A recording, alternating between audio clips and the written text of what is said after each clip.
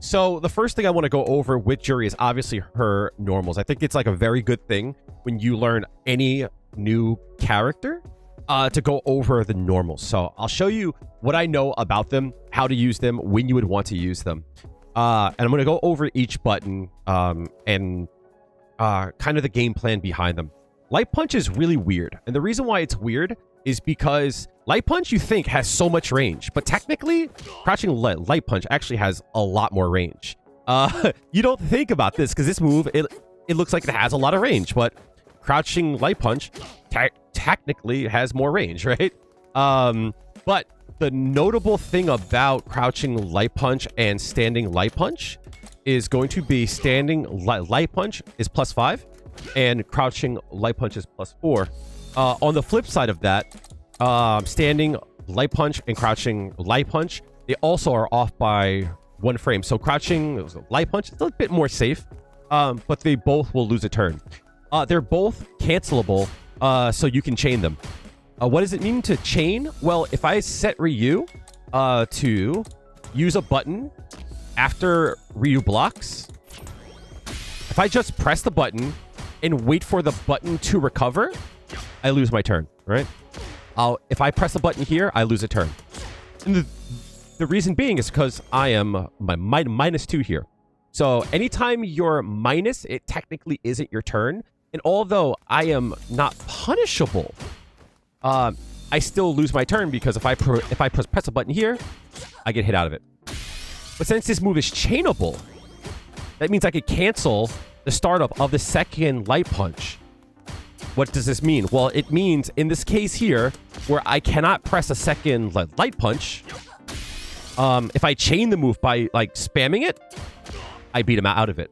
So whenever you can chain a button, a lot of times you cut off either the startup or the recovery of a move and leave a much smaller gap in between the two moves. In this case, it's so small, Ryu can't press a button. And this is like important to note because under Feng Shui Engine, all of her moves are chainable. And there's very little gap in between that. So I would use her Light Punch when I want to try to make a gapless string to try to beat him out and to try to pressure him. Light Kick is a very interesting one because it's really unsafe. You cannot press a button after that, but you can space it out because it has such long range. It also is cancelable, which is kind of nice. So like from far away, I could do something like that, and it will catch him trying to hit a button. And if they don't press a button, I can actually space myself out even more. What's nice about this is that you can also do strings like this. And although there is a gap in between the Light Punch and the Light Kick, if they hold that and they block this, you're spaced out kind of far, and they're still in range to be hit by this move. This move, we're going to get to this move. This move is a war crime. This move is an absolute war crime. But this move is really good because of the fact that after a medium punch, you can combo into a Light Kick, even from far away. This move has so much range. And you could still get the combo after that, right? So, Light Kick is mega important. It's probably her most important button under Feng Shui Engine, actually. Like this button is really good. On top of it, since it's cancelable, it's also drive rushable. So like you could do something like that, right? Her Crouching Light Kick is my favorite of her light attacks. One, because since it hits low, you can catch people trying to walk backwards, and you can chain into the light punches as well. So a string like that is tight. So if they block, set him to do a Crouching Light Punch. He gets hit trying to mash here, and then you can get a combo. This move is really good, but it doesn't chain into itself. That's the only issue about it, right? Curious thing, why do I get hit by a punish counter here if we trade? That's really strange. If we trade here, why do I get hit? Anyway, but you usually wouldn't chain into itself or even try to use a string into itself. Anonymous, thank you so much for the bits. How are you doing? Good to see you. This move is excellent. I use this move a lot, especially in times where I want to catch a person trying to walk backwards. So I'll do stuff like that there, right? Right? But this move, severely underrated. I don't think a lot of Juri players use this enough. And again, has great range. And under Feng Shui Engine, it's even more important. But thank you again, Mina, for the 5. Appreciate that. So most important button, I think, of this group here, of your lights, I would use your light kick. But this hits low, and this move is really good. If anybody has played me in chat, you know I love doing stuff like this here. I love that because this will catch people trying to flinch, right? People will either walk back, they'll try to throw here, and it will catch them off guard. And most importantly, I'm a big fan of ending combos with medium fuja because it leads to Oki. So not only can I catch a person trying to walk backwards, it puts them back in a strike throw. So light kicks, super important, but the best thing to take note of, you might think light punch has more range, but crouching light punch actually has more range, right? Which is, again, kind of weird. I think everybody thinks standing medium punch is Juri's most important button. And I'm inclined to agree, but there is a hidden button that I think is even better, and we're going to talk about it in a bit. But this button is excellent, excellent, excellent. This is the staple to her offense, to her pressure, her Feng Shui Engine. Like, everything kind of revolves around this. On block, it's absurd, right? Being +2 on block in this game is actually like really hard, right? It's like really hard to get. Not a lot of characters have plus frames. And in fact, most characters have to use drive rush to get those kind of plus frames. But Juri has that. And why this is important is that this string here becomes a really tight block string. So much so that if they hit a light punch, let's try this again. If they hit a light punch, they get tagged. So a string like this becomes strong. One, because it will catch them trying to hit a button here, but also it puts them back in the blender where they have to guess a strike or throw there. Not only that, you can also go to that. You can also drive rush it, right? You can do a lot of things with this. This button on block, excellent. You're not in range to throw. However, since you're plus and people might respect that, you do have a chance to do stuff like this, right? Kind of like the crouching light kick. I keep doing that. Kind of like the crouching light kick. You can use this button to try to catch them trying to hit a button as you walk up. Because when you walk up, people think throw, right? You'd see this and you think throw. But you can try to catch them as... If you do it in the timing of a person going to throw, you'll catch them trying to tech a throw. Does that make sense? Not only that, but on hit, you also can combo into a standing light kick, but also she also has a double medium, right?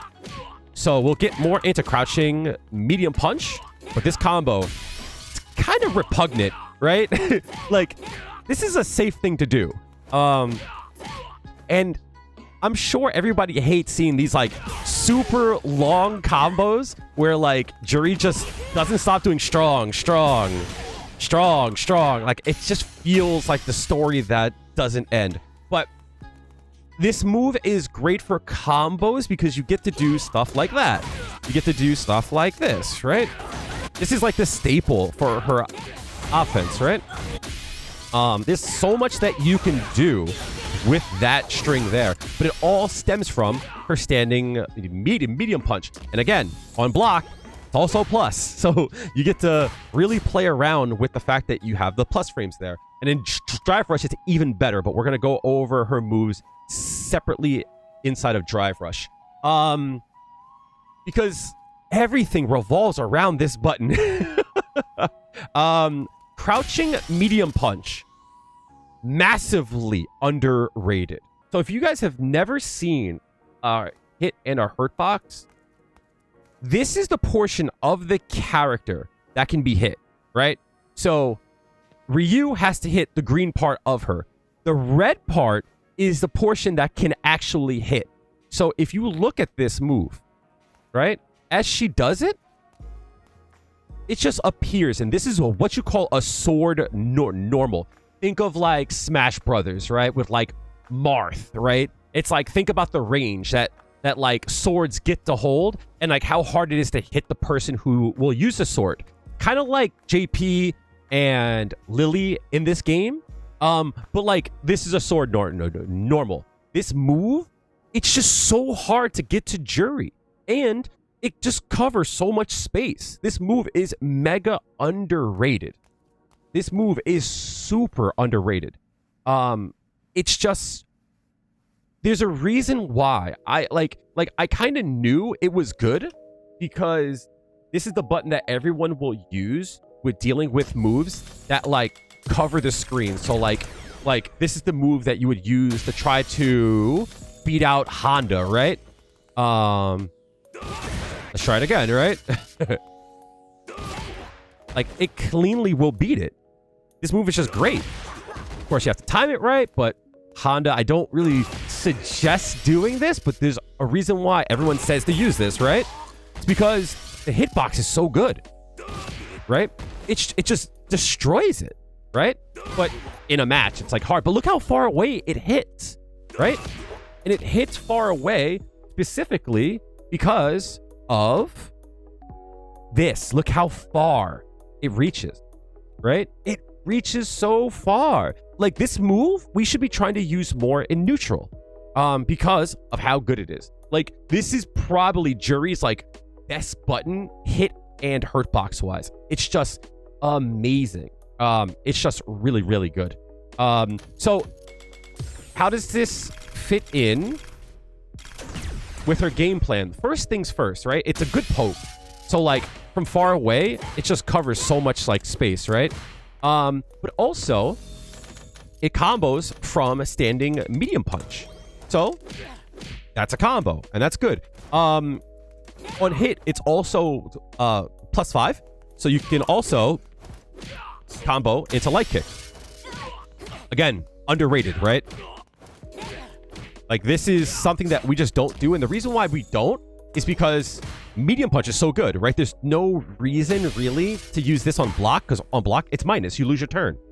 It's different in drive rush where you're +2, and in fact I like this button more in drive rush than this button.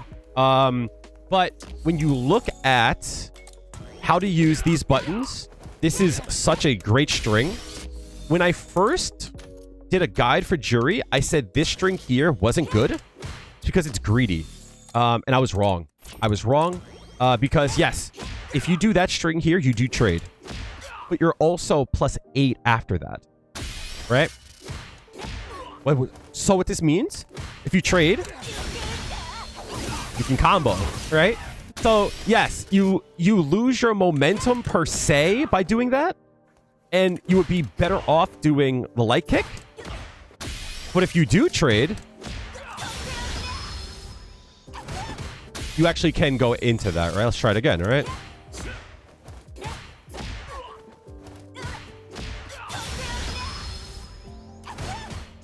I thought I could. Is it just that? Guess it's just the super one.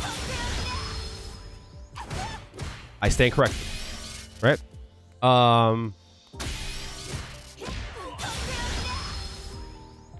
No, okay. So it's just your level 1. The level 3 does not work, unfortunately. So if you do trade, you always have that as an option. Good to close off the round. And it does a good amount of damage, but keep in mind that we can always get more if we have the store. You have to kind of be ready for it and have a read on it. But even if you don't combo, just know it's still your turn, right? it's still your turn, so I wouldn't be afraid to throw out buttons. And even though, like you don't reach this here, if Ryu does try to throw out a button here,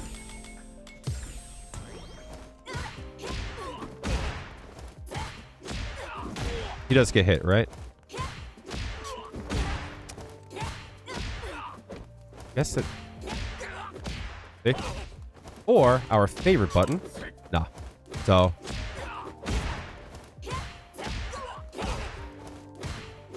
So this is a case of hitboxes, right? Cool. So, although I think it's kind of a noob trap to only go for this, right? Because I think this is just so strong too. If you're starting off and you want to get into hit confirms and such, I don't fault you for doing this. Eventually, though, you kind of want to change it up a bit, right? So this button also good in the corner as well, for like long range fireballs. So stuff like that there on block is good, because the more your fireball travels, the more advantage it is. So there, your fireball is +7. So if they respect it, you can do a lot. Right? So something like... See? That becomes a frame trap. So this move is actually really good. I definitely think it's a move that we need to explore more, especially under Feng Shui Engine. Forward medium punch. So this is a button I don't use a lot. This is a unique normal I really don't. And the reason being is because I always feel as though like this button is better. But this button is also cancelable and kind of hit confirmable, right? This button does have great range too. It's a good drive rush button too. Like underrated drive rush button.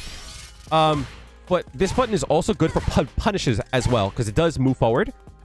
Admittedly, I don't use it that much. I should. I watch a lot of Cayman 91. He uses this so much, and he uses it so well. This is the button that he calls Street Fighter 6's Street Fighter 5 medium kick, whereas this button was like the button to lean on. He likes to throw that button out a lot more.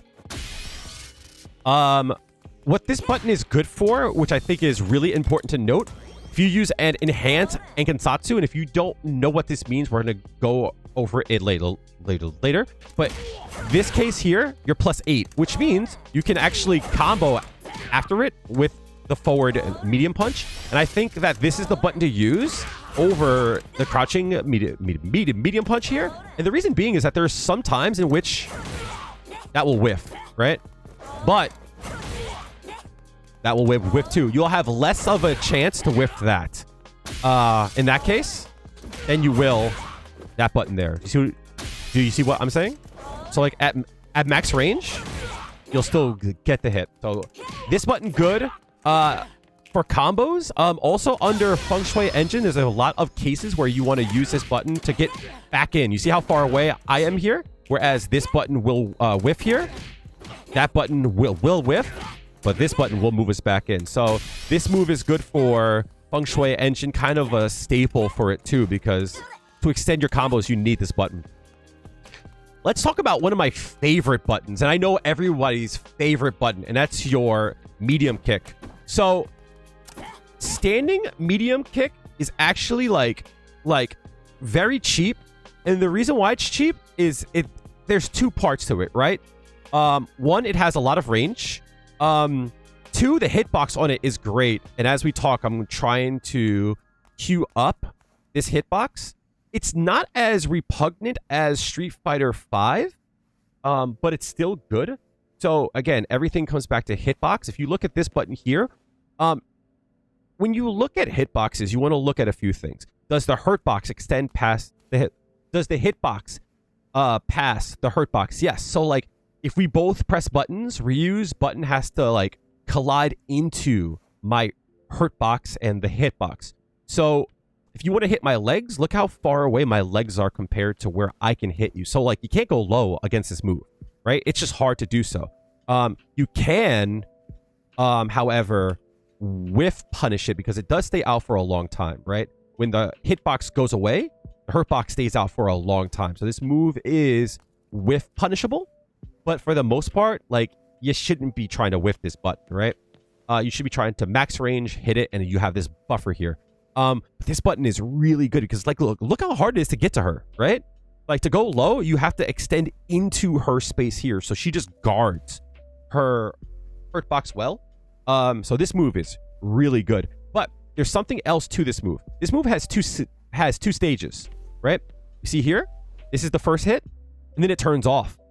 And then we have hit 2. So, of course, we have seen the 2 hits of this move, and the first hit of this move is cancelable. And it's not as good as the second hit hurtbox was.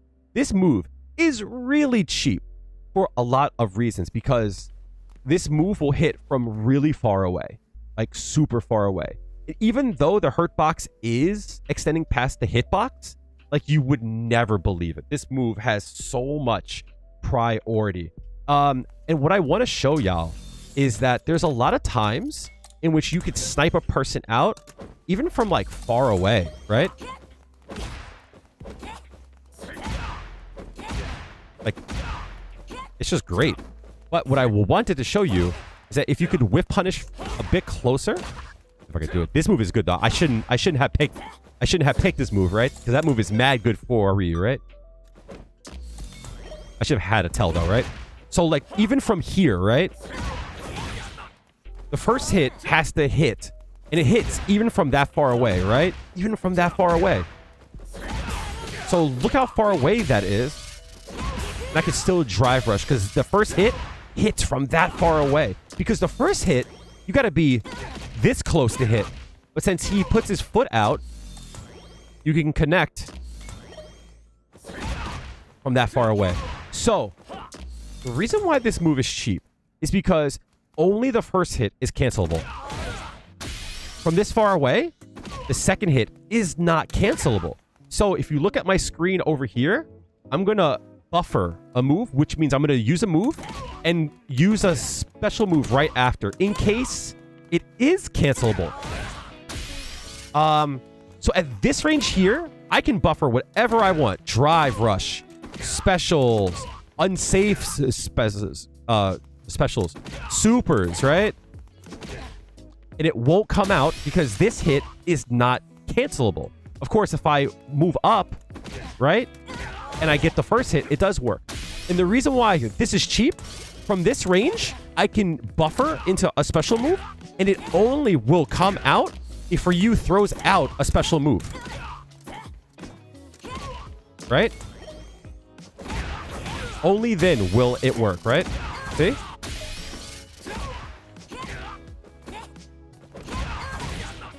So what I advise is if you're far away, even if you're like here, I always advise, always buffer, right? Always try to buffer. Because you never know when someone's going to throw a button out and you get the hit like that, right? This is deceptive, right? Against characters like Dhalsim, who have like long range buttons. It's like, this kind of eats Dhalsim up like free, right? And if you've seen my YouTube shorts, you would have seen me do this a lot, right? Like, that's crazy, right?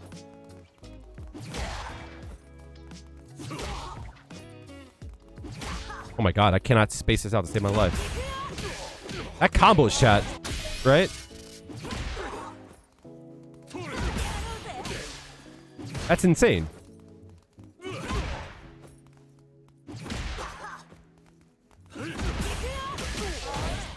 That's wild, right?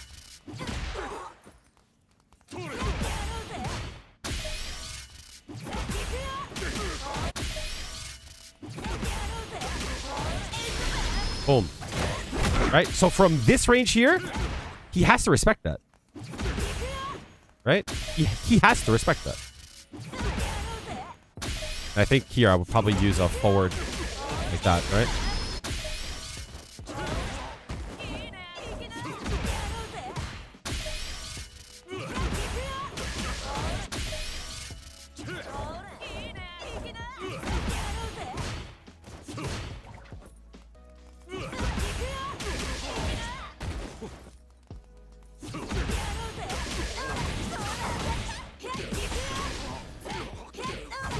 All right? Super dope, right? Super dope.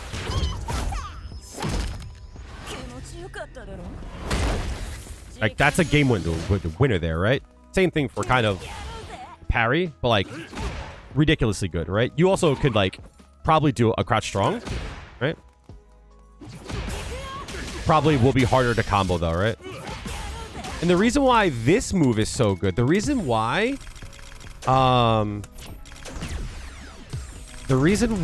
medium kick is so good, there's so much hit stop and hit stun on this move here.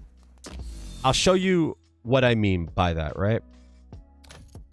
We're going to get into frame traps later on. Let's have Ryu block. And let's have Ryu counterattack, right? If I trade with that button there, I'm plus 12 here.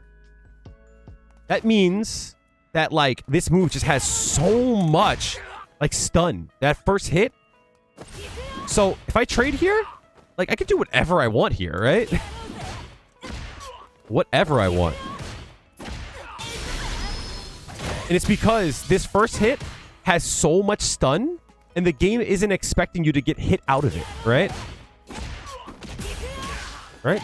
Trade. That's a trade combo, right? Trade combo, right? So, like, from this case here, off of a trade, GG's, right? Off of a trade.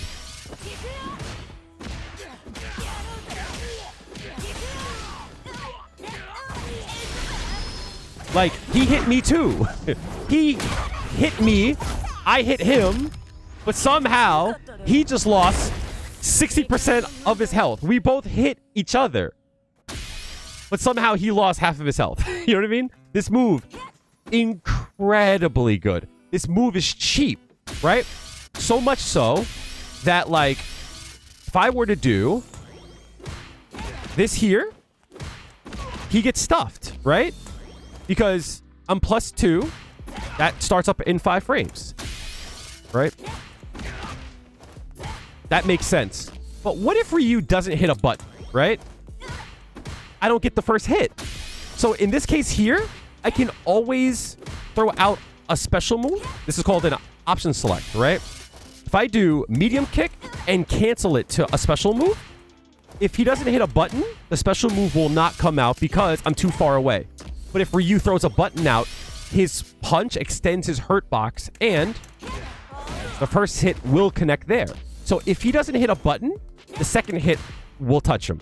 If he hits a button, the first hit will touch him. So essentially, there's no downside to doing that string. The only downside, and I learned this after the fact, is that only works if Ryu hits a crouching light punch.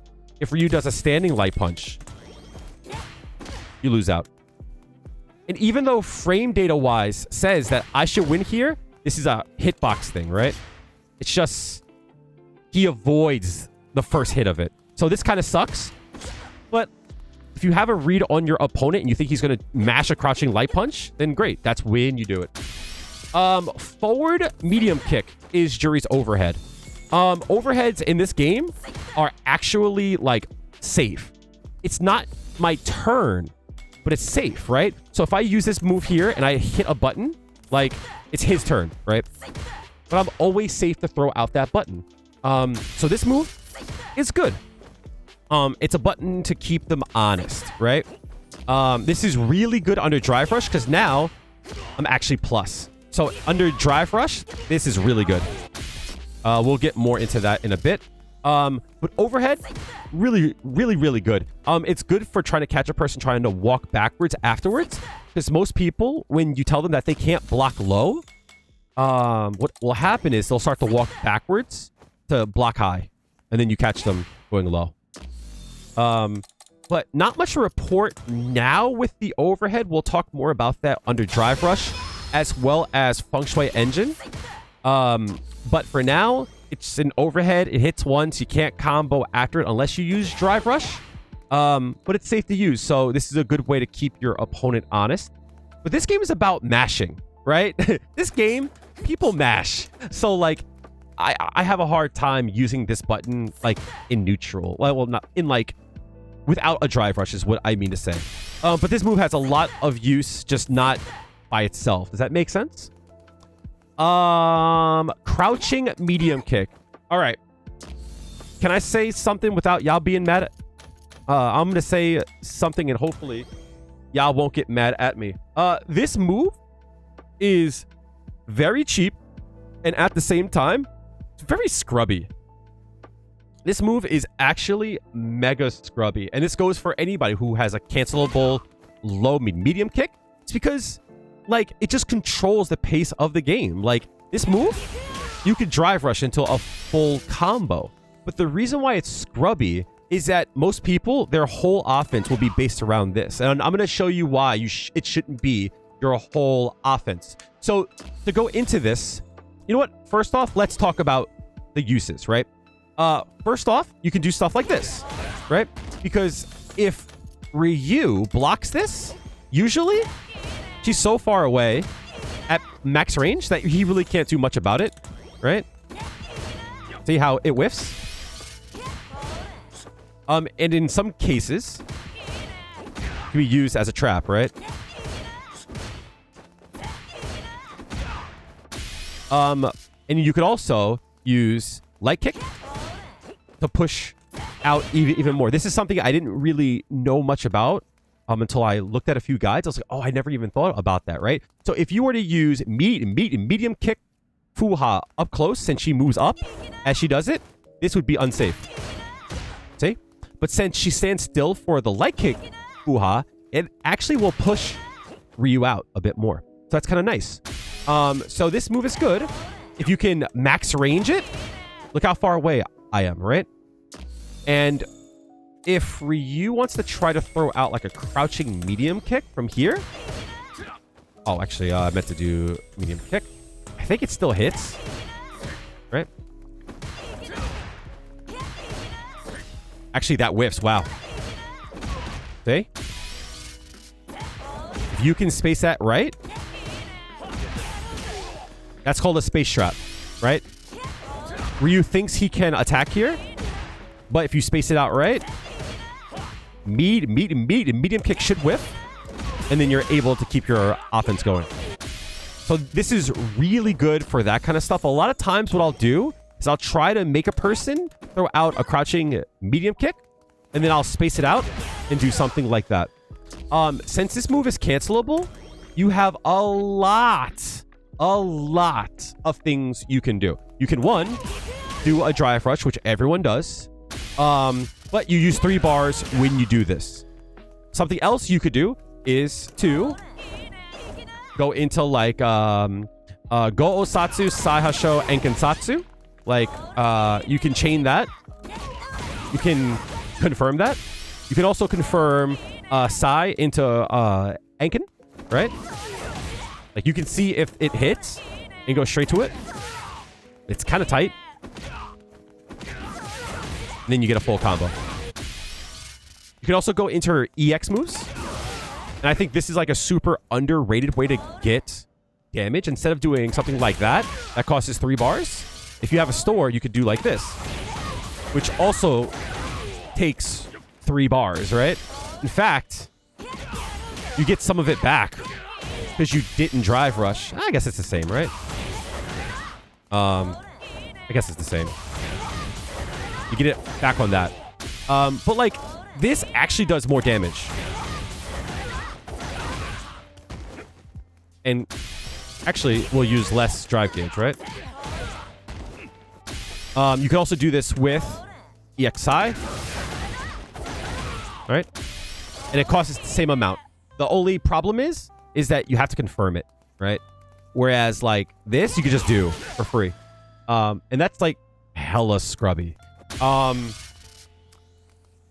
Something to take note of, and this is, like, super underrated from people. And let's actually talk about the noob trap, right? There is a noob trap when it comes to this. People will just do drive rush after this, and I don't think it's a bad idea. But what you want to realize, I'm going to explain how damage scaling works. Damage scaling after every hit, the amount of damage you do is reduced. So what I mean to say by this, right? The first hit always gives you 100% of the damage. That move does 600 damage, and you get 100% of it. That's what these numbers mean up here. If you do 2 moves, you get 100% of it still, and your combo damage will go up. Let's say you are to do 3 moves, right? On the 3rd move, it goes down to 80%. So you don't get the full 600, you get 480. So doing longer combos obviously will give you less damage over time, as we see at this point. That last hit did 17% damage, right? Okay. How does this pertain to medium kick, to crouching medium kick?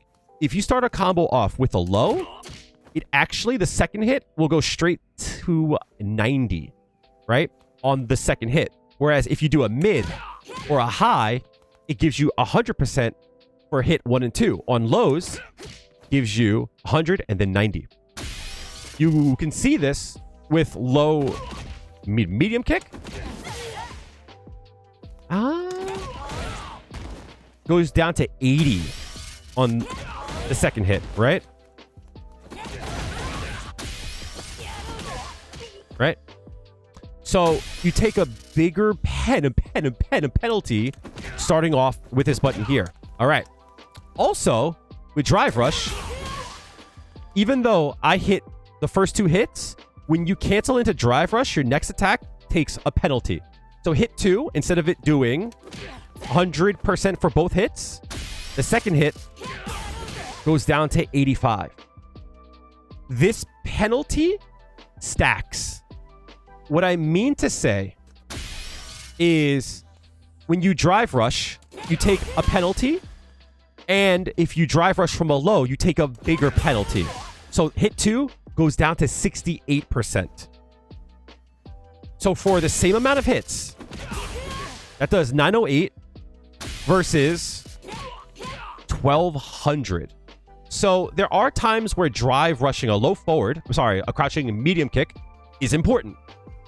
And it's stuff like where you're not sure and you want to start your pressure. And the reason why I bring this up is that there are times in which you can pretty much guarantee it's gonna hit. What do I mean by that, right? Well, in this case here, I can whiff punish this and confirm it, right? So why would I do this? That 5 hit does 2,124. As opposed to if I did 2,553. It's because I didn't start the combo off with a low attack. Right? That also took 3 bars, but I get more bang for my buck by not doing the low, right? Furthermore, if I have a store, since this attack is going to be a punish counter, I can combo into Ankensatsu, right? For 2,000 damage, but I didn't use meter. And the more stores I have, the better. Right? So I could do something like this here. So I used no meter and did 2,300 damage. As opposed to what we all do and only get 2123 for using 3 bars and... You know what I mean? So it's like, there's optimizations here that we should be using. And this is why having your stores is so important, right? Because for the same situation... Look how much damage that is, right? Where I don't even need to Drive Rush, right? Oki, and then we're good. So, this move is great. I'm not saying it's not. This controls so much of the neutral because even after I force him to block, he's still in range of like a slight walk forward, and he has to still respect that. Also, this frame trap here, they're still in range, right? So if he doesn't get hit by this, he's still in range if he tries to walk backwards. This move, super underrated, but I think we need to like wean ourselves off of it in times where we can get more. Heavy punch. When people ask me what button do you use in neutral, there's a few buttons. 1, I use this button. 2, I use this button. We'll get to how repugnant this move is, right? Super cheap. But this button, excellent. This button's hitbox is not good for anti-airs. I won't pull up the frame data for it. I'm sorry, the hitbox data. But it's somewhere around here, right? Right? And it's really good, but it doesn't work up here, right? It doesn't work up here. This move is really bad as an anti-air. Excuse me, the hiccups. But it's great on the ground. It is excellent on the ground.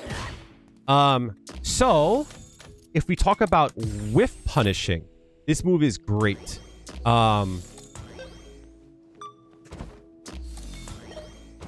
This move will hit so far away. You can use Ankentatsu. Like, even from there, right? From here, you could also drive rush it. You can use your stores as well. Right? You also do... Excellent move, right? OD Ankentatsu. You could do...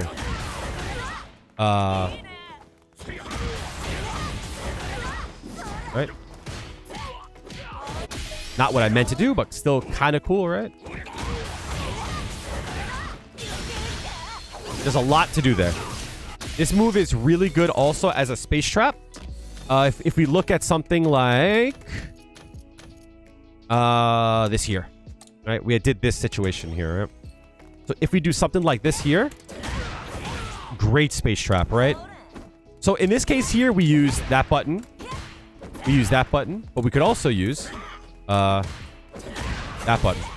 Much harder to do.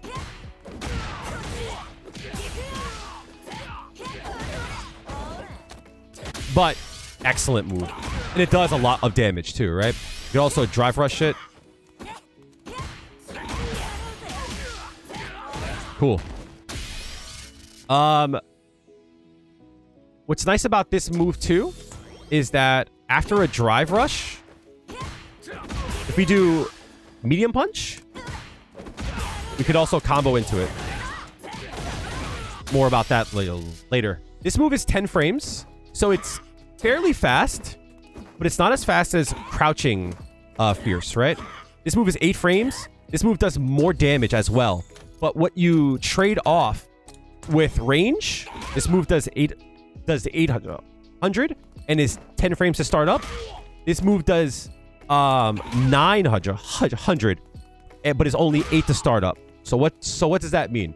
That means that if you ever have a choice to do this combo and this combo, you should always do the crouching fierce because this does more damage. This move is also an excellent anti-air. Right? This move will stuff most things in the air. This move's hitbox is really good. It's just so good. It'll stuff dive kicks if you time it right. This move is just really good. They cannot jump on you. Yes, we should try to do that more. But, like, if you're not sure, like, get into the habit. Lean on this button. This move is, like, if you guys are in, like, gold rank, just do this. They can't do anything. Most players will just beat themselves, right? But this move is excellent, but it also is great for combos.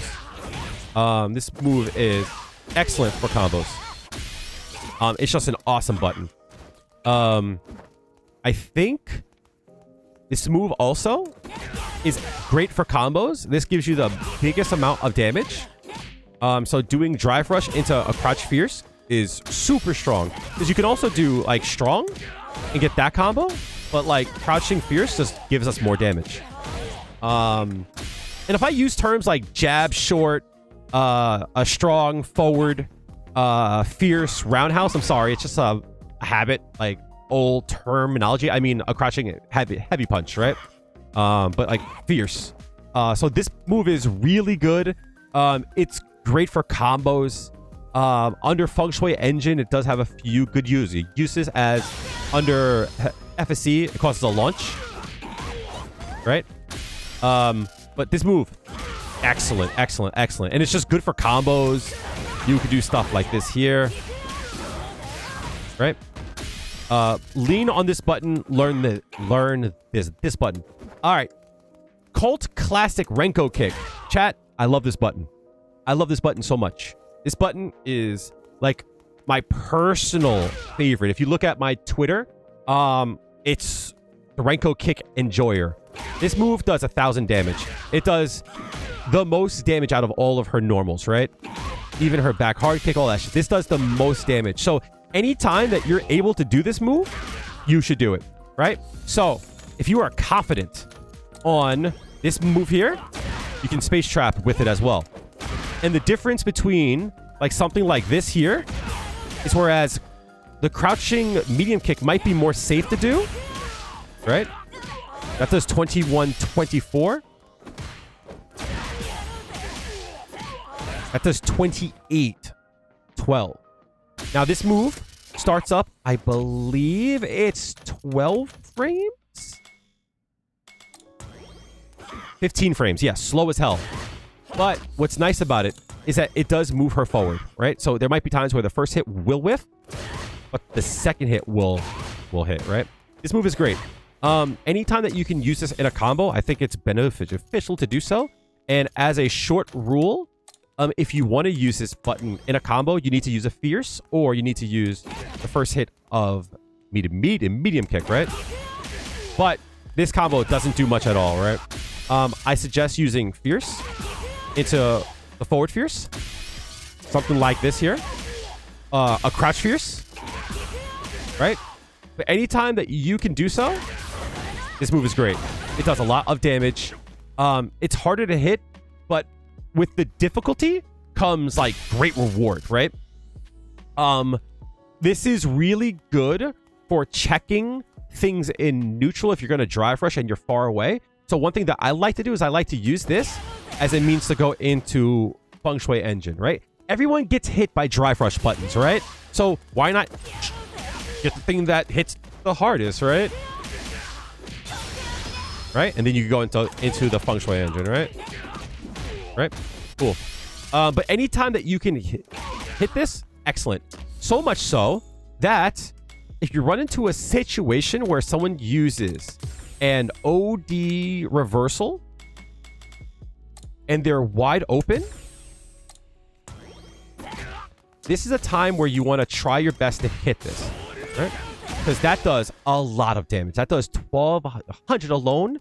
And when you drive rush, you get extra frame advantage. So, punish counter, drive rush, you're not going to do double fierce. And those two hits alone do 2,100 damage, right? So, that's the downside of it. It slides a bit, right? 3,500, 100. Excellent combo, right? And this is part of her max out combo. That combo there, 42.99. If you have some stores, again, this is part of her max out combo. You guys have seen my video on it. I'll probably have it in the description. This combo starts off at 4,500 and is possible only if you start off with the Renko kick. 6502. Excellent damage, right? And you're putting out your hardest hitting attack first. So damage scaling will be good to you, right?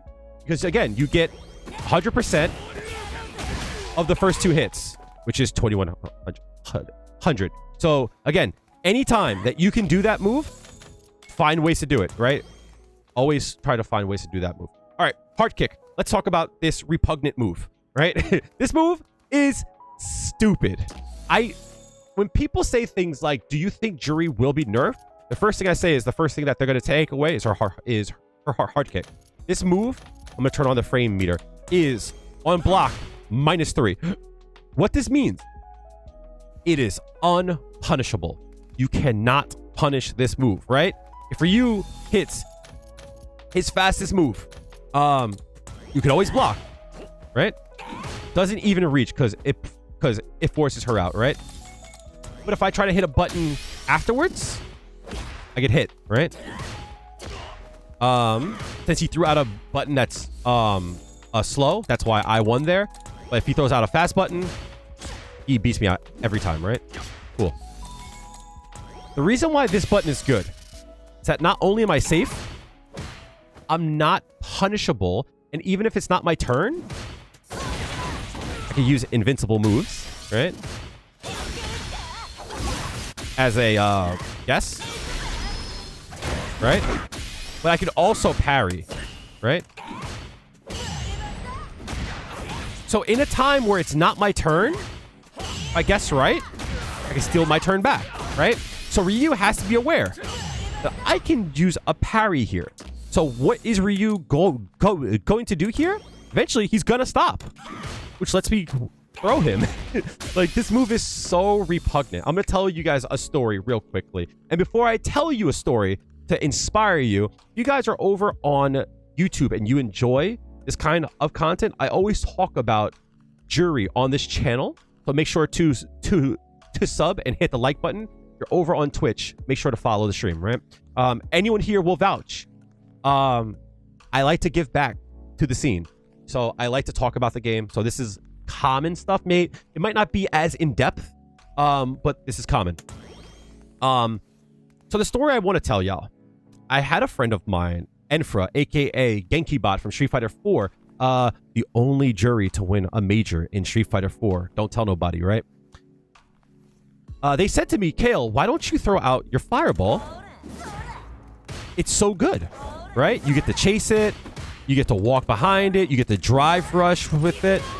And I said to them, well, I'm afraid to store, because I'm afraid that they're going to stuff me. They're going to whiff punish me because this is slow, right? They said, why are they that close to do it? And I was like, well, if I walk back a lot, I'll just like corner myself. They went, no. Why don't you use your heavy kick? I'm like, yeah, it's good.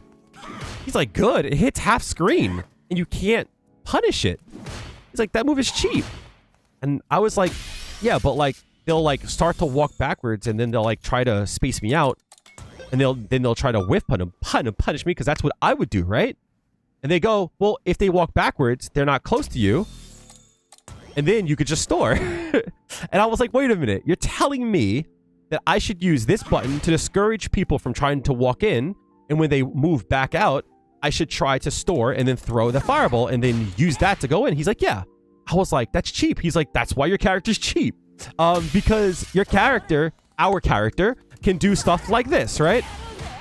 And you have to respect it. And the way that you stop it is you stop her from storing. But if you can't get close to her because of this move, what do? Right? That's why Juri is so strong. If she's not top 5, she's like top like 6 or 7, but we're not going to argue that today. This move, chat, is amazing. If you don't use this button more in neutral, you have to do it. But important, don't whiff it. And you shouldn't whiff it because guess what? It goes half. There's no reason to ever look how far away I am, chat. I'm half screen. Right? Hold on a second. Just a slight walk forward and it still hits. From there, no. But like from round start, a slight walk forward and it still hits. It hits from this will whiff, right? From this range here, right? From this range here. Insane. You should try your best not to whiff this button. I talked to a friend of the channel. Just want to make sure I say their name correctly. I think it's Kaito, right? They had asked me for help. I gave them some help. And I said to them, I said, you shouldn't whiff this button. And the way that you look at it as, if you're here and you want to press that button, you move in first, right? If you whiff here, move in first. Think about it. You're safe here. You move in to attack. Then you move back out, right? But if there is a time where you want to hit them, your button shouldn't whiff, right? You shouldn't try to throw out a button to catch. You should try to move in to hit it. Unless you want to whiff punish and you're trying to catch them. But this button here, you should never whiff this button. If you do, you should work on that, right? So this button, super cheap, mega cheap. A few things. One, if it hits as a punish counter, you can combo afterwards, right? right? You could also do Feng Shui Engine. So this move, really good. But, things to note. If you're far away, the DP might whiff. It's hard, I guess. There it is. It whiffs, right? So in times where you're far away, that becomes a safe jump, right? Even like still, right? That's a safe jump.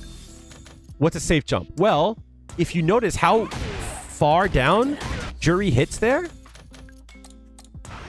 Oh, I guess that's a bad See how far down she hits? Because she's so low, that means she'll recover faster than Ryu can throw out a move, right? So Ryu technically can DP here, right? But since I'm so low to the ground, I'm able to block. So this is what's called a safe jump, right? Ryu has to block here. If he doesn't, we're going to take some damage. Remember? Remember? So if you ever get a punish counter, a hard kick, you can always do a safe jump. Now, things to note. That works because they recovered backwards. If they recovered in place, you'll notice you'll go to the other side. So if you think that's the case, use medium kick instead. Right? Okay. But for the most part, people will almost always back roll. Easy safe jump, right? If you don't know this, try it, practice it. Mega important because you're going to hit this all the time. So hard kick, super cheap for a lot of reasons. Everyone should be trying to use this button more because it leads into really, really, really cheap frame traps, right? Like stuff like this here. That's cheap.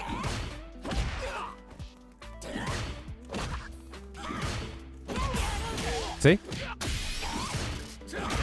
See? That stuff is really good. But also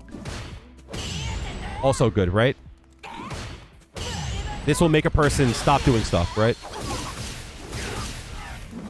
All right. Moving on. Back hard kick. And the normals we're going to talk about in depth because it leads into everything, right? So after we do this, we're going to kind of go a bit faster through it. So again, this is everything I know, right? Super big dump of information. Back hard kick hits twice and it's cancelable on hit 2.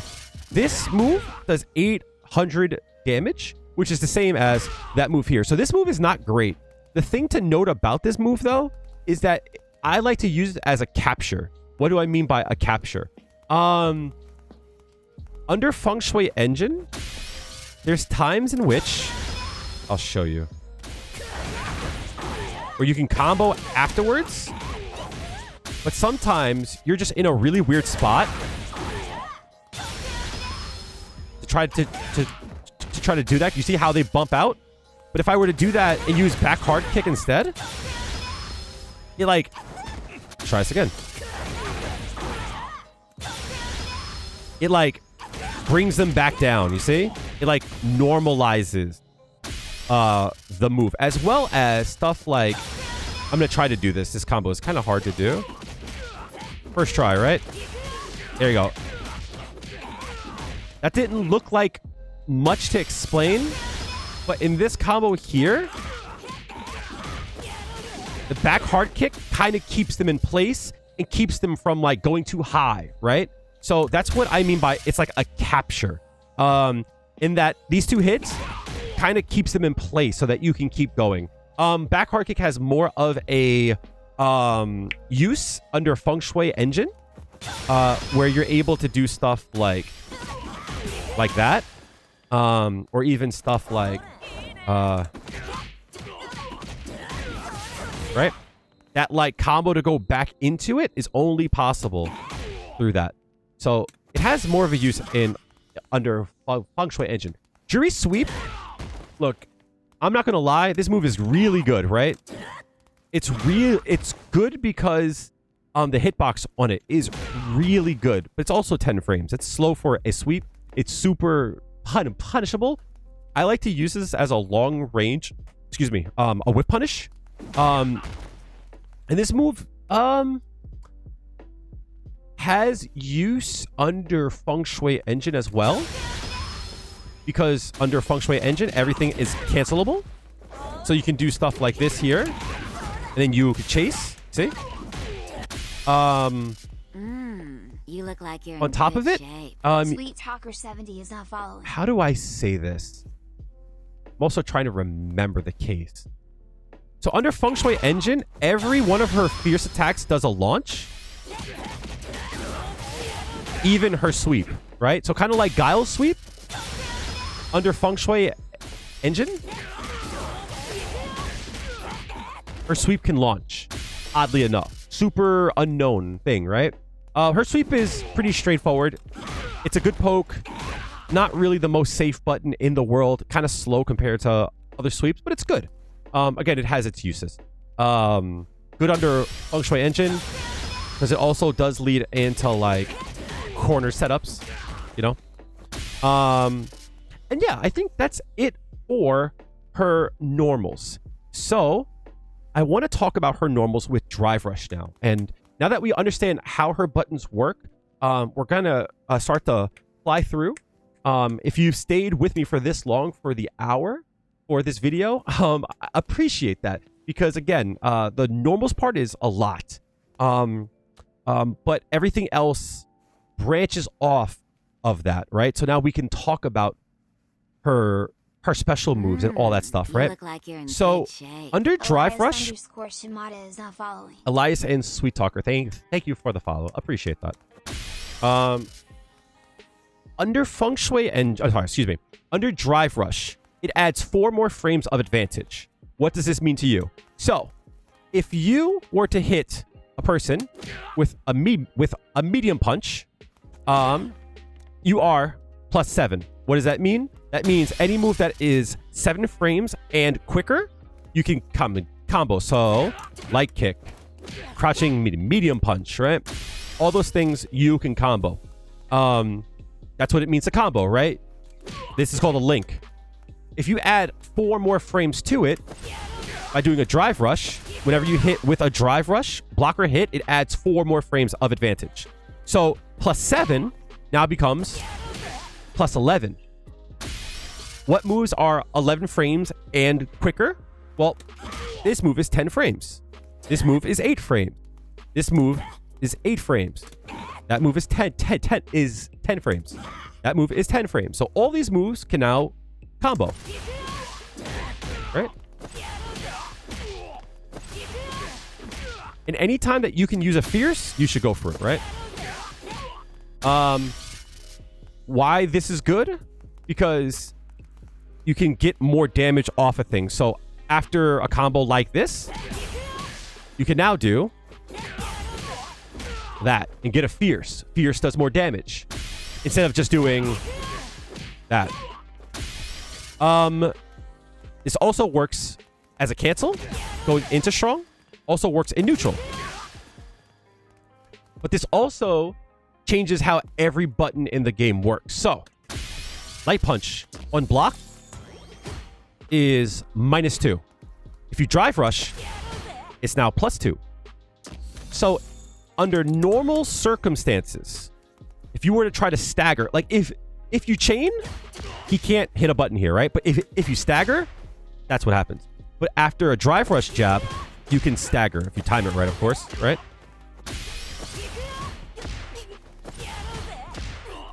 Try this again. There we go. Cool, right? Or that, right? Or that trades now, right? But you're +8 here, which means you could combo afterward. So Drive Rushing will only give you more opportunities. So if you don't Drive Rush and you hit this button, you're +3. So there's no button that you can do to combo after this, unless you want to use like a special move, right? If you Drive Rush it, you could do that. Give me 2 seconds.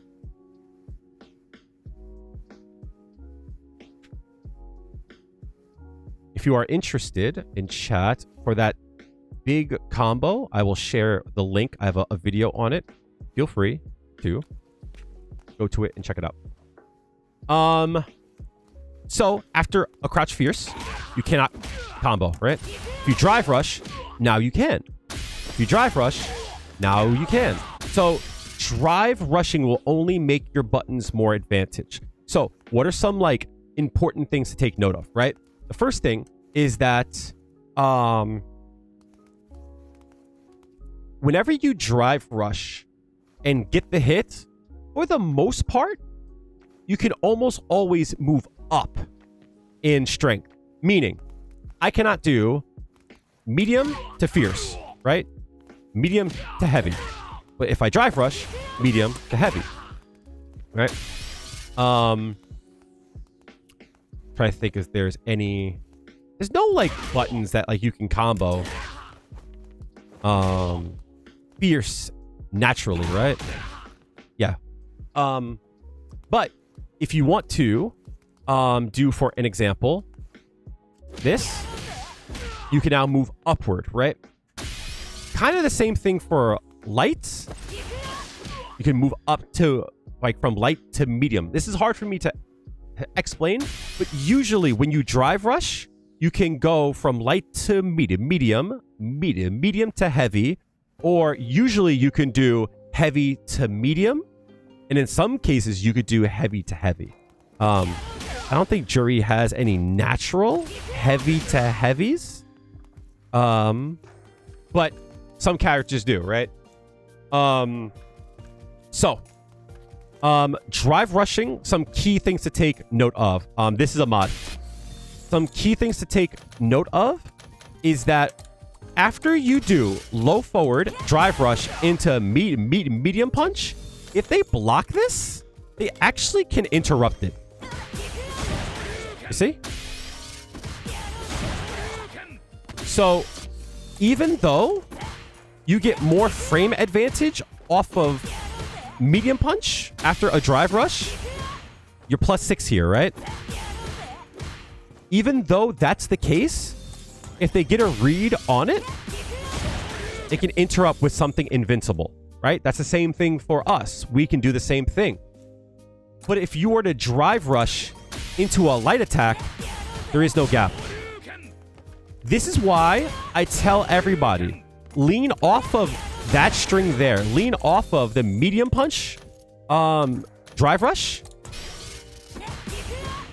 Because +6 is almost too much frame advantage. +6, throws are 5 frames. So since throws are 5 frames, if you mash throw after they block a medium punch, after a drive rush, you actually get thrown. Because your throw will whiff. Because they're still in block stun, you see? So it's almost too much frame advantage. Right? But if you were to drive rush into a light, right? You tech it. On top of that, this is +2, and +2 is a good number, right? +2 allows you to do a shimmy here. +2 allows you to throw instantly. You could mash it, and it's a blind guess, right? Like this string here, they have to respect. Right? See?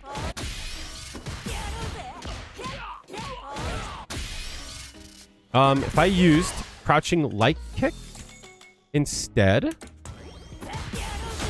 you get beat. But another option you have, instead of doing into standing medium punch, you could use crouching strong, right? Even though you can still EX through it.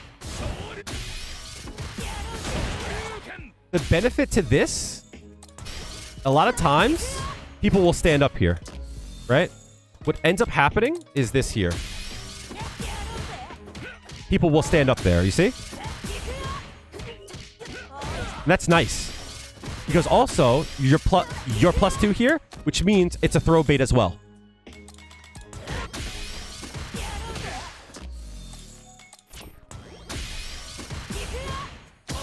Right?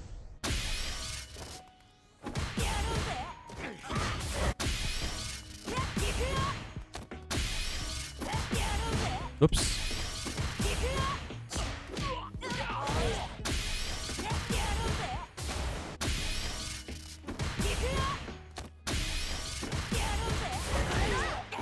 Right.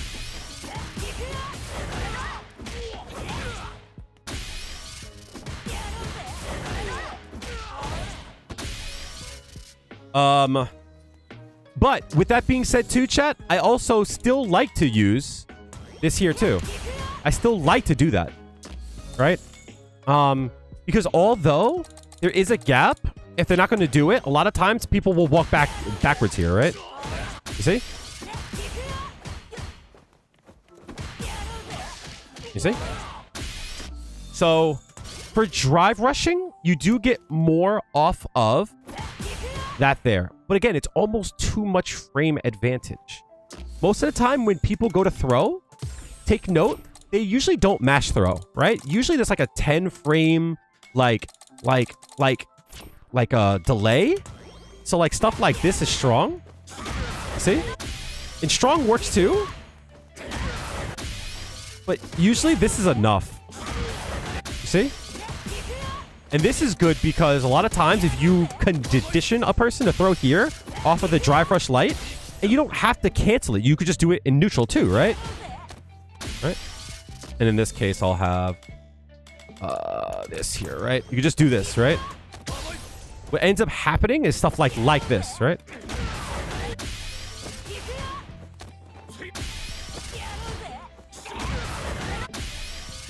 You see? So I think this is underrated.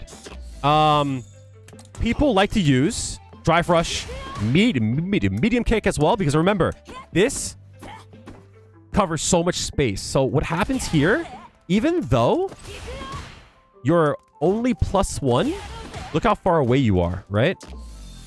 Also, if it hits, important, you can combo, right? So you're plus, and you can get a combo. I personally am a huge fan of drive rush hard kick. I need to look more into it because as I get better and I move up, people are starting to stuff me more. But the reason why I'm a fan of this, you're +1 here. So you could always hit a light attack afterwards, right? What I would practice when it comes to this, and this is the same thing for overhead as well. I'm going to show you this as well. You should practice turning block on random and confirming the hit or not, right? You should be able to confirm this hit or not, right? If it hits, you combo. If it's blocked, you hit jab and you try to pressure. See? You should be able to confirm this. You practice this until you can do it with 100% accuracy. This is something that's expected of you. If you can't do this, this is the kind of stuff you should work on. Because this is what's going to win you games. Because people will hit buttons after that. Carpet Dragon, today we will be going over this guide. Unfortunately, no rank for today. Probably even tomorrow. Right? So, if you cannot do this and confirm, I'm not even paying attention, right? I'm talking to chat. And we're good.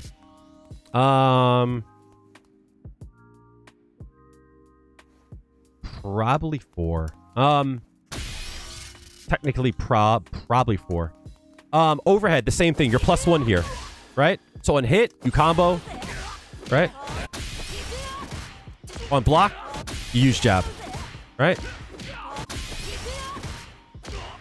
Right? And overhead is strong because it's already safe, right? But now it's plus, right? Awesome. As well as if you have a lot of stores, this is even more deadly, right? I meant to do overhead, I'm sorry.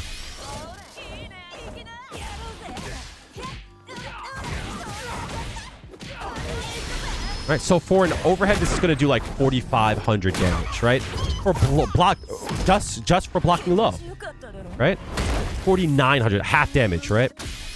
What's nice about this too is that you can always cancel your drive rush into overhead to reset the combo, right?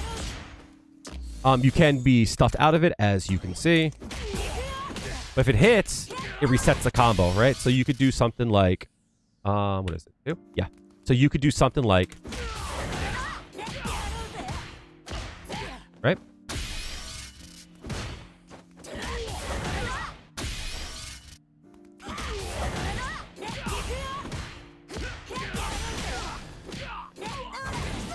Right? And that will reset the situation. If we turn the vitality, right? We could see this a little bit better.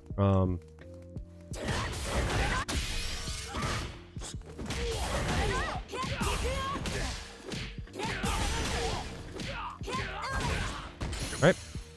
It's dope.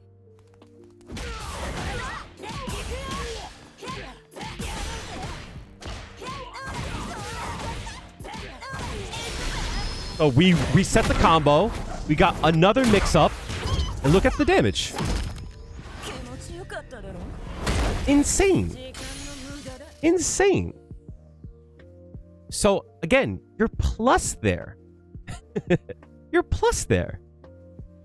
So why wouldn't I do that, right? Why wouldn't I do that? So yeah. There's probably still optimizations to be done there. But Drive Rush, super good, right? Same thing for this here. Same thing for this here. It's dope. Eventually you'll run out of resources, so it won't be an infinite. But eventually you'll run out of resources. And underrated also is Drive Rush into low forward. When you Drive Rush in neutral, it's 1 bar. And sometimes you'll catch a person not watching their toes, and you're able to do that, right? So stuff like this here. Really good, right? Because you'll catch a person when they see you do this, they'll start to walk backwards. And this covers a lot of space because she slides. You see that slide? She covers so much space. As I whiff twice. And it's even crazier because you use 4 bars here, right? So you kind of want to have a payoff. Right? And the payoff of that isn't great. But if you have your stores, right?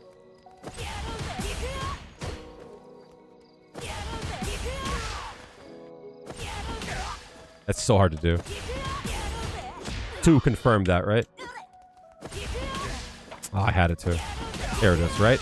If you have your stores, that's good damage, right? For 4 bars, I'll take it. Off of a low, great. So, awesome. Really good way to use your drive gauge. But I would be careful with canceling Drive Rush so much off of like every hit. Juri doesn't need to do that because Juri has these, right? Because you can also hit confirm this, right? Right? You see that? If the first one hits, whoops, if the fireball hits, well, I'm sorry, if the medium kick hits, you go into Inkansatsu. And this is safe, right? This is another drill to practice. Only on hit though, right? Only on hit.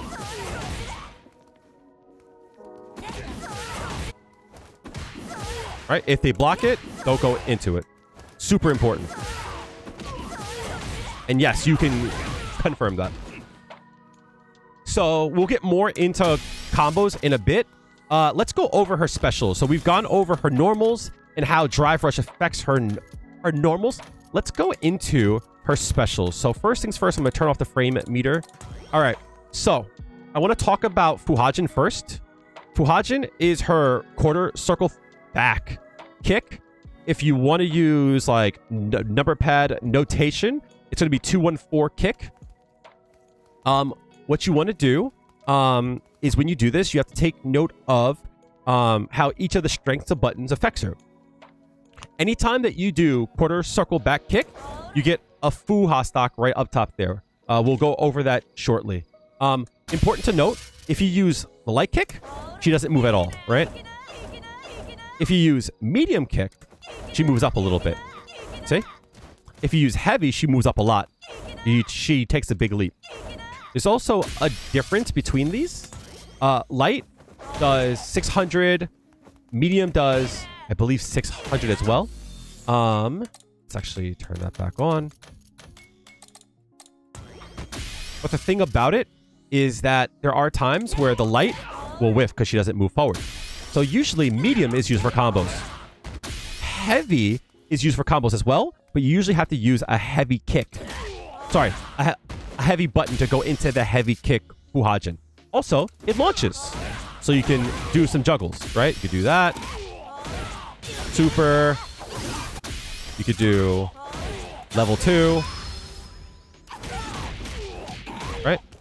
You also can do or level 3 as well. If you're close, technically, you can use EX here as well. Super underrated. No one ever does this. It's pretty tight. You have to be very close. Right? That doesn't work though, which sucks. Limited uses. But usually this is for heavy combos. This is for medium combos. Her OD version, by doing 2 kicks, gives her a launcher, but with the speed of her medium, right? So, what this means, if you want to combo into super, you have to use her heavy. Or you could use her OD. Right? Which is nice. So if there's times where you do this combo here, to do a super, you have to cancel into it. But if you want to use more OD bar, you technically can do that, right?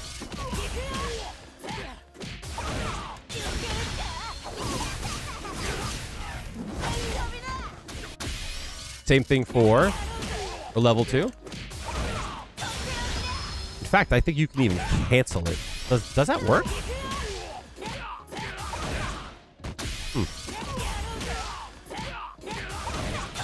Yeah, you can cancel, but does that work? It doesn't work.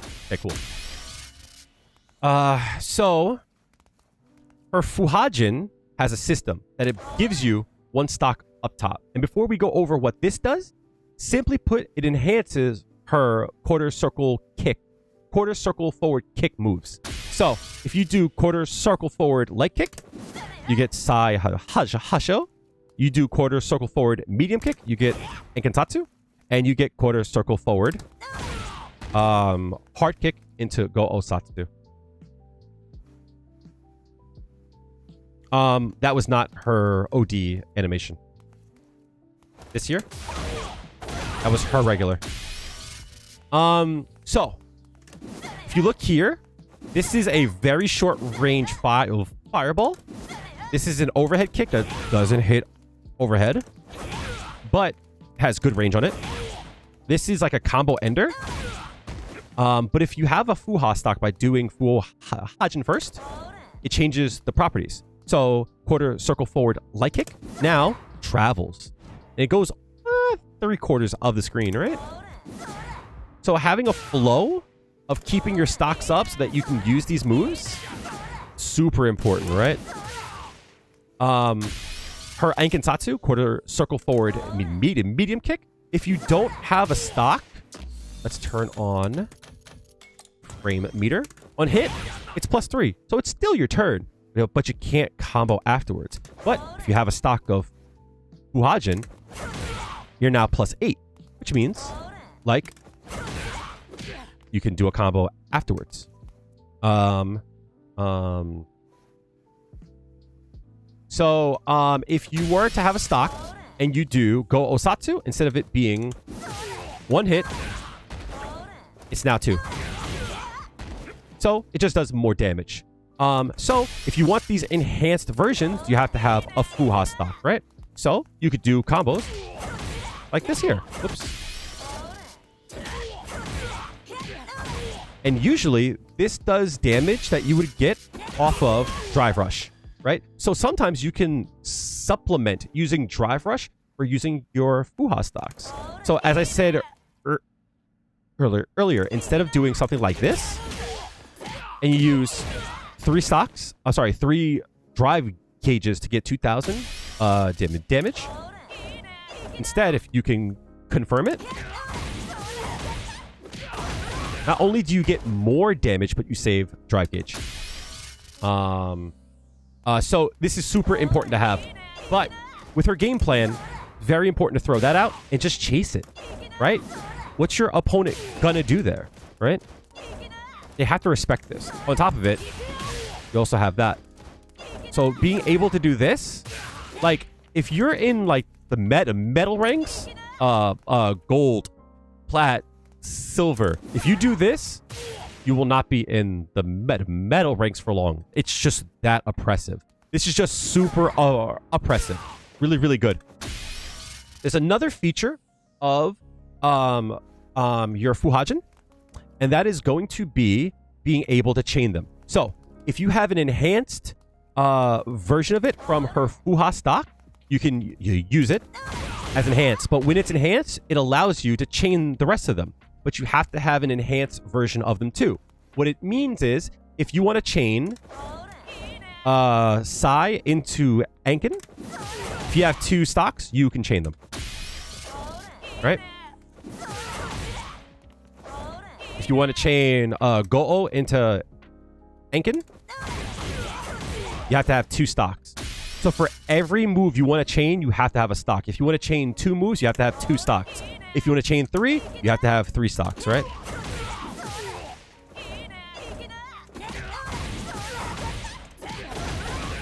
Make sense? Now, her game plan usually is around building her stocks and then using like her heavy punch to whip punish. So you can do stuff like this. Big damage, corner carry. Being able to do this is so good, right? On top of it, being able to do this is important. As I said, for the resources, not a great choice. But let's say you wanted to do an OD move. So if you want to use an OD move, you do quarter circle forward, light kick, medium kick. It gives you OD, Sai Hasho. It now becomes 2 hits. I believe it travels a little bit further. Almost full screen. Yep. Her OD Enkinsatsu is also +9, which is nice, right? But she doesn't have any moves that are 9 frames.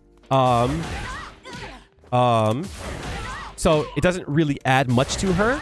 The thing to take note of is that OD moves you don't need to have a stock for. And so like if you don't have a stock, like there, you can use this move and still get a combo afterwards. So OD Enkinsatsu is good if you don't have a stock. OD Go-Osatsu hits 3 times and it does good damage, right? So this is good for stuff like this. It gets even better is because you can actually chain them. So instead of having to use a stock to do the enhanced forms of them, you just need 1 stock just to be able to chain them. So if I want to chain OD Sai into OD Enkinsatsu, I don't need 2 stocks. I need 1 stock, right? Try this again. There you go. I want to chain OD Go-O into Enkin. There we go. All right. Something to take note of. If you look at my inputs, when you chain, you don't need to do quarter circle forward, light kick, quarter circle forward, medium kick, right? Like this. You don't have to do the move twice. Once you do the move the first time, you can just hit the strength of button. So if I want to do this combo here, all I got to do is do quarter circle forward, light kick, and then just hit medium kick. Try this again. You don't need to do the input more than 1. I thought when we started, we had to do quarter circle forward for everyone. So I was doing stuff like this. Right? I was just mashing it. But no, you only need to do the input once and then just press the button strength, right? There we go. Same thing for her EX. Now, to do Enkintatsu, her OD Enkintatsu, it's light kick and hard kick. Right?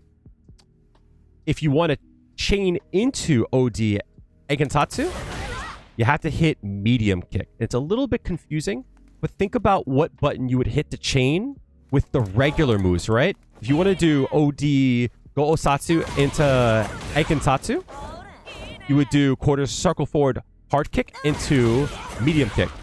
Same thing for the OD chain. You would do that move and then do medium kick. So it's a little bit confusing. So to do the OD moves, it's quarter circle forward light and medium for that. To do Enkinsatsu, it's light and heavy.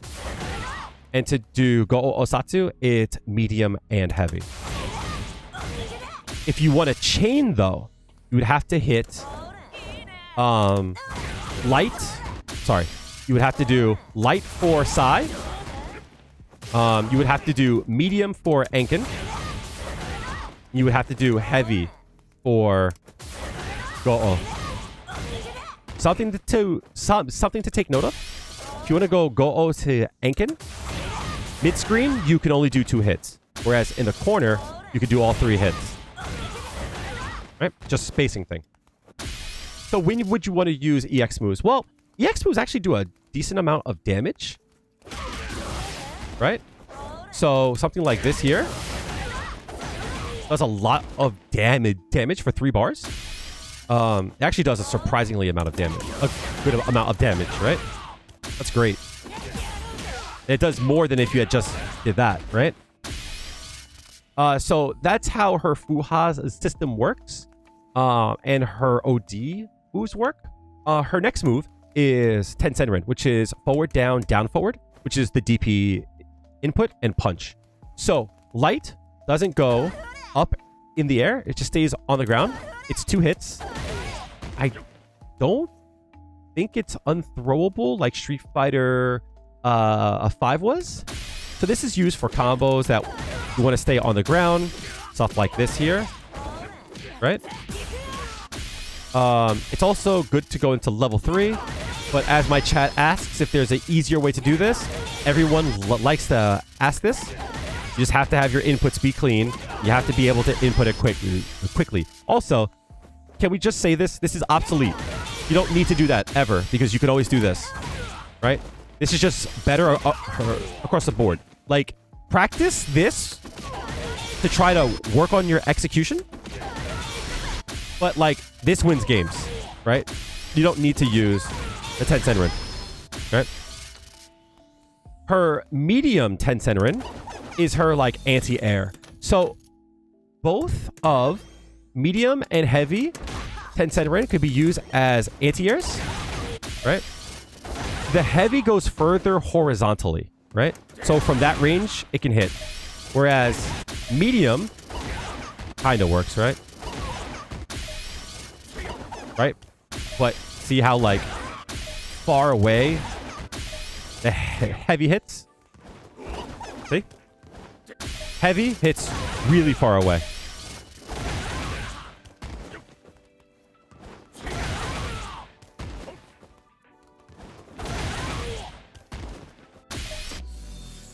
The reason why I did that there,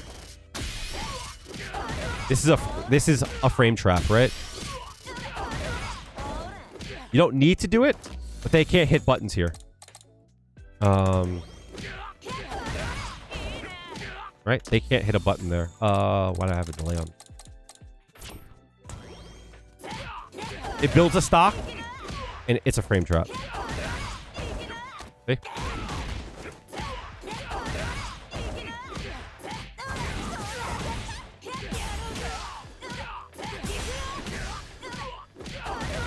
Right?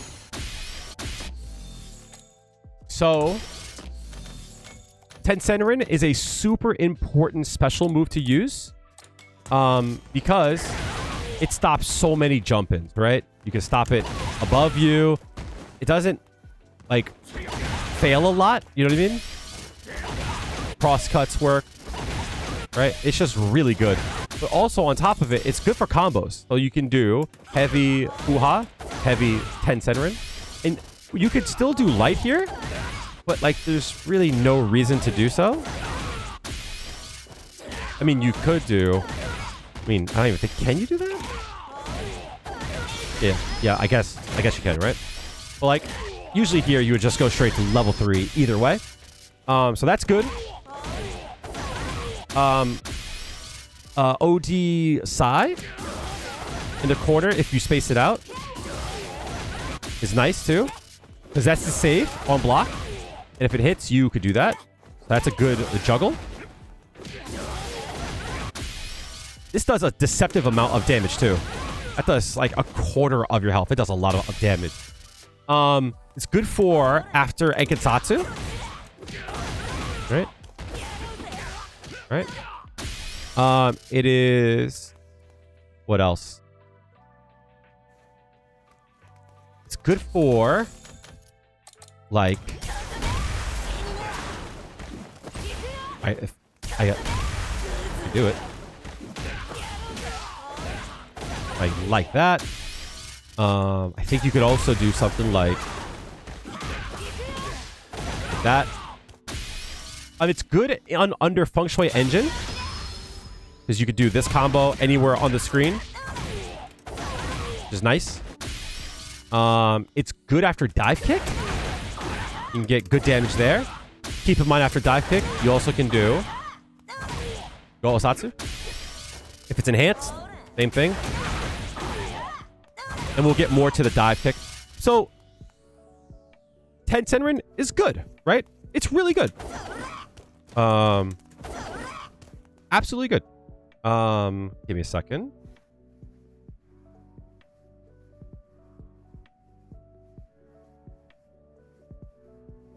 So, super important to learn, right?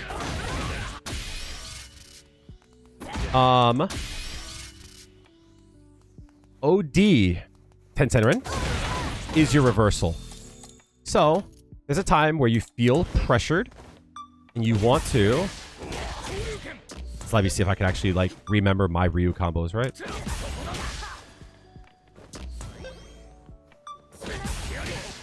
Yeah, cool, right? So if you ever feel pressured...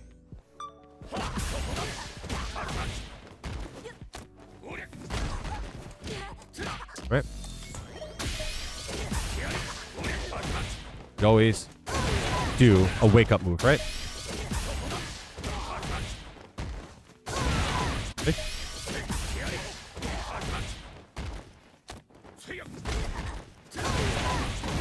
So that is your move that you're going to want to use to get a person off of you, right?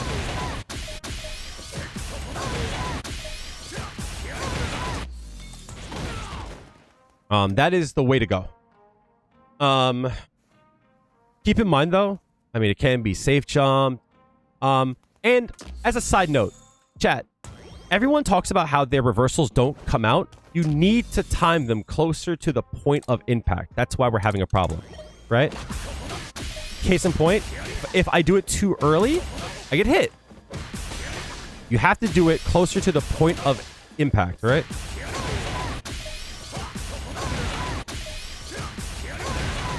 Right? That's why your reversals aren't working. So, OD 10 Senrin does more damage. It costs 2 bars, and it's invincible. I cannot say that. Something to take note of. After 10 Senrin, if they wake up with a button, if you drive rush in, you stuff them, right? It's because you're plus. After this, right? But if you do OD, you're not plus, right? And if they throw out a heavier attack, like... Let's do crouching medium kick here. Okay.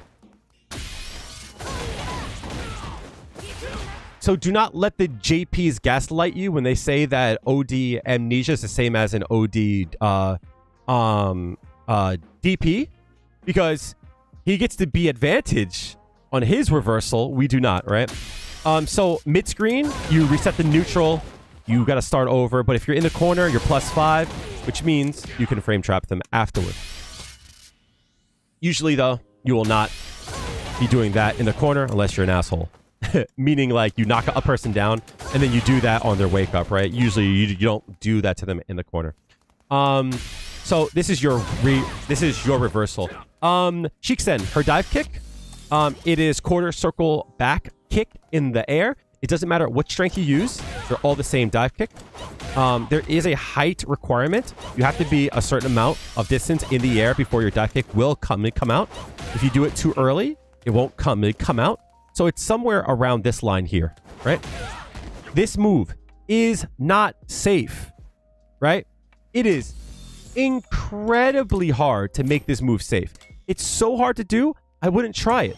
This move, you should not be trying to use this move on offense, right? If you think you have a good read on someone, there's better options. But like, if you do this, you will be punished, right? Can we just make a pact? Stop trying to make your dive kick safe. It's too hard to make safe, right? It's not worth it. If you want to do that, play Cammy, right? It's not worth it, guys. Like, please, I'm begging, like actually begging. Like, it's not worth the frames. I promise, right? Like, yes, punishable, but at this range here, let's see if I could do it. You do it like at the very tip of his feet. You can make it somewhat safe. Like, it'll whiff, like there, but it's not worth it, right? And I watch so many people throw away games just doing this. Just dying for it.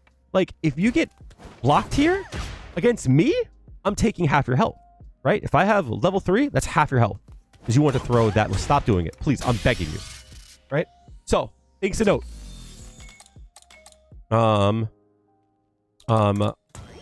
Things to note is that it can juggle. It can juggle with light kick. Oh, sorry. The medium punch. Right? But you don't get the combo unless you use OD, right? If you press a button, if you press a kick after it hits, right? You can follow up. Now, this follow-up is pretty consistent when it wants to be. I'm going to show you a situation that is very common.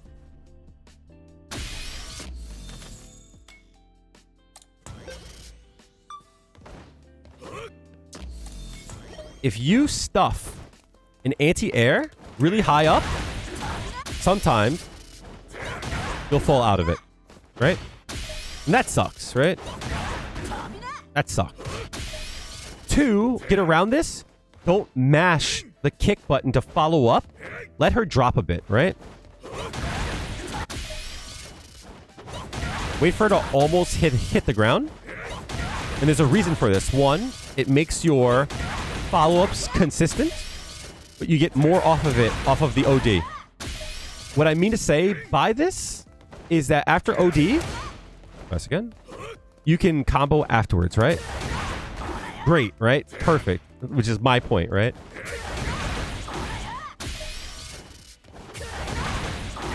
You can follow up, right? If you want to use a crouch fierce, right? You have to be closer to the ground.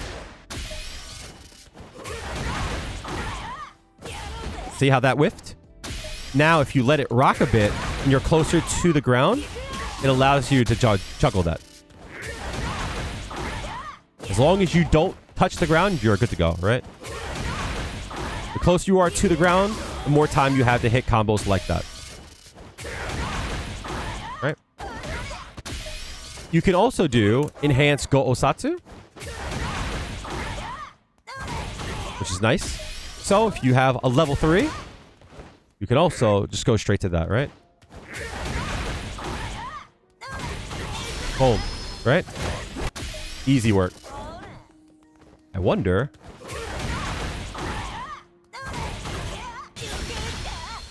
That's hot. I didn't know that worked. Cool, right? You use OD? Yup. So there's a lot you can do here, right? Right? Of course, the trial combo. That works too. Right? Also to note, if you air to air, you can always cancel it to dive kick. Right? And it's fairly consistent. What's important to note is off the OD, right? Same deal. Okay?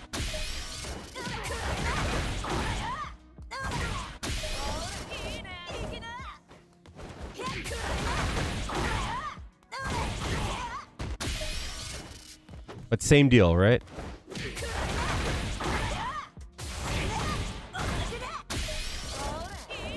It's super cool.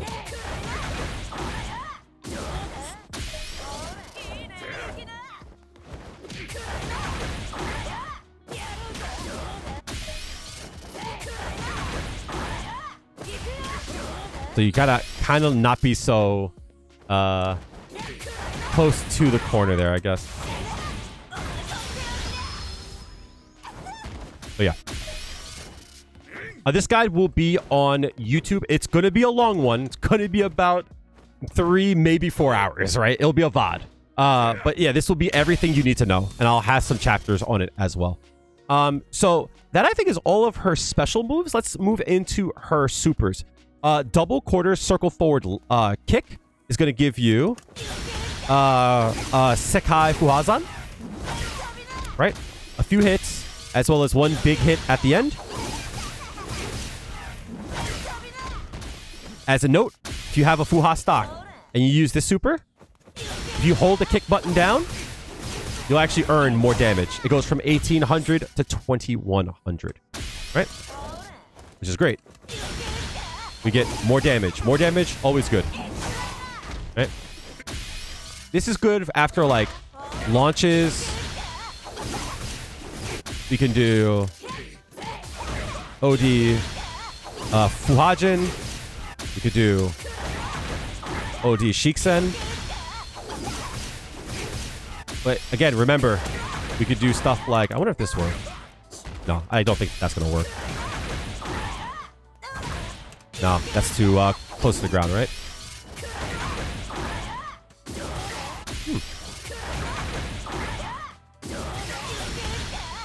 Swag. Right? Swag.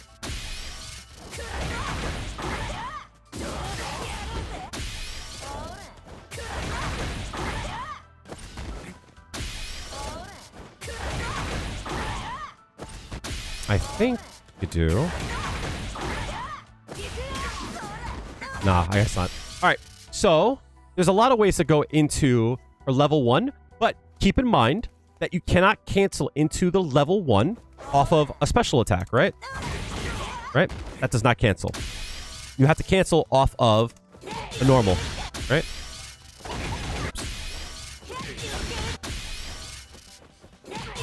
Stuff like that. Like that. Like that. Like that. Like that. You get my point, right? So you have to cancel into a normal. So a common one to do is this here, right? That one's hard to do, though. You also can do after a ground bounce. Dive kick we went over. Something like this. Something like if they want to drive impact, right? The way I've seen gone into it is off of a drive impact. Something like that. Try it again.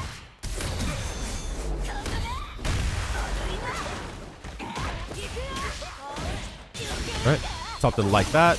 And we use the stock for more damage. That's 3,000 damage.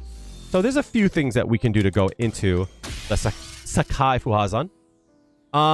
For level 2, we're going to talk about slightly, but we're going to have a section specifically just for that, right? Her quarter circle back twice into punch activates the Feng Shui Engine. Eye glows, and what it does is you can now cancel any of your normal attacks into special moves, into command normals, into other normals, even moves that are actually not cancelable. So what does this mean? Meaning, outside of Feng Shui Engine, you can't cancel that button. But if we're in the Feng Shui Engine, we can cancel all of a sudden, right? That becomes a combo. We can also cancel into other normals, right? Those all become a chain. And there's rules to it, right? You cannot cancel into the same button. Not the same move, but the same button. So if you use a light punch in the string, you cannot use another light punch in a string. So if you were to, for an example, like do a chain outside of it, that works fine, right? But you can't do light punch, medium punch, and then go back to light punch. Does that make sense? Meaning, like, you can't do stand, medium kick, crouching, medium kick, right? You can't cancel into that, right? Just like you can't cancel into stand, medium punch, crouching, medium punch. You can link into it. The difference between a link and a chains, you cancel into one another. You do it fast and you just mash, right? A link, you have to fully recover from the move like that and then press it, right? So you recovered from the move here and then you start up the next move and then you hit the next move. Whereas chains, there's no recovery. It just keeps going into it itself, right? So a common chain is like light, light, light. That works outside of Feng Shui Engine. That still works, right? So for the most part, the way that I would think about it, you just cannot reuse the same button, right? So you could do light punch, light kick, medium punch, medium kick, hard punch, hard kick, which would look something like this here, right? Light punch, light kick, medium kick, hard punch, hard kick. You can't go backwards, right? You can't do light punch, medium punch, hard punch, light punch. You can't do that. It has to go up in strength. So the next question you're going to ask me is, well, Kale, I've seen you do medium punch to light kick. This is a link. Links are allowed. This is a chain. That's a link. Chain, link. And when you link, you restart the chain, right? So I can do this chain here. I'm +7 here. And this is a combo. This is a natural combo. So I can do this and then natural combo into that, which is a link. And then I can restart my chain, which will look like. So you can't go backwards in a chain, but if there's any time that you can stop a chain and restart it, that works. Same thing for drive rush, right? Right? As long as you can stop and restart the chain, you can keep going. Right? And I restart the chain by using drive rush. Right?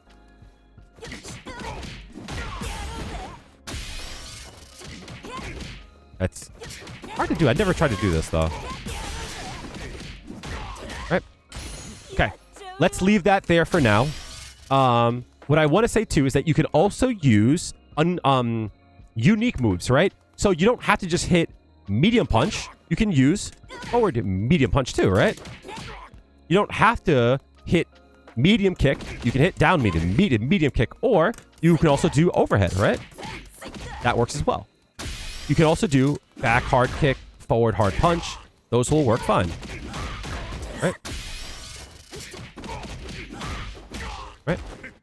So it doesn't matter what direction you press, it will still work. Case in point, you can do sweep. You can actually cancel that to a crouch fierce, but since they're on the ground already, a crouch fierce just won't work, right? You can also cancel any of these moves to a special move. Even moves that are already like you usually can't do that. So for an example, even sweep, right? You can cancel. It won't work, but you can do it. You also can drive rush that too, right? Because everything is cancelable. Hard kick, for an example, you usually cannot cancel. Under Feng Shui Engine, you can. So everything becomes cancelable, right? If you were to chain into a heavy attack, they now get launched. Heavy kick usually does not launch. But if you chain into the heavy kick, it now does a launch. Right? It knocks them up. Same thing for hard punch. Same thing for back hard punch, but just it goes up and then down. Same thing for crouch fierce. Crouch fierce is different though, because if you chain into crouch fierce, you can also jump cancel it, right? You just press up and she jumps forward. What's important to note, Juri can also now chain her moves in the air, which is really fun, because you can do really cool combos, right? And this feels good. That's cool, right? This also means that you can chain into air moves and then use her dive kick as well.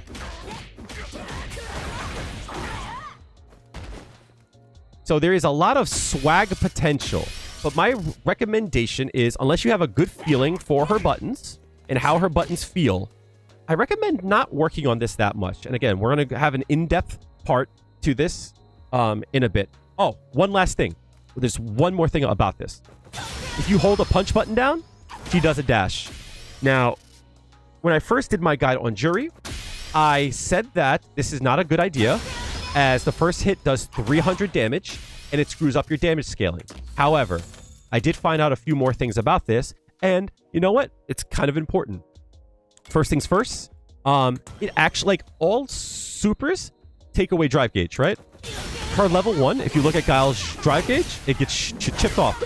Excuse me. Right? For level 2, the same thing. The first hit takes off a full bar. That's really good. Right? So you can actually have a situation where, let's put Guile back on, block all, and then let's throw on drive impact, right? There's a situation, look at his drive gauge.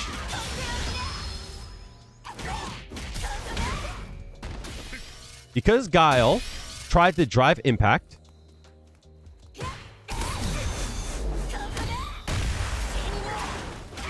watch his drive gauge. Super underrated, chat. Mega underrated. Really good use of look like you're in good shape. Feng Shui Engine. Jonathan_Benji is not following. Thank you for the follow, Jonathan. Super underrated use for her drive, for her level 2. So let's just say there's a time in which where Guile starts off with, let's do 4 bars, right? And he wants to do drive impact. And why shouldn't he, right? Drive impact is only 1 bar. So he can do so as a treat, right? Well, no, he burnt himself out. GG's, homie. You burnt yourself out. Right? And now he has to deal with all of this, right?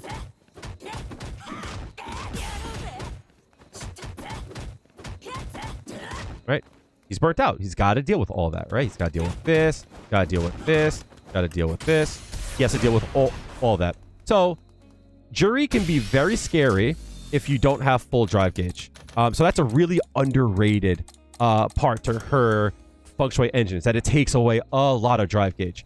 Her double quarter circle back kick is her Kaizen Dankai Daku. For level 3, this move does a surprising amount of damage on this last hit. Does a lot more than you think it's gonna do. This move is invincible for the first 9 frames. It's really good. There's a lot of ways to combo into this. Before we go into this, level 2s can combo, can be canceled from EX moves, right? So like that, like that. Let's see if I can do this. This is always hard to do, right?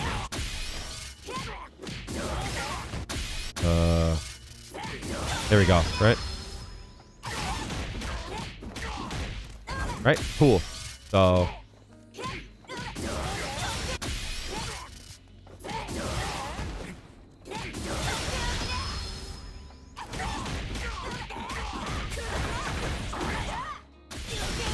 right, so we could do something like that. So off of OD moves, okay to cancel. Level 3, though, can be canceled not only off of normals, not only can it be canceled off of, like, EX moves, right? So the same thing I'm going to try to do.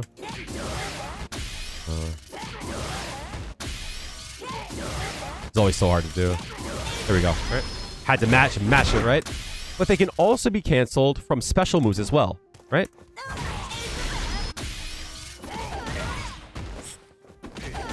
I can't do that either, chat. There we go. Right? Can also be canceled from there. What else? I guess that's it, right? So you can cancel from special moves, which is nice.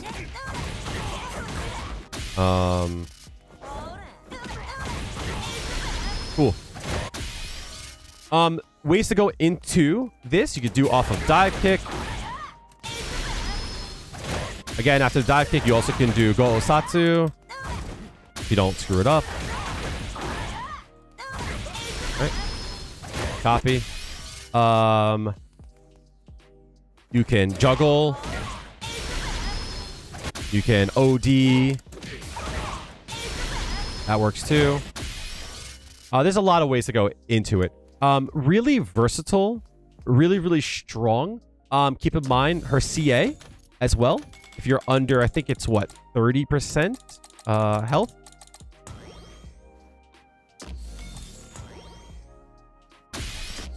Oops, let's do that. Oh, is it 25? Yeah, cool.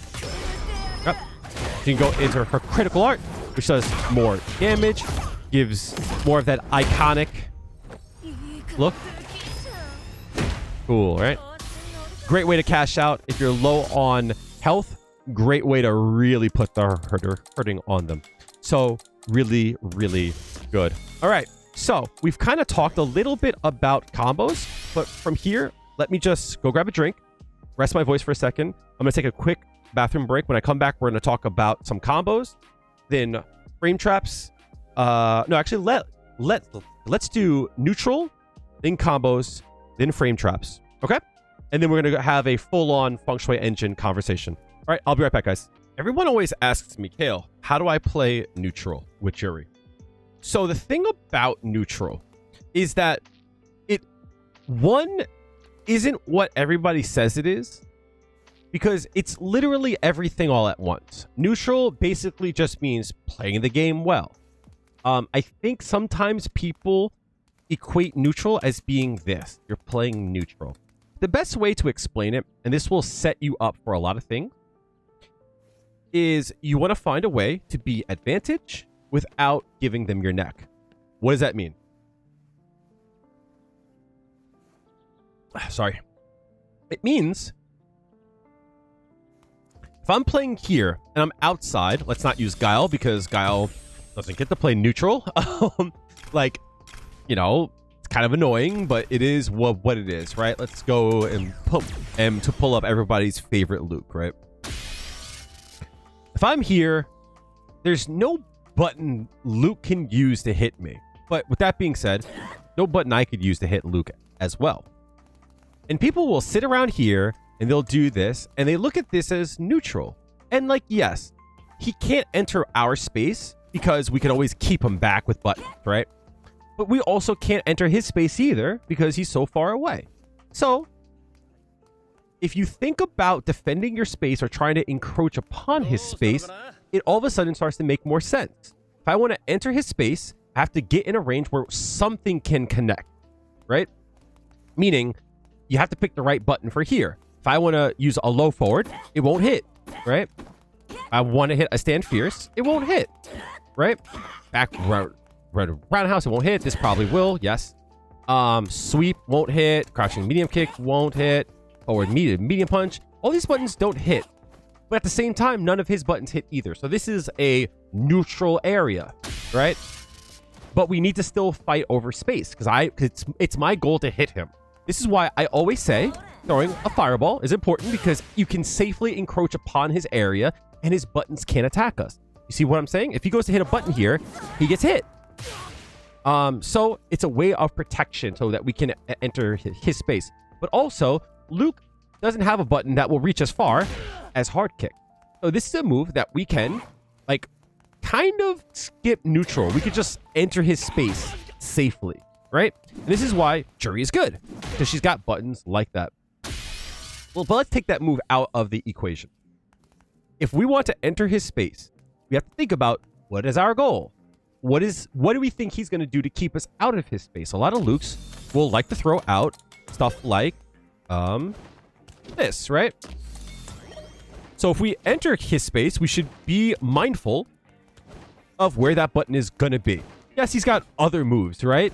But, like, this is the button that most Lukes at your range will, like use, right? So you should be aware of that range. It's further than you think it is, right? So it's like, what do we plan to do about it? It's like, what button do we press? And we kind of alluded to the fact that, like, this button is really good. That move is excellent. That button is good. That button is good. It leads to a safe jump, right? I like to use, whenever I can, that move there, because this leads to so much. It leads to big damage. So it's like staying in range back here, yes, is safe. And if he throws a button out, we can always do a sweep, right? We could always do like a dry fresh medium kick, right? And this is why people do it, because they're safe. But in actuality, good players won't just sit back and throw out a move from full screen. They'll enter your space first. So you have to defend yourself, right? You have to defend yourself. You have to use the right button. You have to be aware of the range of his buttons. So neutral is not just this like simple thing. Neutral is everything. So your neutral will get better over time. So are there ways to improve your neutral? Of course there is. But should you like hyper focus on it and go into the lab and no, like it's something that you naturally will just get better at. So now that we've defined like what it is and how we play it, let's talk about how we approach it. Being aware of what buttons that he wants to use, as well as when he wants to use them, is important, right? Because at this range, we don't get much off of that, right? So at this range, we probably wouldn't use this button, right? At this range, we probably would use that button, because we get to get more off of the conversion, right? If we could make him move with that button, there we go, right? Cool. Many people will do this, and this is viable, right? As I said earlier, you're missing out on damage possibilities. You could do that instead. You could do this instead. Same damage, less drive gauge, right? Do this. There's a lot to do here. But the most important part is understanding where to stand. You can always be safe here. And a lot of times, if you want to make them whiff, you do one of two things. First thing, you act second. You're trying to whiff punish. You shouldn't be throwing out buttons first unless you're trying to bait them, right? So if you're trying to bait them, I wouldn't throw out anything heavy, because then you could be whiff punished. I would probably make him try to flinch with something light that's hard to whiff punish, right? Something like that, right? And then when he throws that button out, that's when you whiff punish. That's when you go to something heavy. And it would look something like this here, right? Like that, right?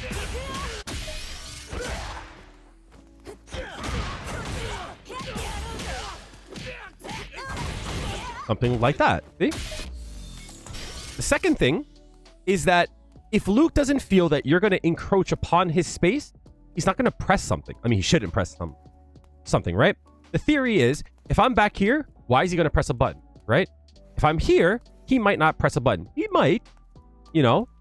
But if I'm here, he's definitely going to press a button. right? He has to because I'm now in his area. I can encroach. I can start to take away some of his health.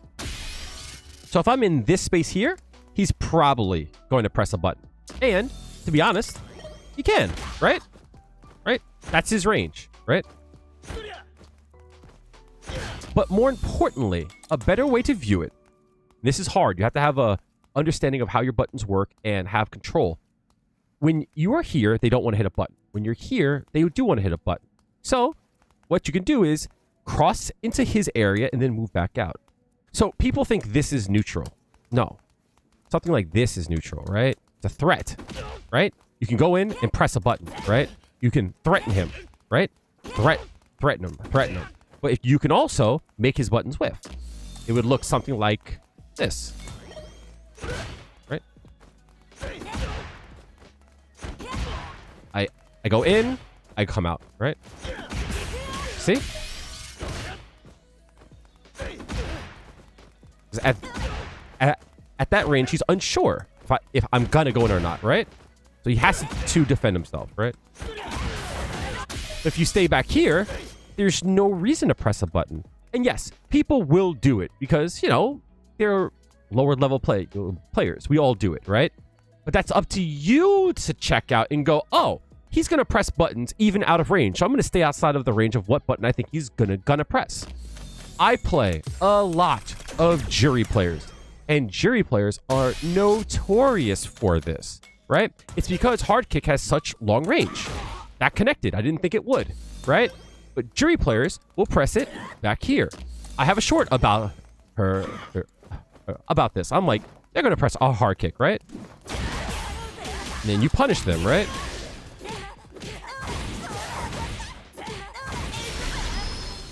And off of that one whiff, we could take 6,000 health off of them, right? But I have to know where to stand to make it whiff. If I'm here, it won't whiff. I could do that, of course. But, like, Juri shouldn't be whiffing that button. But they will. Right? So that's what I mean, right? Be aware when someone wants to hit buttons just randomly and just act second. When they whiff a button, if it's a heavy attack, you usually can do a hard kick. Like that. You can go Enkinsatsu into forward medium punch, right? Something like that. You also can do your specials. You could also drive rush. Cool. You could super. Right again. There's a lot to do, right? But this is how you open a person up. I would use that last, but also it's good for a pinch, right? Especially if you're far away, right? But also keep in mind, when people whiff buttons, their hurt box usually is expanded. So you usually can press buttons, right? So that's one way to look at neutral. But understand as well, what people don't talk about, this is neutral, right? Like, that's part of playing the game, right? This is neutral.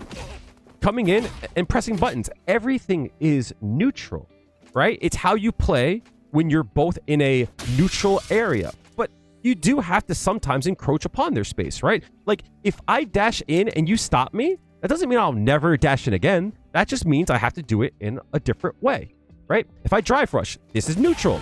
I know people don't want to hear it, but this is part of the neutral in this game. It just is. It sucks, but hey, that's how you play the game. And you have to play around this, right? It's not just doing this all day. Sometimes it's doing this, right? To keep them honest. Saying, I'm going to come into your area. You got to deal with it, right? I'm going in, right? Sorry. You have to stop me. It's not up to me to stop you, myself. It's up to you to stop me. So people don't look at this as neutral, but that's neutral, especially in this game, right? Because at this range here, you have to always still be aware of that. You have to.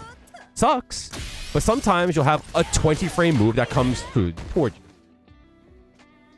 So don't be afraid to jump in. Don't be afraid to dash in. Don't be afraid to drive rush in. That's part of the game.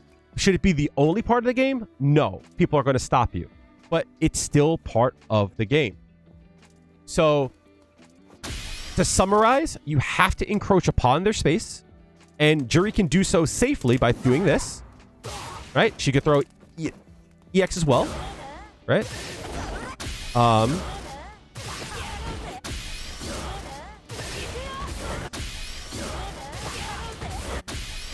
know you... How about... There we go. Right? See? Hard kick is excellent. Right? Because once people start to eat this, they're going to start making bad decisions. They're going to start jumping in. They're going to start to dash in. They're going to start to drive rush. And we have ways around that. Right? Encroaching upon their space, either aggressing or backing up to make them flinch so that we can whiff punish them. Important.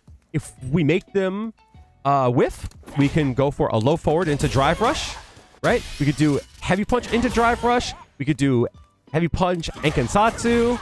We could do forward heavy punch into whatever we want. Forward heavy punch and Kensatsu, go Osatsu, Sai, Enken. There's a lot we can do here. This is good too. Keep in mind you still have your EX moves. Right? There's all those things that you can do, but also keep in mind drive rush is part of the game. So we could do that. Big damage. Right?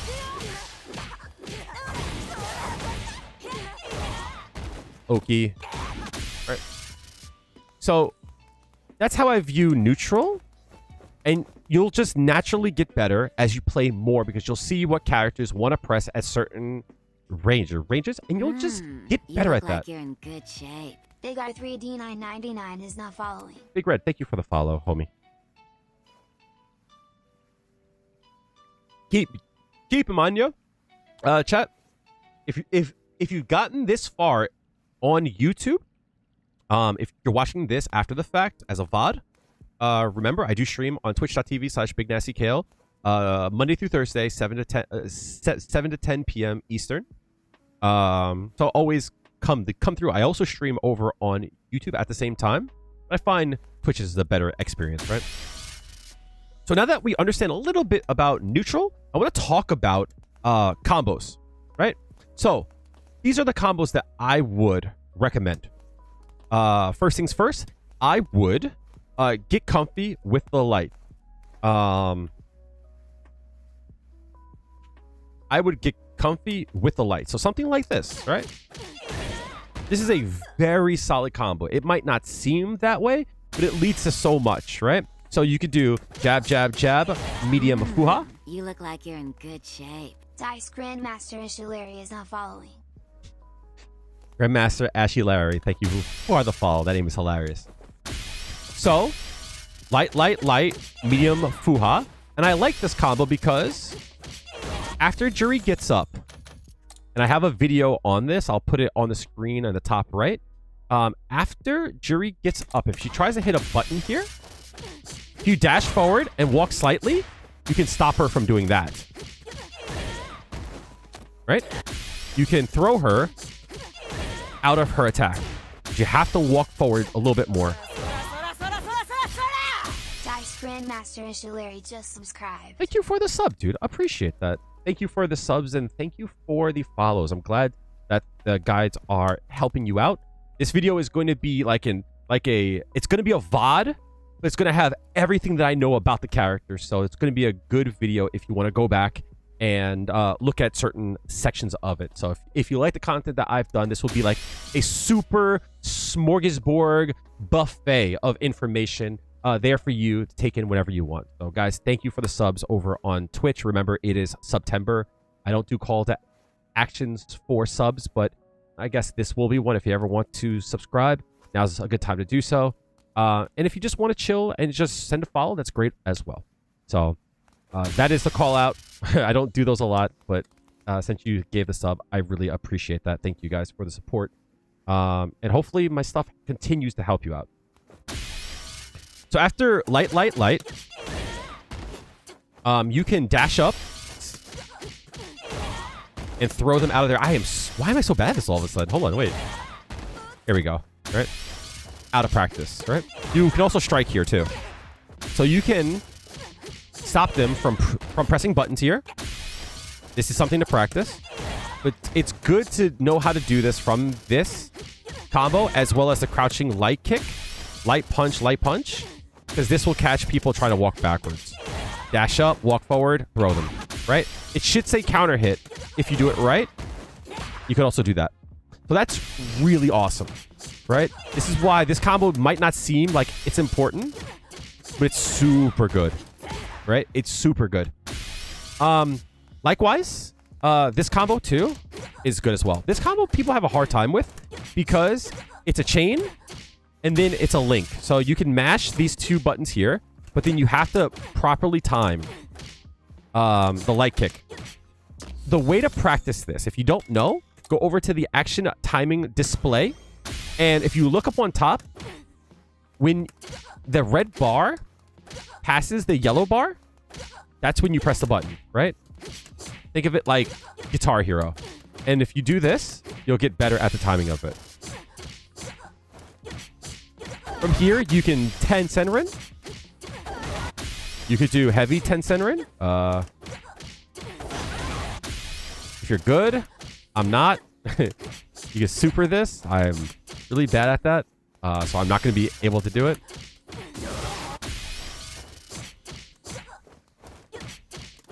There we go.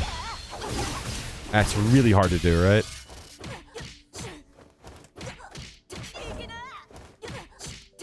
There we go. That's really hard to do. Easier on keyboard, oddly enough. You can also drive rush this. Take note, most buttons you could do into medium punch, light kick. Into drive rush, you cannot do medium punch. In fact, there is no light that you can go into medium punch. So after a light drive rush, you have to hit another light. Right? See? So importantly, if you want to do, you have to do light, medium, right? That's fine. It just doesn't do a lot of damage for 3 bars. So my suggestion, use this to end the round. Important to note, drive rush light punch is really advantageous. So this is a combo as well. Light punch, crouch fierce. So if you're going to hit drive rush light punch, you should hit crouch fierce after. That is like one of the best conversions that you can get off of a light attack. This is a good combo to learn because it really does teach you the timing of your lights, but also good execution drill, right? So you can do 10 Senrin off of this string here, but you can also do drive rush.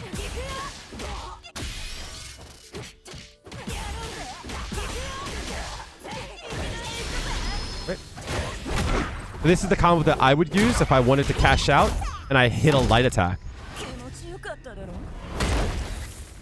4120 because I can also do this, right?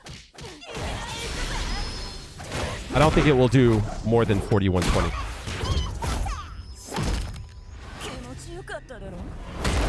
Barely 3000. So off of lights, these are the combos I like to do. That into Oki afterwards. And I'll go over this. Oh my god, I'm so out of practice. It's been all week I haven't done this. Right? Or this combo here. Mediums. This is mostly where you're going to sit in your combos. So, easy combo. Medium punch, crouching, medium punch, medium fuha. Right? I like to end my combos with fuha because, again, it allows me to pressure afterwards, right? It allows me to do stuff like that. You can also use drive rush, but there's no need to, right? Just do that. You can save your drive rush for after the fact, right? Then you could go back in. You can also drive rush after medium punch, crouching, medium punch. You can drive rush that. And when you drive rush after this, I see people doing this combo here.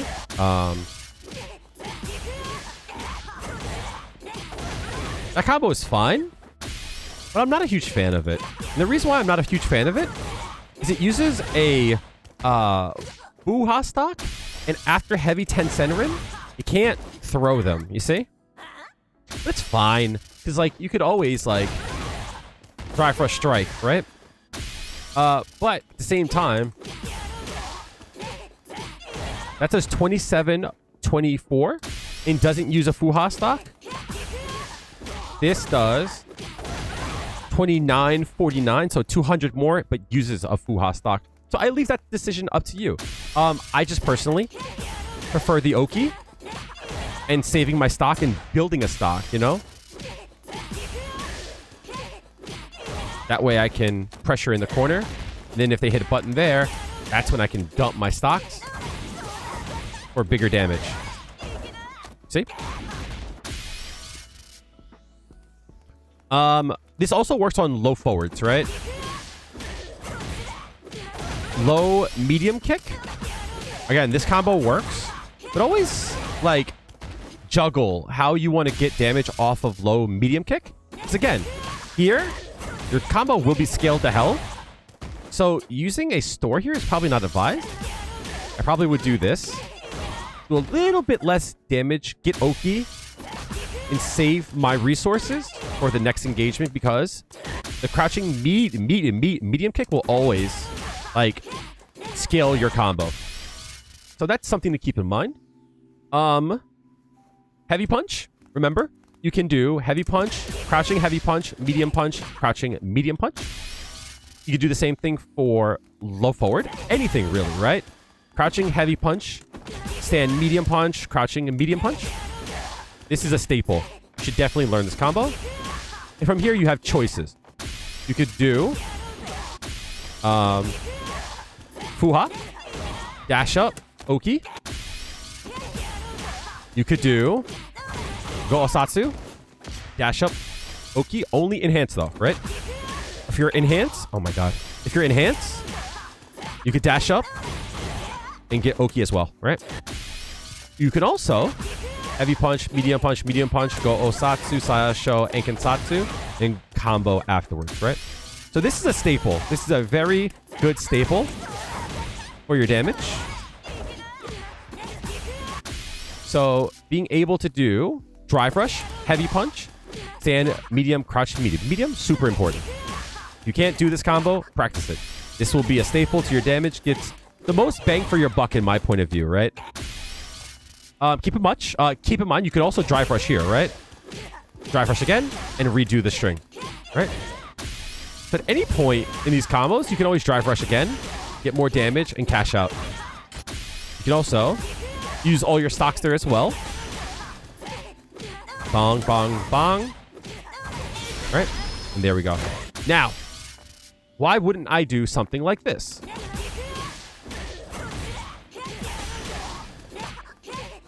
Something like this, right? One stock. Would be... I'm so not used to doing this, I don't do it, right? One stock, two stocks, three stocks, right? Why wouldn't I do that? Well, the proof is in the numbers, right? You always want to try to put as many heavier attacks in the front as possible. This full combo does 24-44. Let's look at the other combo. At this point, we've already done more damage, right? At this point here, even before using our stocks, we already have done more damage. And we still have our stocks, right? So we've used all of our resources and we're like elapsing, right? We are lapping this combo. 24-44 as opposed to, even just on this, right? 25-04. So using your stocks at the end is always better, but you always want to structure your combo so you get the heavier attacks first. Does that make sense? So you could also do something like, I don't know if this does more damage, right?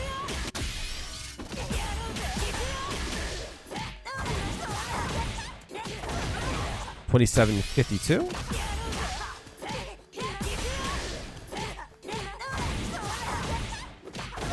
Nah, that still does more damage. So if you want to dump your stores, I suggest doing them at the end, and trying to get as many hard punches in as possible. And that means something like this, right? Boom, boom, boom. Another hard punch. Boom, boom. Right? So you get those 900 damages earlier in the combo, so it scales less. Let's see. I like doing combos like this here, right? Because this is a frame trap. If they block this, you're still plus. Right? And then you get to combo afterwards. Is it the best use of your gauge? No, but it keeps them honest. And when they know that they can't press a button here, that's when we can start doing stuff like... Oh, bugger. Like that, right? Start to move up because they're afraid to press because of that, right?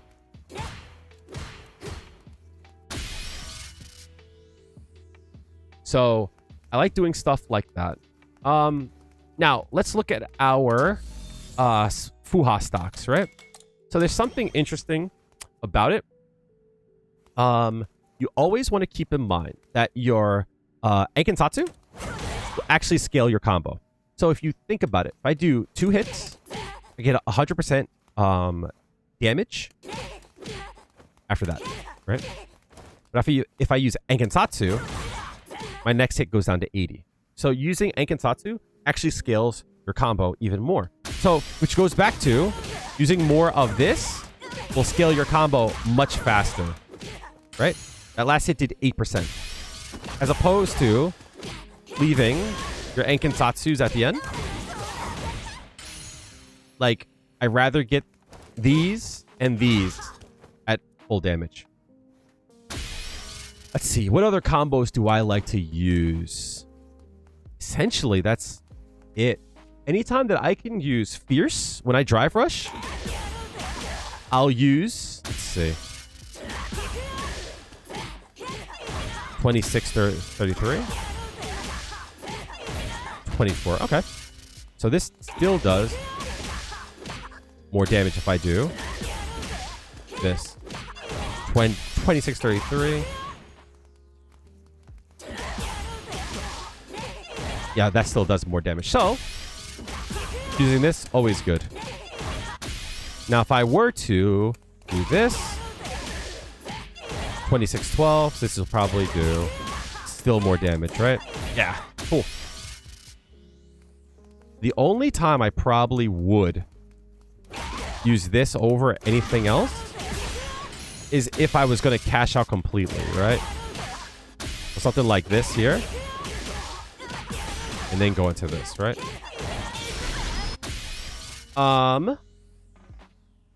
This is a super important combo. Even though there's better. The fact that you get to save on your drive gauge. Big important, right? Enkensatsu forward medium punch, medium fuja. Heavy punch, Enkensatsu forward medium punch, Tensenrin. That's good. Don't be afraid to use EX gauge as well. Right? That's important. So getting this link down is mega important. If you want to turn the action timer on above her head, you can see when you should press forward medium punch. You can do that. What else? What else? What else?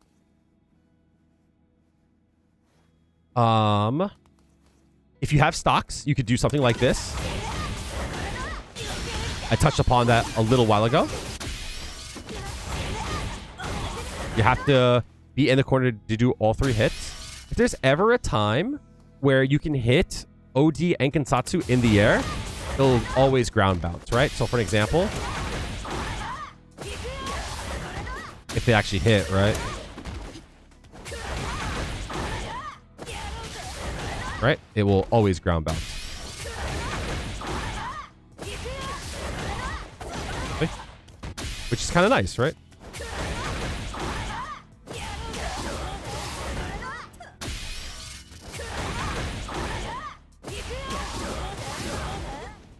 So that's an option. In the corner, if you were to hit this, you can do a lot after it. Like that.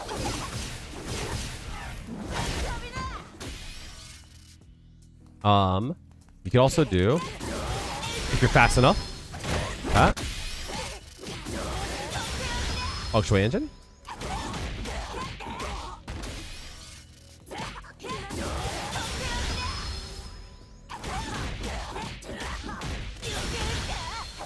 Something like that.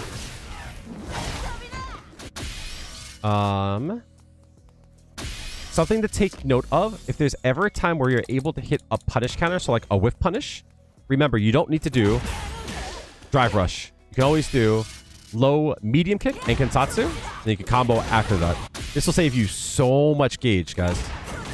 Anytime that you can supplement drive gauge for your stores, big important. If there ever is a time where you want to swag out, and I don't like doing this all that much. This is good for corner carry. So after you do, if you have 3 stocks, Ankensatsu, you can do forward medium punch.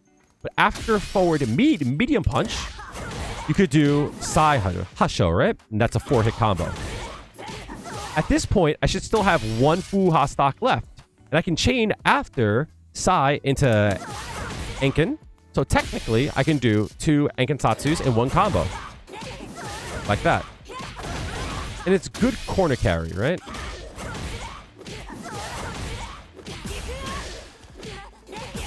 Back rush again. Boom. This does no damage, but it's kind of swaggy, right? You could do something like this as well.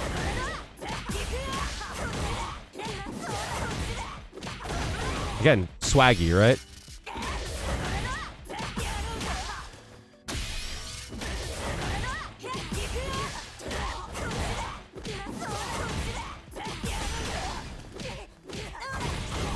Right? Again, swaggy. And it's understanding how to use her Fuha and her chains and all that stuff. This is stuff that will just come to you as you play more. It's like, there will be times where you're like, oh, I could have hit Sai there, right? Well, if I have 2 stocks, technically I can do that. Right? Pretty cool. Let's see. What else can we go over? I don't want to go over safe jumps just yet. But just know that in the corner, you could do this combo here. But if you want to forego the 10 Senrin, this is a safe jump. So sometimes I will give up some damage in the mid-screen for position, right? Meaning not even like on screen, I mean like pressure, right? Safe jump, right? I think that's it for combos. Like, I really don't use much else. What I would recommend, if you guys are interested, making sure you check out the combo drill video that I have in the description. That would be a good thing to do to practice that. It also will help you practice Oki, which is awesome. Something to take note of. I don't know why this works, but if you cancel Fuhajin into level 3, you get 90% damage scaling on that hit. But if you link into it and don't do the cancel, you get 100% of it, right? So if you cancel, let's see.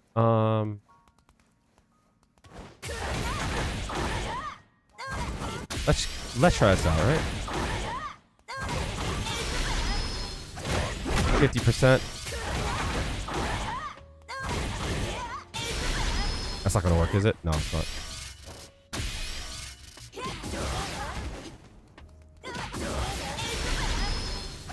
%.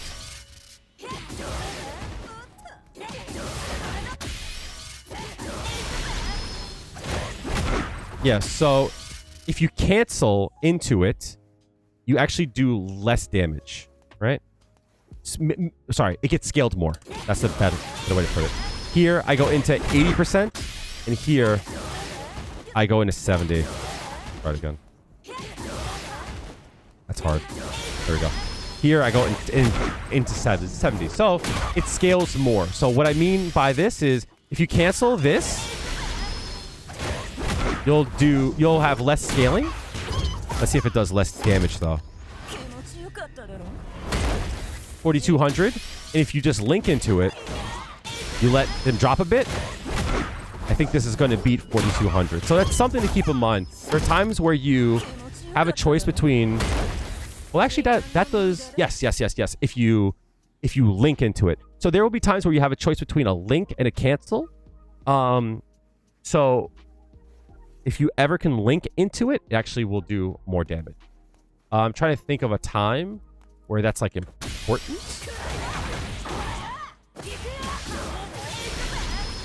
Something like that.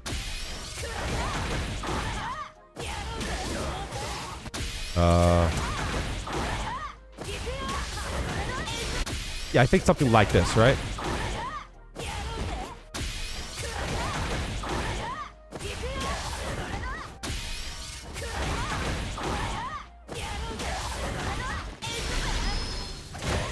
Actually, that wouldn't matter either way, actually. Yeah, that wouldn't matter either way, because the scaling actually goes down to 50% either way. But that's something to keep in mind for this year, right? For this year. Right, you'll get more damage if you just link. Okay. So now that we've gone over combos, let's go over frame traps, right? And I have a video on this in the description, but let's go over a few that I like. So to practice this, we're going to turn on block all, and then we're going to go over to crouching light punch for block reversal. I'm going to show you a few frame traps. First things first, chaining light punches and light kicks, important, right? They cannot interrupt if you chain, right? If you stagger, they can attack in between. Stagger meaning like you can't chain into light punch and into light kick, right? So if you want to do light punch into light kick, they can interrupt that, right? But if you wanted to do chain to light punch like that, they can't interrupt that. So I like doing this here. Catches them off guard, catches back walkers, and sometimes you'll hit stuff like this, right? It's actually delay. Let's do it less delay, right?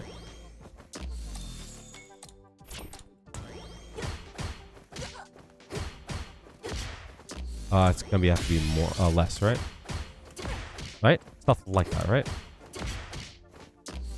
But most of the time, people will act like this. See? I catch so many people off guard like that, right?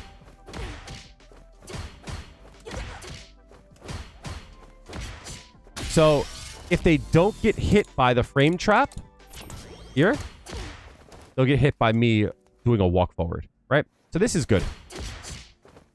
On top of it, remember that you can't stagger buttons. They could take their turn. But if you drive rush, you can stagger a bit, right? See? That's not a chain. That's a stagger. But again, if they chain, you can combo actors too, right? Medium punch, awesome because you're +2. So you can hit the light kick. Technically, you can hit crouching light punch as well. That's better. But the problem is if they don't hit a button, the light punch will whiff, right? So if you hit the light kick, it actually will connect with them, even if they don't get hit by it. But I like doing this a lot because what tends to happen, people will try and press buttons in between that. And if they don't hit a button, what I like doing is stuff like this here, right? I'll do this. I'll do this to this, right? Right? And you'll catch people getting hit by it. So that's nice. You can also drive rush into it.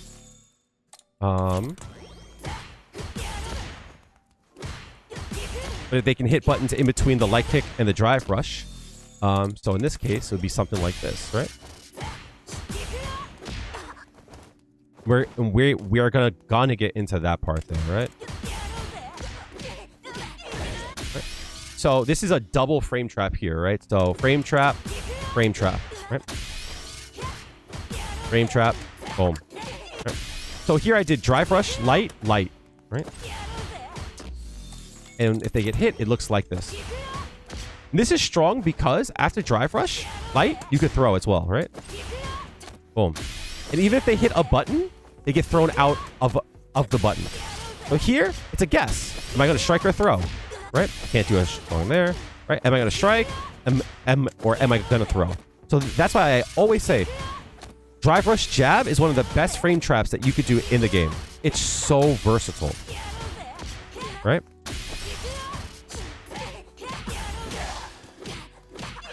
It's just so good at opening people up. Drive rush, medium punch, I'm not a huge fan of. And the reason is it's too much frame advantage. So in this case here, Juri's going to hit a button the moment she can. Look how long she takes to do it. In fact, if I hit medium punch again, it's a complete block string. There's no chance for Juri to hit a button here, right? There's no gap to do it. So there's no mix-up. Instead, you could do something like that. Actually, it's still that, right? That's 6 frames. You could do that. But I'm not a fan of that because if they block it, they get hit. So that's what I'm saying. It's like, that's not great. What you could do instead is delay the second medium punch to give them enough space, right? You give them enough space to hang themselves. But this is hard. I would practice it though, right? This is good. But you have to leave enough space for them to hit a button. But again, you could do the same thing by doing this. And it's more safe, right?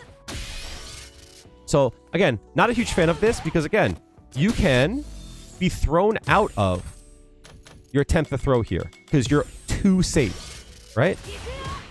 See? You're +6 here, your throw is 5 frames. And what ends up happening is your throw whiffs because you're too fast, right? So, what you could do instead, I'm a bigger fan of this. I'm a bigger fan of crouching medium punch. You're +2 here, which means they cannot hit a button in between. So, if they go to throw, you tech it. If they go to... I'm actually going to keep that one. I like that one. Right? They go to crouching light punch. You can hit them back.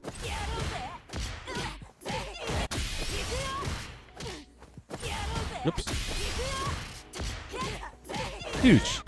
If they go to walk backwards, huge, right?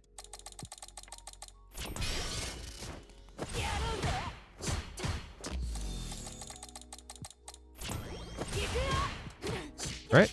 They cannot walk backwards here, you see? See? They cannot walk backwards there. This is great. On top of it, you could throw them if they try to walk backwards. If you hit this, you're still in range, actually. I lied, right? Cool. But this is great. Puts you in a great spot to go low. Puts you in a great spot to throw. Puts you in a great spot to make them be afraid to throw here, right? Right? Because you can stop it early and be out of range of it. See? Same thing for light punch, right? If you stop it early, you're out of range of light punch. Right? See? But you're just 2+ here. I'm not a fan of that. You're just way 2+.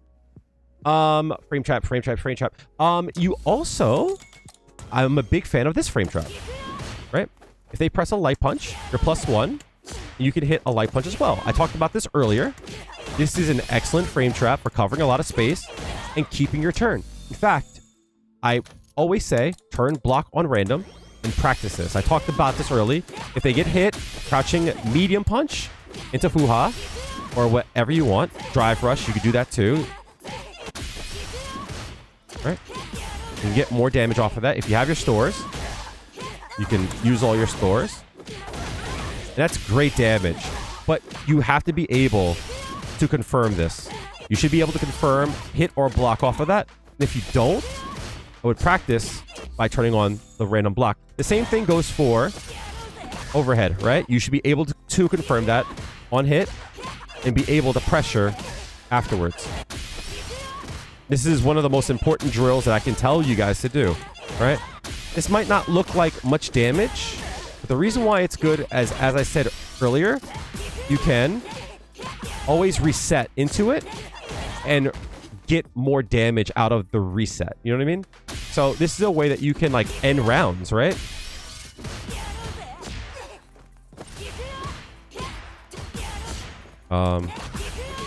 See if I could do this.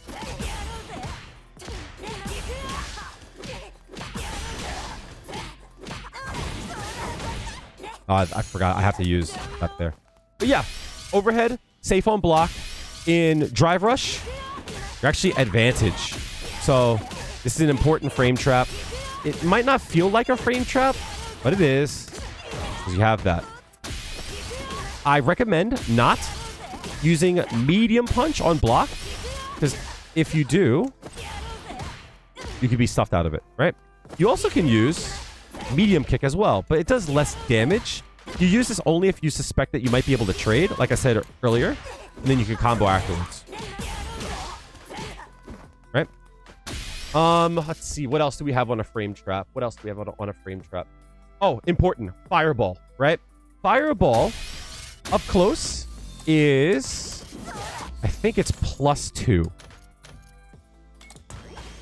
+1, right? So it's technically still my turn. So if they hit a button after damage, it's still my turn. But most people won't. But most important to that, I'm +1 up close. If I let the fireball travel a bit, when it hits, I've recovered. And I'm +26 now, right? So from here, I can drive rush, right? So if you can find some way to make the fireball travel, something like this here. That's +2. +7 there, right? So something like this here.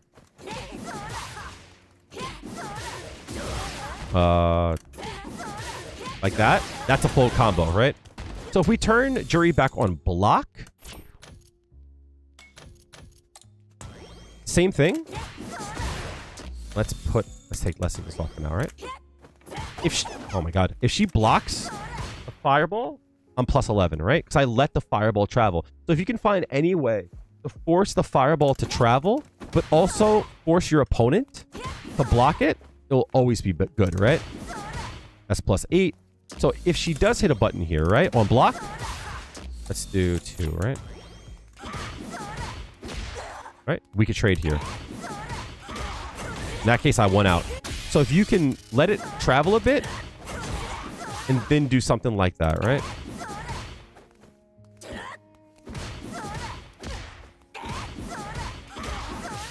But the trick is to let it travel first, right? You see how much advantage we are there, right? See?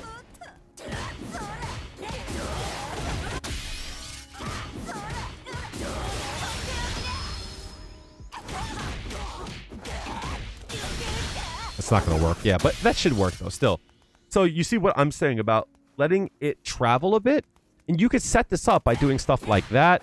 And then at, like, this range here, you're, like, a step in to being able to pressure there, right? You're a step in being able to pressure. You see what I'm saying? So if they block the fireball here, you can walk up and still attack. Okay?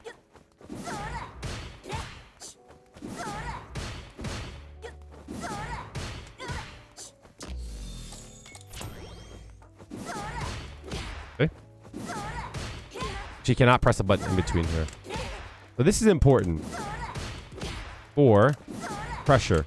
Just keep in mind, if they block that, you can walk up, right? Okay. So unorthodox frame trap, but still an important one too, because if we're here and we throw it, they have to respect that. But the trick is to let them recover first. So like that, you see that? I wait just enough time just so that they can't press a button in between. I leave just a frame. Right? There was no frame there, so they just block. Boom. Right? So that's a really important frame trap. All right. Let's talk about space traps. Space traps are hard to talk about because they're abstract. There are a few things that we can do to force it, but you always kind of have to do them manually. So first, let's define what a space trap is. What a space trap is looking at a situation where you technically lose a turn or that you're unsafe, but it's spaced out so much that the person's attack will whiff. Jamie is notorious for this. His Rekakin will actually whiff. That's his quarter circle forward punch. But Juri has something kind of like that, right? Her Fuhajin. See how like her light kick will whiff? But if I'm up close, I get punished, right? So people go, oh, I know she's minus, I think it's what, 8 here? Right? But then I do this, and it whiffs. So playing around with doing, for an example, if you were to do medium punch, crouching, medium punch into Fuhajin, it whiffs. But most people block crouching like this, right? See how it hits, and it moves me out very far.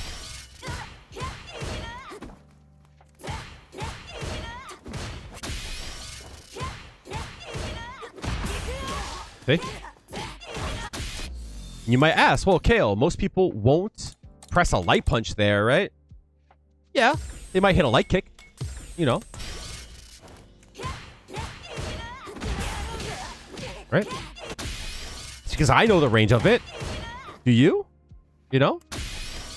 Because if I did this, if I did this here, that's a punish.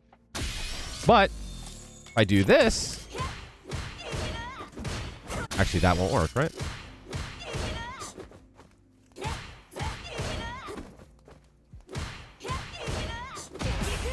See? So the reason why it's like hard to tell is because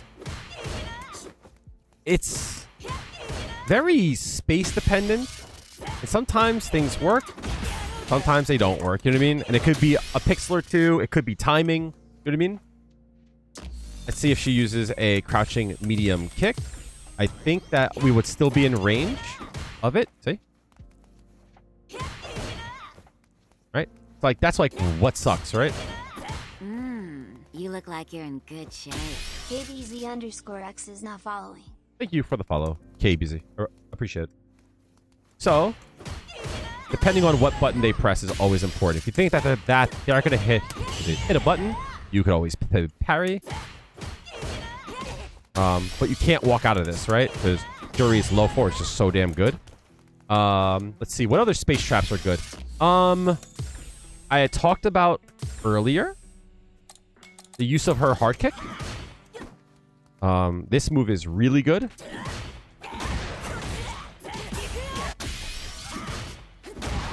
And again, you might ask, well, Kale, who the hell is going to press that button? They'll probably hit a crouching medium kick. Yeah, of course, right? Right. So spacing out your hard kick, super important, right? Super duper important. But for this too, if you just press the hard kick, the medium kick afterwards, like a lot of times you'll get the hit, but if you want to hit a crouching medium kick, you need to kind of wait for it to end. You see how if I try to hit it, if I try to hit it, I get hit out of it. But if I let it whiff and do it slightly after, right? But the beauty of it is you could do the timing either way. So if I do standing hard kick, crouching medium kick, but I time it as if it's gonna whiff, the time in which I press the button is also the time in which I would be blocking. See? The crouching medium kick doesn't come out, right? But if I cause it to whiff, it works, right? This is like a defensive option select, right? I'm still gonna do the same timing every time, but if their attack whiffs, I get the hit. And if they throw theirs out and they force me to block, my crouching medium kick doesn't come out. See? But if I force it to whiff, it's always harder when they're crouching, right? See? Same timing every time.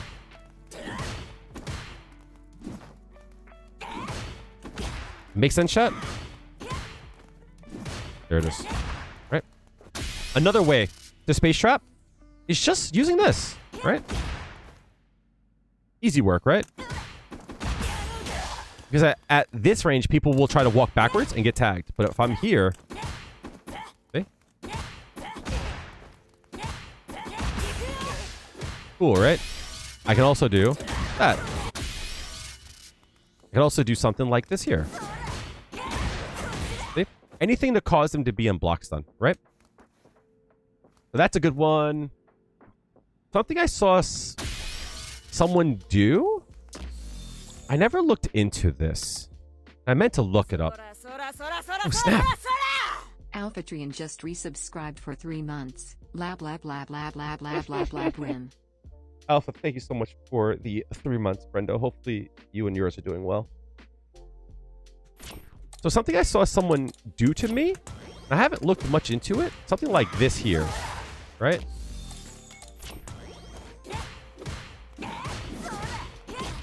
This is crazy. Because of how advantaged they are. See? This goes back to like making the fireball travel a bit. You see this? Cool.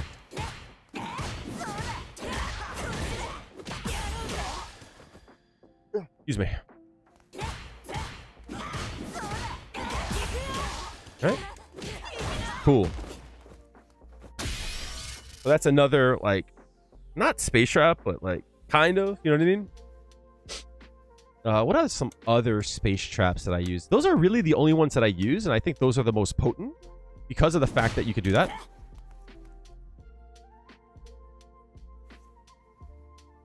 Yeah, Dry Fresh Jab as a frame trap is so good. And we're going to talk about Shimmy next. And I think that's... Oh, you know what's another cool frame trap that I saw someone do, but also could be used as a space trap as well? I haven't looked into this, so maybe you guys will look into it and find some use for it. But using your Go Osatsu into Saihasho at like extreme ranges is a way to like skip turn. So what I mean by that, right, is if you're up close, you can do this and stay safe. You're -3, but you lose a turn. But if you're able to do this from far away, you can make the fireball travel, and now you're +4. Right? I don't know how to use this. Because that's too close, right? That's still -3. But like, at this range here, it's still minus, right? You have to be at extreme ranges, right? Like that, you see? That's crazy. And I keep meaning to look into it. But I just can't find a viable way to like make that work, you know? But it's still cool to see though, right?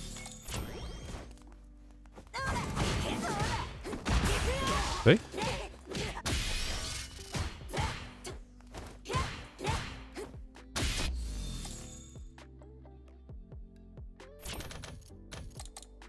Someone in chat said DP mid-screen. Let's see.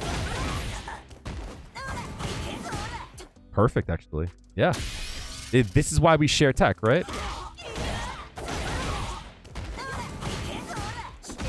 Oh, that's hot. That is a big bait. Oh, man. Very nice. A jowl? Is that how I say that?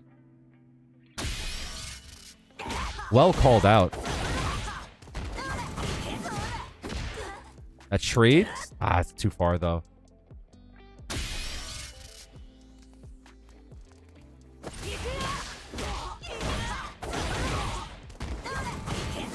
In the corner, that's not going to work, though.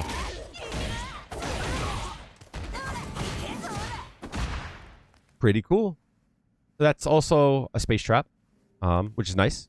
So those are just a few things that like I like to think about. Let's talk about shimmies. Let's first define what a shimmy is, right? First, there's a few things I want to talk about before we go into what a shimmy is. If you got this far, obviously you like Juri, and you are a huge fan of her, and you're very interested in getting better with her. So you will like my channel. So if you haven't done so, make sure to subscribe to the channel. Make sure to hit the like button and leave a comment. That always helps me know what content you guys like and what you want to see. But definitely turn the notification bell on. Again, we are 3 hours in. So if you got to this point, if you can hear my words, that means you like the content. Hit the subscribe button and hit the notification bell. I never do CTAs that hard, but I'm pretty sure at this point I can say safely you'll like the content. But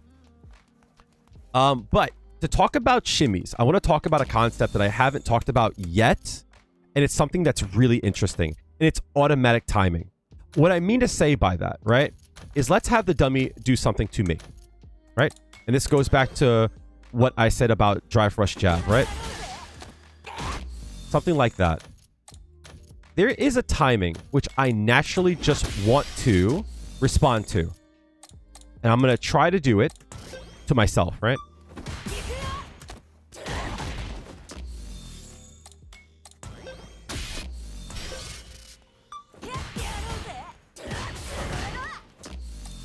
Okay. When I go to tech this throw, there's a timing, right? A natural timing, right? This is the timing of I'm not paying attention. Oh shit, he's gonna throw, right? Just a natural timing.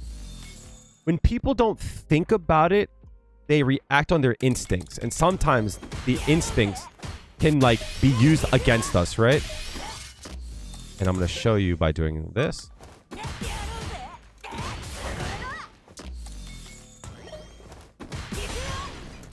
See? It's because of the timing of this, right?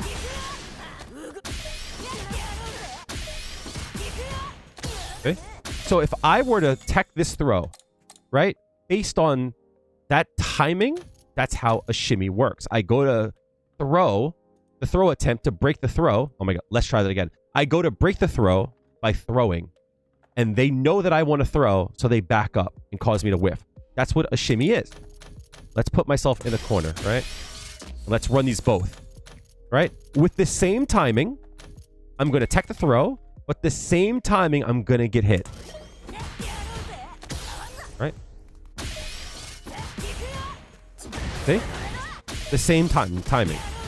Getting used to this timing here, you have to be aware of when you're starting to set a person up for shimmy and you're making them fall prey to the natural timing of being overwhelmed and going by instinct. You see? Okay. So now that we know what shimmies are, how do we set them up? Well, usually it's we do a setup that ends in throw, right? An easy one is drive, rush, jab. I sing the praises of this so much. This is such a good shimmy bait. Now, if we were to do this and not leave a delay, it wouldn't work, right? We can't walk backwards here, right? But again, most people are not going to mash throw. Most people have a natural timing. And that timing looks something like this here, right? And it's a slight delay, right?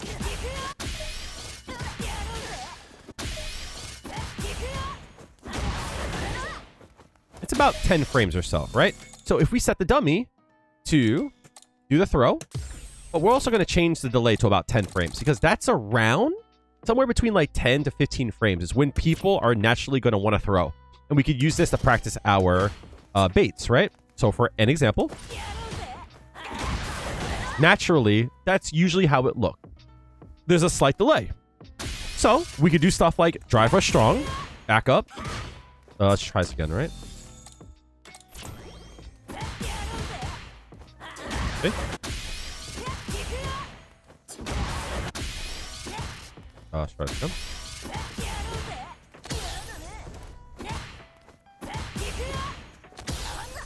And if you were to plink light punch into light kick, a lot of times you are going to get thrown out of a light punch. Because if you plink light punch into light kick, you still get the throw, but the fear is that you're going to plink and they're going to throw the first frame of the light punch that you canceled into throw. In case you don't know, this is called a plink. You can kind of see Juri slightly glitching to do a light punch. You can hear her do the to do the light punch.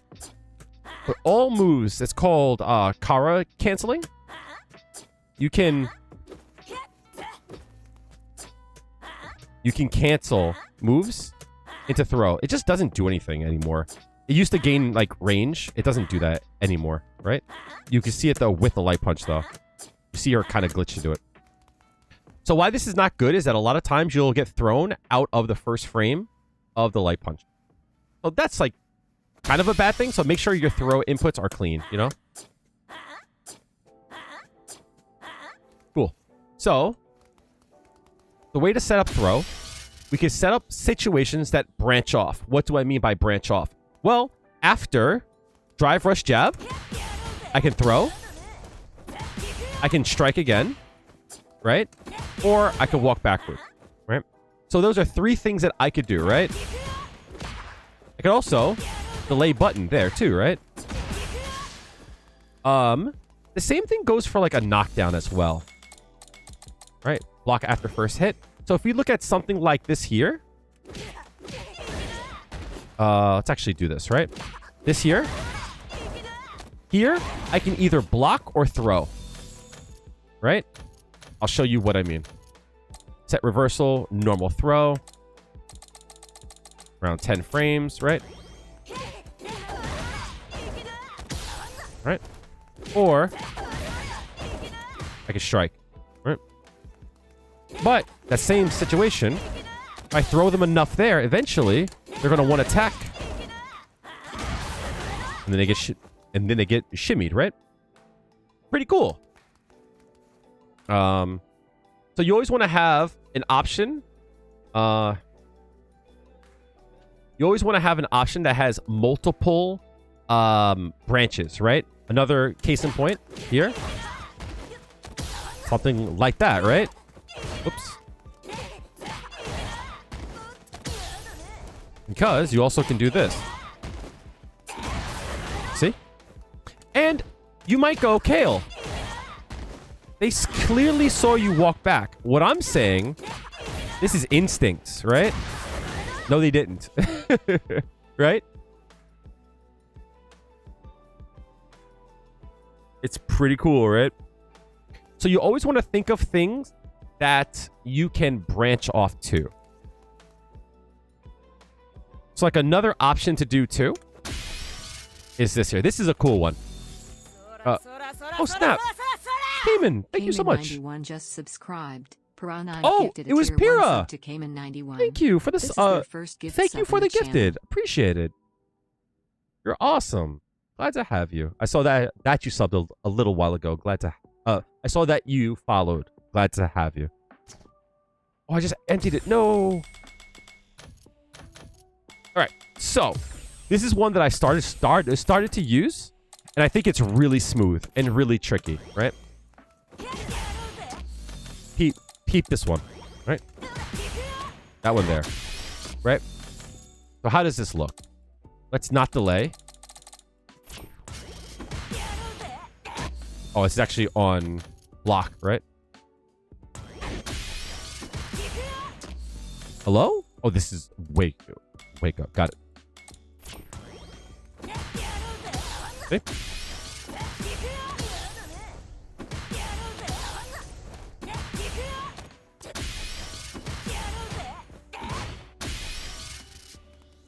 So you could do something like this instead, right?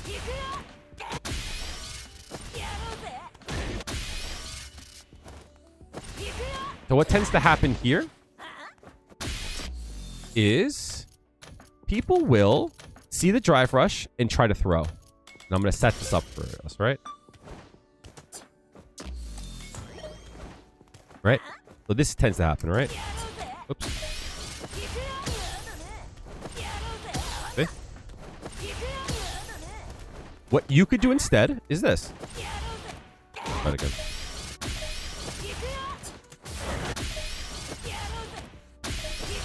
Damn, this is hard to do. Hold on. Hard to set up with a dummy. It's easier to do on a person. There you go. Right.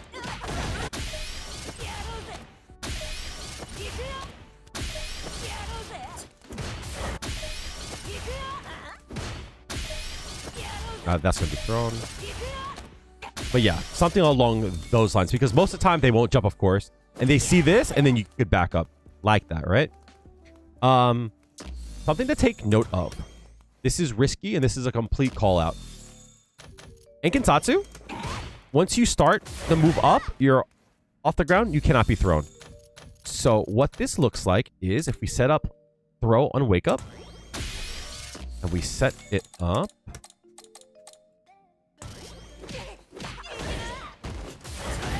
Okay.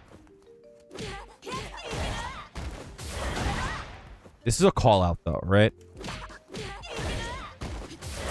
Because that is punishable. But you can do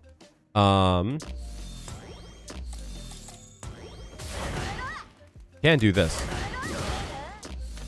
which is nice. And the way that I would use this, right, is something like that, right? And we are, after that, let's turn the frame meter on. -2. So, like, it's not our turn, but we're still safe, right? But most important is this.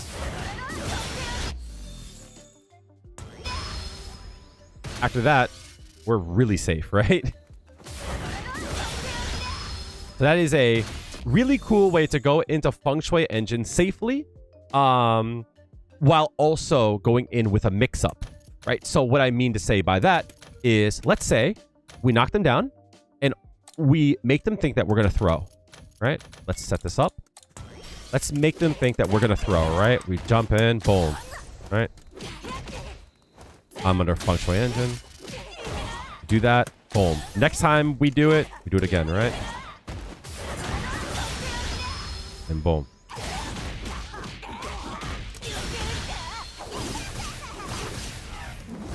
Bang, right? Up the butt. So that's a cool shimmy to do there. But yeah, anytime, technically, that you can move in and then move out of throw range, it's good. So one of the things that I said earlier is that I like to walk up on people and make them think that I'm going to throw them, right? So something like this here, right? Let's set this to block. And then make them think that I'm going to throw. This, right? Instead, let's turn on actually a throw. Right? See? In some cases, I'll do this, right? To stuff them. If I want to get more damage off of it, I can do this. Make them think I'm going to go for the throw, right? And anytime that you can do this onto a person and they're afraid to hit a button, they're always afraid of the throw. So what I mean to say by that, right, is like, even if we don't do it, even if they don't go for the throw, we can actually go back in and do it again, right? So we could do this, go for the throw, and that alone will make a person afraid to throw, which will make them probably hit buttons more, right? So then, instead of the throw, you can actually start doing this again, right? Right?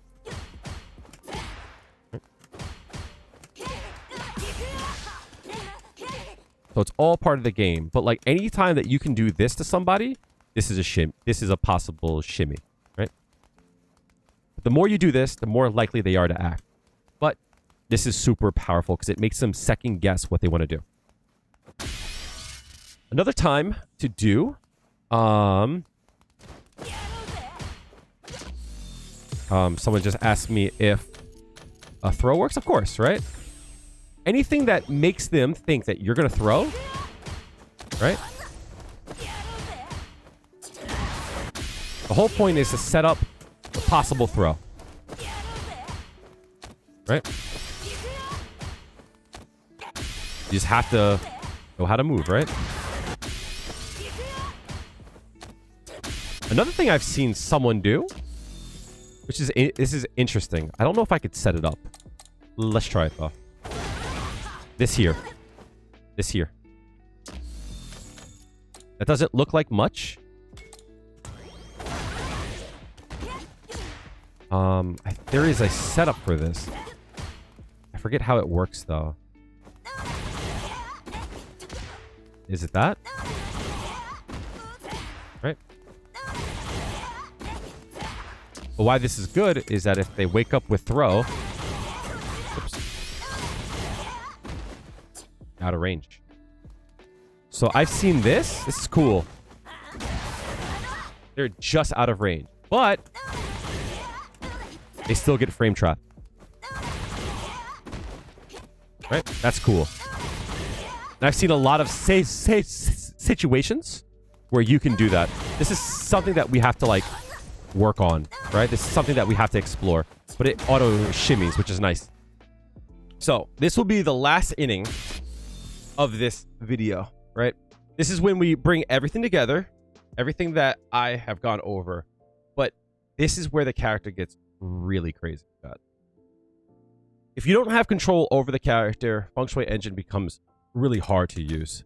So that's why I really tell people, like, really don't worry too much about Feng Shui Engine unless you want to use it for fun, or if you want to, if you're in Master and you're trying to look to do more. But before we go over this, I'm going to show you guys one of the reasons why Feng Shui Engine doesn't really have a place in this. And I'm sure you have seen videos with Feng Shui Engine doing a lot. Level 3 will always do more damage, right? First things first, you don't build super gauge under Feng Shui Engine, right? So if you have 2 bars and you go into Feng Shui Engine, right? You don't build any gauge for getting hits, right? Your timer is actually like frozen, right? And that's like important to know, right?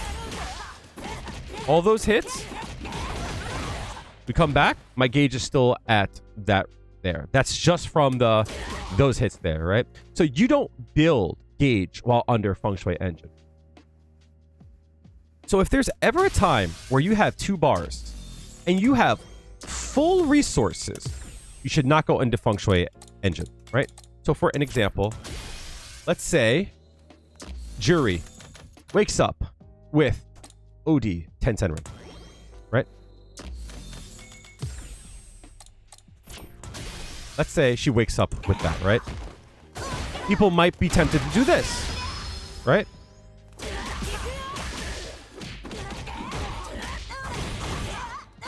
Like, that does a lot of damage, right?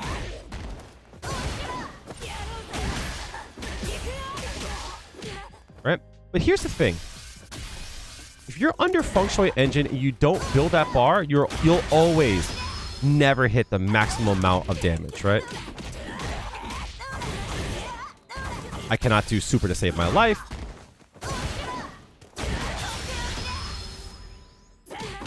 Something like this, right? I cannot do... Oh, I don't have super, of course, right? That makes sense. But let's say we knock down, we do this.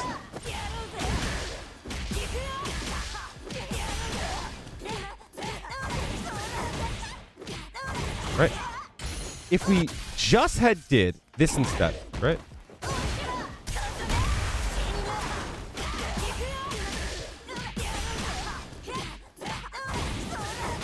There's our 3rd bar. You see? Let's turn 3 here, right? Let's show. Let's show.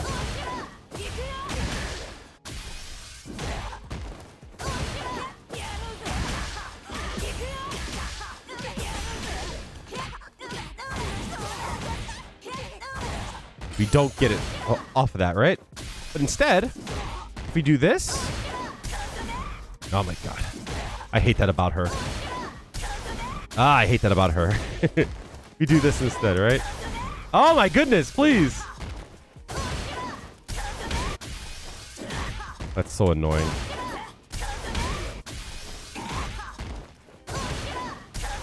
There we go. Cool, right? There we go.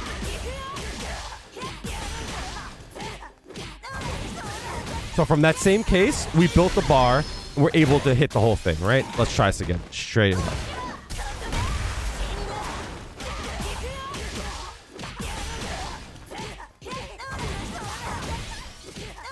There we go, right?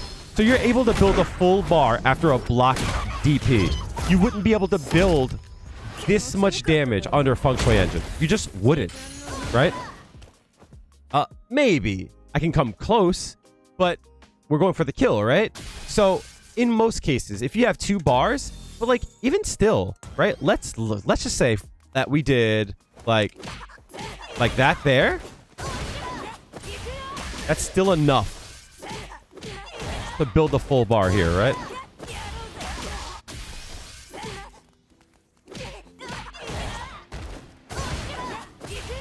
There it is.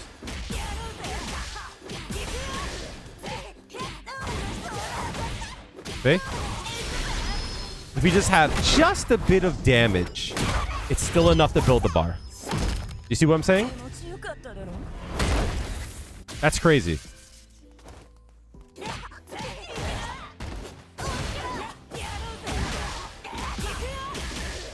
This is damage that we could not access under a Feng Shui Engine. So I'm not trying to say not to use Feng Shui Engine. I'm saying knowing when to use it is important. If you're close to the level 3, I think you should hold off on it, right? So when do we use Feng Shui Engine? Well, I would recommend using Feng Shui Engine earlier in the match, right? So what I mean to say by that is, let's say we have like 1 bar, right? We have 1 bar, we have our resources, and that's when they do it. And like something like that might be good, right? Right? Try this again. Oh my goodness. Oh, I don't have the 2 bars. Duh. Right? Well, that was dumb of me. So if it's the start of the match, right? Then I would say to do it. And the reason why I say to do it here and not the other situation is because you get access to safe jumps. See?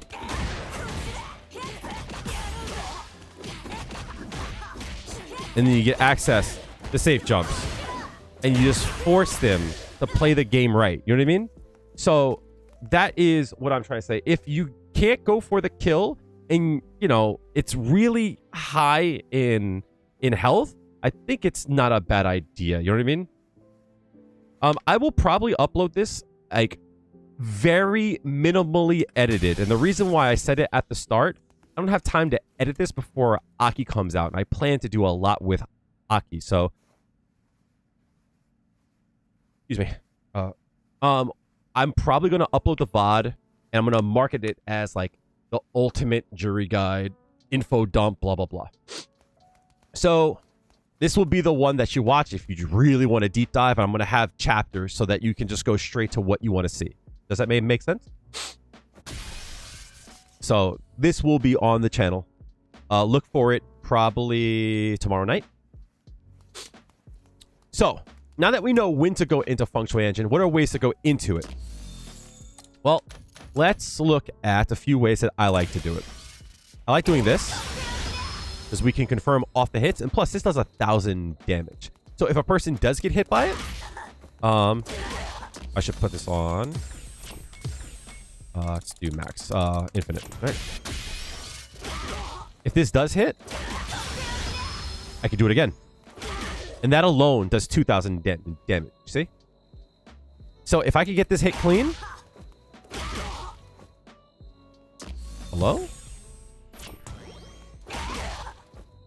Hello? If I could get that clean... Cool. Oh, it's on a standard. That's why. Duh. right? And then from here, I might do like this, right? So this combo does 3,900, almost 4,000 damage, right? And I use that combo specifically because it goes into a safe jump, right? So Juri here has to respect this, right?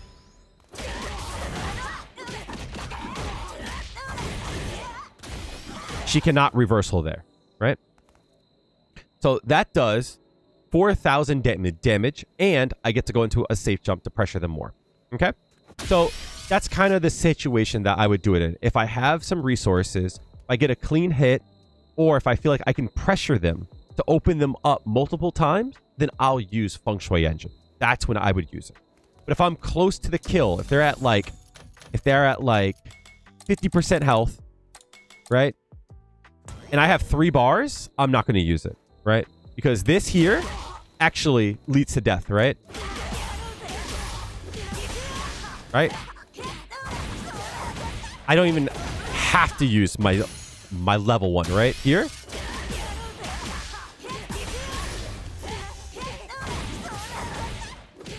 Right? That does a lot of damage, right?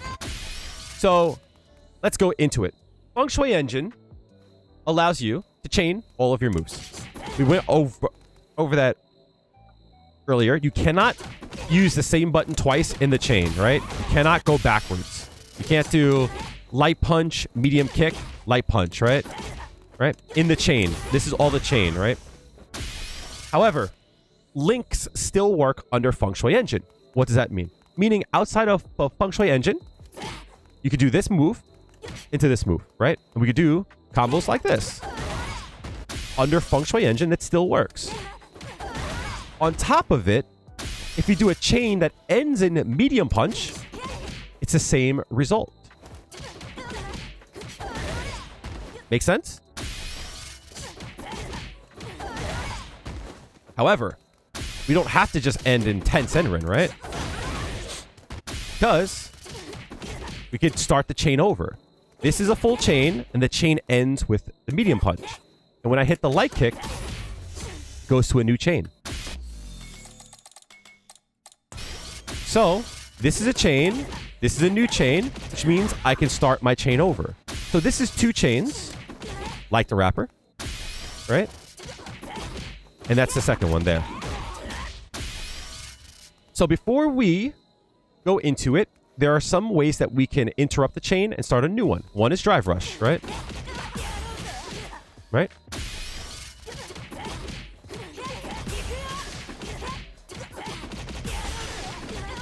I know that looks like a lot, but 1 chain, new chain, second chain, right?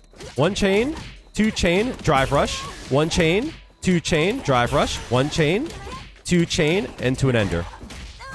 That probably makes a little bit more sense. Of course, I would never use that combo because that barely did 2,000. So, the way that I look at Feng Shui Engine and how to structure the combos are specifically based around 2 things. 1, function, and 2, damage, right? When it comes to damage, there's certain moves that just do more damage for the button press. So, I can only hit light punch once in a chain. So, light punch and crouching light punch are both options, but they both do the same damage. So, damage is not an option.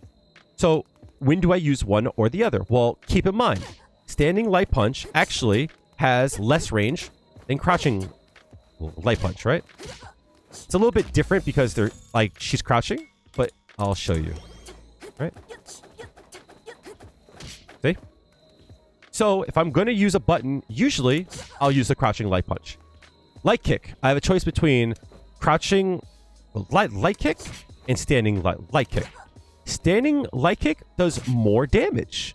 So anytime that I can do so, I'm going to use a standing light kick. And standing light kick is probably the most important button in Feng Shui Engine because it allows her to start a new chain. This is a chain, that's a new chain, right? New chain starts a new chain. And a lot of buttons will just whiff here, you see? See? So only the standing light kick works. So in my point of view, this is the most important button. So anytime that I can, I press this button here. The only time that I don't use this button is if I need to do a specific spacing, right? So something like this here.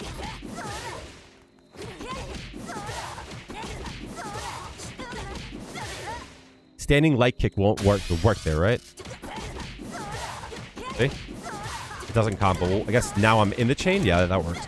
But this is more consistent. Right? So, extreme. I will explain that combo in a second, right?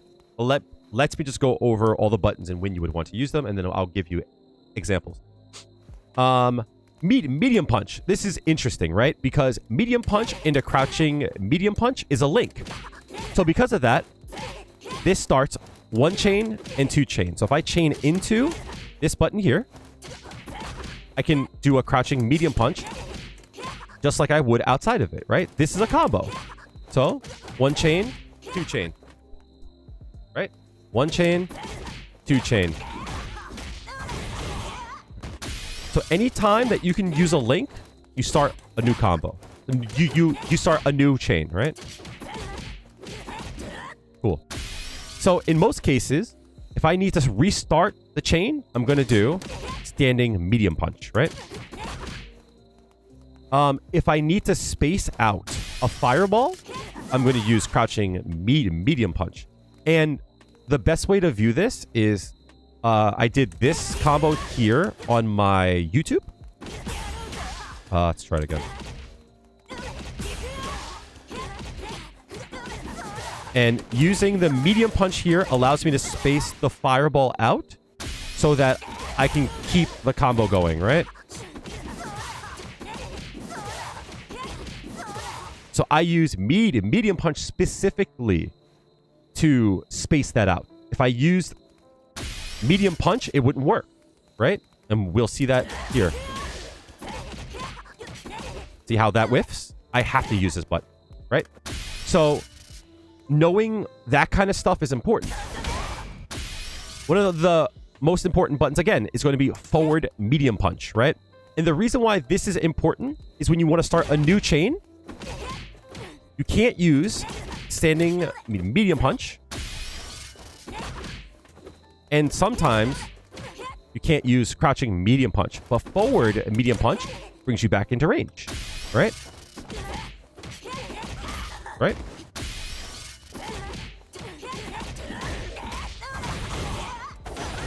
So these 2 buttons, mega important, right? Doing medium punch to light kick, super important. But medium punch into light kick and then forward medium punch allows us to keep the combo going, right? So if there's ever a time where I'm doing a restring, light kick, forward medium punch, that's the way to go, right? I can use light kick, medium kick, but when I get to the kicks, I'm going to show you why that's not ideal, right? Let's get into it now. When do I use crouching medium kick, standing medium kick, or I guess in this case, forward medium kick, but we really wouldn't use that button. So when would I use this button or this button in a string, right? Do I do that or do I do this, right? There's a very easy way to tell. First things first, you technically have 3 options. Crouching medium kick, far medium kick that it hits once, or close medium kick where it hits twice. If you get both hits of the medium kick, you get 700 damage. Important to know, when you chain into a button, the values change too, right? So they give you less damage if you chain into a button, right?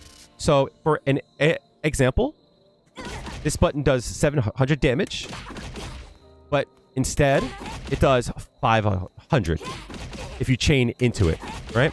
And then of course there's damage scaling. So keep that in mind as well, right? So, but let's just talk about damage as a whole, right? This does 700, far only does 3, right? So anytime that you want to hit the close variant. So something like this, right? Cool. But would you use this one instead? Well, close medium kick does 700 damage. Crouching medium kick does 500. So the order of priority goes, if you can hit medium kick and it doesn't mess with spacing, use that button, it does more damage. If you cannot use medium kick because it screws up spacing like this, so like this here, I guess that still works, right? See how you can't do that string there? See how it sometimes drops? Instead, you might want to use crouching, because this does more damage than the far variant. So there's some times where a string will leave you too far away. So for an example, let's do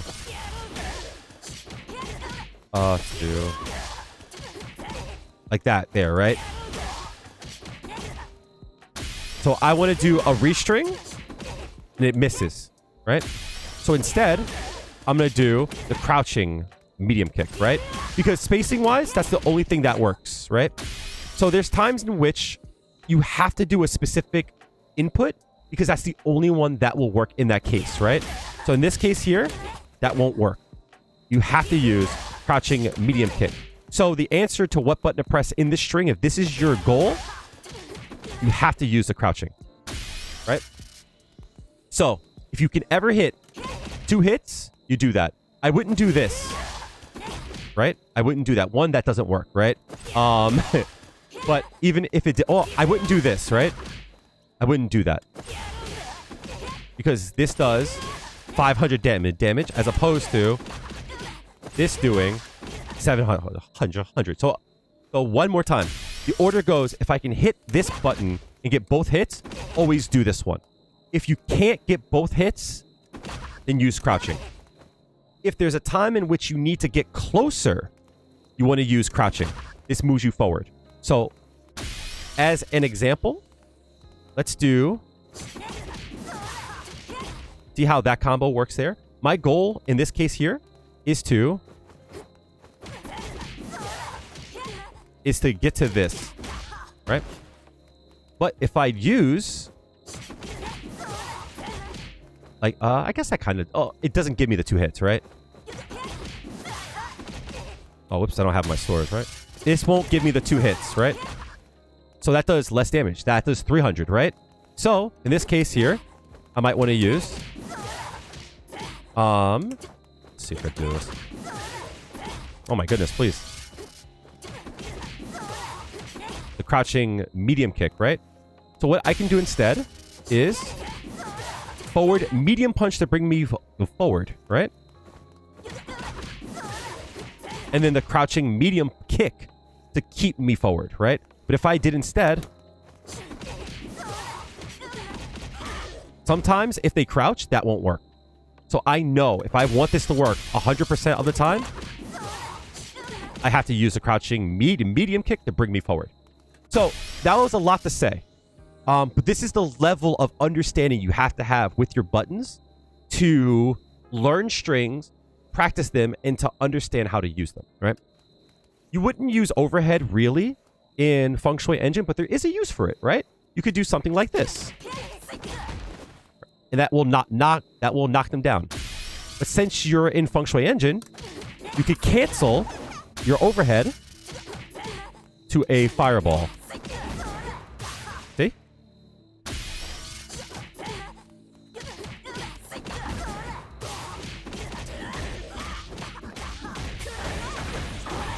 See? Well, Kale, what happens if they block? Interesting. You still get in, right? You stay in. If you don't have a store, you can always cancel to a store, right? And now you have a store for your next engagement. So sometimes you want to keep someone honest and you just want to do something like that, right? Heavy punch. Heavy punch is a very interesting case. So remember, if you can chain into a crouching heavy punch, not only does crouching heavy punch do more damage, but it allows you to jump cancel, right? So something like this here works. So if you're in the corner, a lot of times I'll say do the crouching heavy punch. It does more damage and allows you to jump cancel into an air string. Cool. If you're middle of the screen, I don't like doing combos like this, right? Because they're so far away, you get less damage and it's finicky trying to get the jumps, right? So instead, what I like to do, if I'm in the middle of the screen, I'll end my combo with a standing hard punch. Go Osatsu, and then do the 10 Senrin, right? So if I'm in the middle of the screen, I'll end my combo with the regular hard punch, right? Like that. If I'm in the corner, I'll end it with crouching hard punch. That's usually how I view it. I wouldn't really use forward hard punch. I haven't really found a use for it other than like something like that in the corner, but I also wouldn't do that. I don't really like forward hard punch under Feng Shui Engine. It's finicky, and you just get better options off of that or off of this. Does that setup only work with backdashes? If they get up and they don't, if they recover in place, see how it whiffs? But here's the thing, right? You could dash into them and force them into it. If they mash jab, then yes, they will beat you out, right? But the whole point is like they shouldn't be so bold, right? To mash jab there, right? Most people won't, right? Most people will just block it out, and then you could shove them into it, right? Right?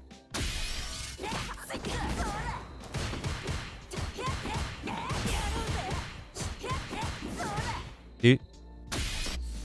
All right. So, heavy kicks.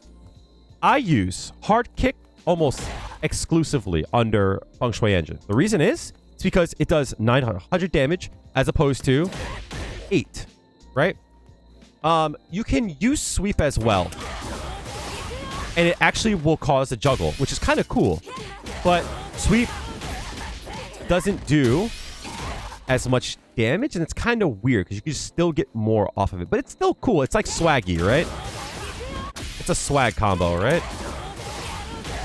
Right? So that's kind of cool. I think it also works like there as well, too, right? Okay. So almost exclusively, I will use hard kick. Now, the times in which I will not use hard kick are times in which I want to space it out. So, remember when I said, if you use a heavy attack under Feng Shui Engine, it causes a launcher? And if you fast forwarded to this, I talked about that earlier. So, if you chain into a hard attack, it causes a launcher, right?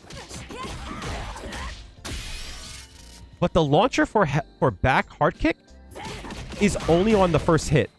If you can find some way that the second hit hits only, like that, it doesn't do a launcher. Why this is important. Let's say you want to do this string here, and you want to use Enkensatsu, right? Sometimes you can do that, right? You can do Sai into Enken, right? Sometimes you can't, right? A more safe way is to do this. And then you can get back in there, right? Right? So anytime where I want to extend the combo, I'm going to use back hard kick there. And I want to space my back hard kick so that the first hit doesn't hit like that, right? Now, I'm going to do the same string, chat. Like, just like that, right? Same hits, right? But there's going to be a trick to making sure the back hard kick only hits once, and we'll talk more about that, right? So those are times in which I would opt to not use back hard, the regular hard kick, right? Those are times where I wouldn't use the hard kick, where I want them to stay grounded, right? So now that we've gone over when we would use all the buttons, let's start to make some combos, right? So the way that I want to explain this is I'm going to explain Feng Shui Engine in shells. What are shells? Shells are little clumps of combos and strings that we can string together. We can like have canned responses and put them in different spots, right? So the first one I want to show you is going to be the simplest one. I teach everyone this first. This is going to be a bread and butter. It's going to be forward medium punch, medium kick, hard punch, right? The basic, right? This is the first combo I think everyone should learn. The reason why this is the first combo I think everyone should learn, this combo starts off with forward medium punch. This also is what we use after Enkensatsu, right? So outside of it, we would do this. But since we're inside of a Feng Shui Engine, we can do this.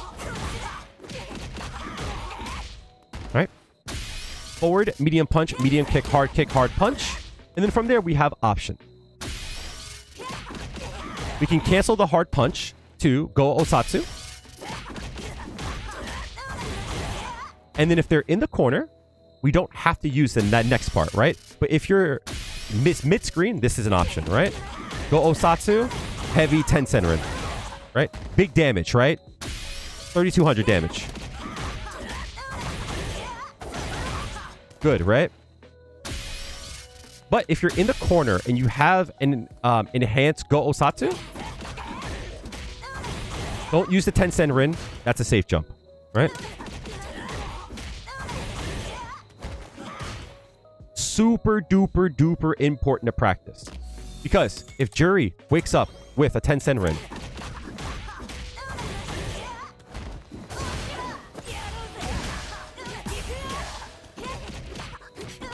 right? Huge, right? Let's say I did 3,400.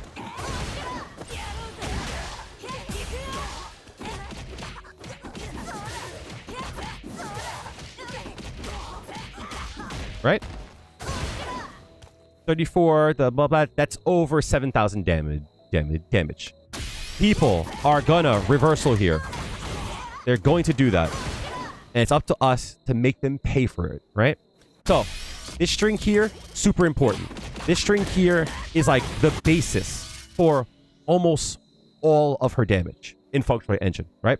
So, what happens if we're in the corner? You also have the option, instead of doing forward, medium punch, medium kick, standing, heavy punch, like this here, instead, we could do forward, medium punch, medium kick, crouching, heavy punch. What happens here? Starts a launcher.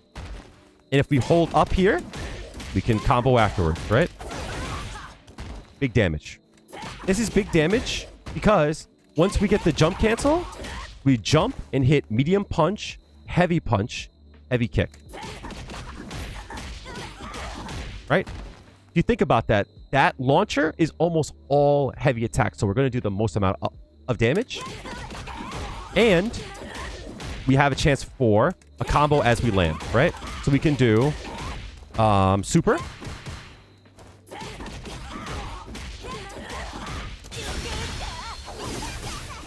Right? We have dive kick. Right? We have OD dive kick. Super. Right? We have options here. And this combo does a lot of damage. So, something like this. Try this again.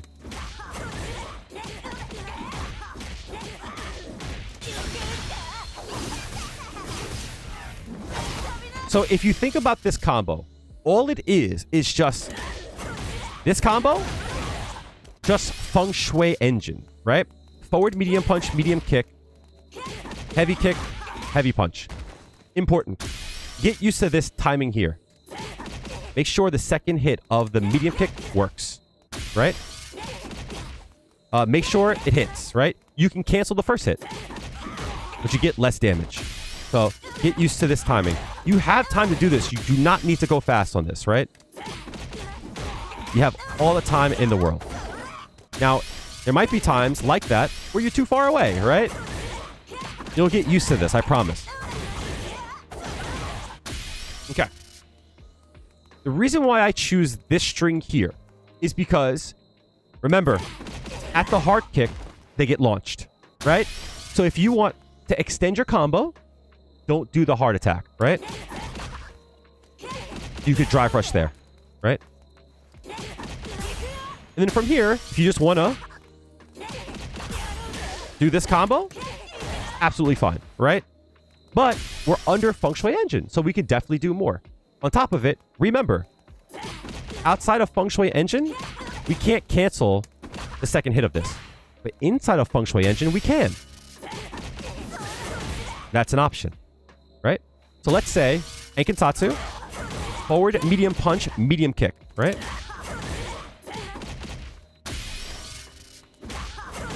Drive rush, right? Cool. Of course, we could do more there, right? But you could see this string here, we can start to deconstruct it, right? This is a shell that we can stop before the launch and get more out of it, you know? Or, if you want, instead, we could do that and then start over, right? We could do this. And then go into that first shell. So you see how we have this shell, and there's ways that we can play around with it, right? But once you get used to this, you'll understand they're grounded here. No longer grounded. So as long as they're grounded, we can drive rush, right? The second shell is a safe jump mid-screen. It is not mid-screen. I will show you one just now, right? The second thing that I want to show you is the mid-screen safe jump, right? What you're going to do is you are going to adjust this combo very slightly. So the combo I showed you was forward, medium punch, medium kick, hard punch. Instead, what we're going to do is do forward, medium punch, medium kick, crouching hard punch, and then hard kick. And then, once we hit the hard kick, we could cancel to heavy fuja. This is a safe jump.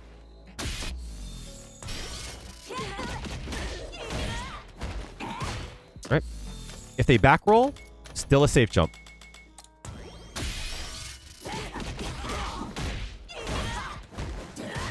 Just harder to hit, right? Okay.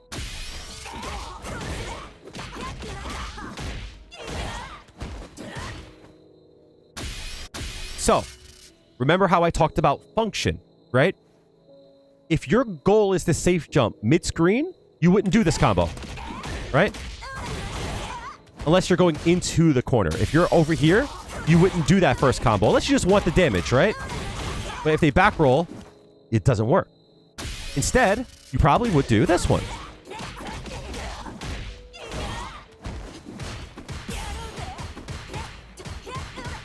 Right? So again, function, right? These are things that like you'll think about. This is another shell, right?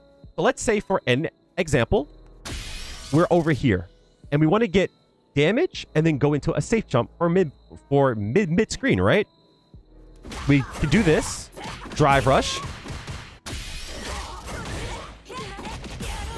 and then go into the next part, right? Safe jump. It doesn't work. I guess I'm too far away there? Yeah, we got it. Cool. So we have two shells, right? First shell, and we're going to drive rush early, right? First shell, drive rush early. And then from here, second shell. Let's see if I can do it right. Second shell. See? So we have two shells that we can play around with, right? Which is cool. The third shell I want to show you is, I should have shown you the first one, right? But it's going to be whatever you want into standing medium punch, right? So the reason why I say whatever you want, a common one that I use is crouching medium kick into medium punch, right? This is good because it starts low. We'll catch people trying to walk backwards. And afterwards, we can combo after it, right? Or this next string I'm going to show you. But you could also do crouching light punch, crouching light kick, crouching medium kick, standing light punch, right? Cool, right? It's the same thing. Different functions because you have two lows here, right? Low, low, medium punch, right? Something that I like to do on block is something like I showed you earlier. Let's do this one here. It's fine, right? I showed you this, right? Same thing, right?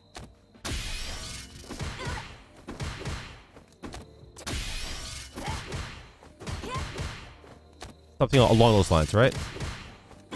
See?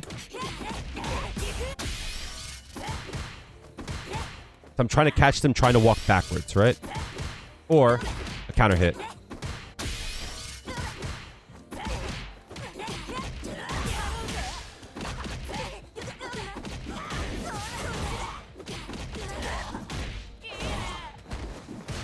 I'm sure you guys can start to recognize some of those shells, right? So this is good because it keeps you safe, right? This is the same thing. It just has two lows in it, right? So I'll use this and this interchangeably, right? I will use this when I want to flash and trash because technically that also works as well, right? There's no low here, but that does more damage. So when would I use either of them? If I want to flash and trash, I'll do this. Cool, right? If I want damage, I'll do this. Right? I'll do this on wake up when I want to check them, right? See if they want to walk forward. But this is why I talk about control, right? It's because like you have to like be able to input down, not down, forward, back. It's a lot of inputs, right? But with practice, you can get it. The next shell I want to show you is one of the most important shells, right? It is going to be light kick, forward medium punch, medium kick, hard punch, right? Now, the ending is exactly like the one I showed you. The forward medium punch, medium kick, hard punch, right? In fact, if you look at it, it's the same string, just with light kick in front, right? It's the same string. But the reason why we put the light kick in front is because in times where we would use the third shell that I showed you, this one here, this is the connector, right? So, and then that first combo that I showed you, safe jump in there, right? If we're in the corner, same one, crouching hard punch instead. So the first one I showed you is the same exact one, except we just put the light kick in front, right? So if we look at this shell here and the last shell I showed you, we're plus here, and we could keep our combo going.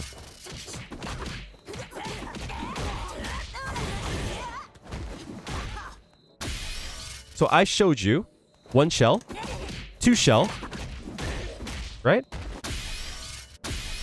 And from that, again, we could stop in between and then drive rush afterwards. But at this point, I've shown you guys 50% of what I know in Feng Shui Engine, right?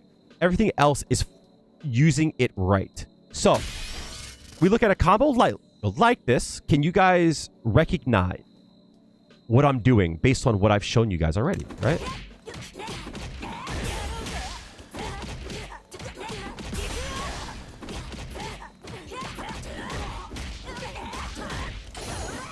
Right? I've shown you guys a majority of what I know. So let's go back, right? If we do this string here into light kick, we restart the chain, which means we get to combo again, right? I call this a restring. Because you can't go backwards in your string, but if you stop the combo, there's points where you can restart the string. Right? Like that. Or a drive rush, right? Restring. Restring. Restring. Right? So these are the ones that I showed you. Forward, medium punch, medium kick, hard punch. Which you can also do in the corner. Instead of hard punch, do crouching hard punch. I showed you all. This string here, anything into medium punch. Or medium punch. Or medium punch. And then I showed you the restring. Right? This one here. But this combo here, the same as the first. It just has a light kick. Because you have to use a light kick after the medium punch to restring. Okay. So, what are some other things to know about Feng Shui Engine? I showed you using back hard kick in the corner. Hitting the first hit, hitting the second hit only, right? Because if the first hit connects, it causes a launcher. Right? There's a trick to do this. There is a trick to do this. Same exact buttons. You do not have to press buttons the earliest possible. So, there are ways to create artificial gaps in your string. So, if I want to do forward medium punch to medium kick, I can do that. Right? Or I could leave a very small gap in between, like that. What usually happens when I do this string here, first string, restring, and instead of doing hard kick here, I'll do back hard kick. If I time everything as fast as possible, I will always get the first hit of back hard kick. But if I leave a small pause after the forward medium punch, like that, Juri gets pushed out a bit. It's a very tight trick, and that's why that works, right? That small pause in between these two buttons there, this button and this button, allows Juri to move back a bit and causes the first hit to whiff. And then it allows for that string to work. Pause after forward to medium punch, and then the first hit of back hard kick won't connect. This is a slight damage nerf, but the reason why we do it is it leads to more overall damage.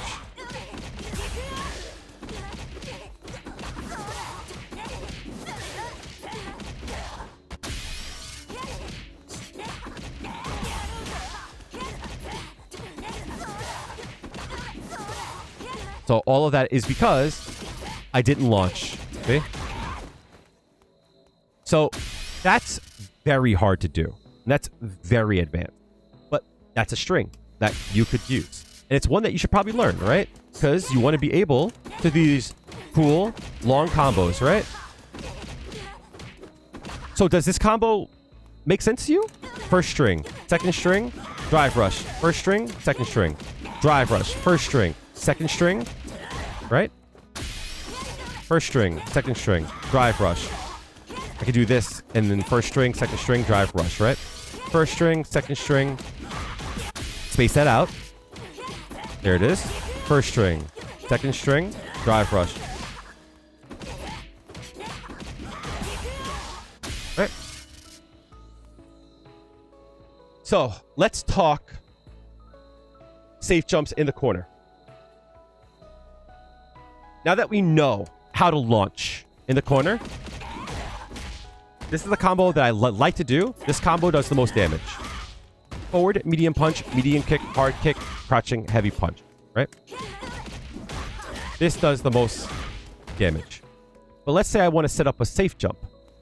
After the launch, if I do light kick, medium punch, medium kick, dive kick, only one hit, this sets up a safe jump. Right? Juri cannot wake up with 10 cent in here.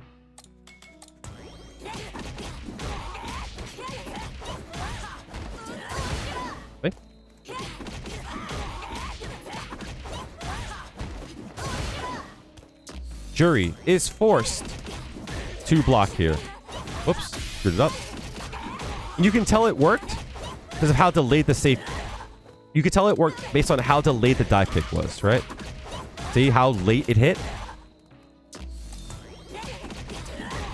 Reversals will not work here, except for JP's Amnesia. JP's Amnesia. Marisa's counter. Those will not work. She can't super. She can't OD reversal. She cannot do any of that, right? Which is nice. So, let's say we're mid-screen and we got the combo, right? Drive rush. Can push to the corner. Safe jump. Cool. Right? So if my goal is to safe jump and use this launcher here,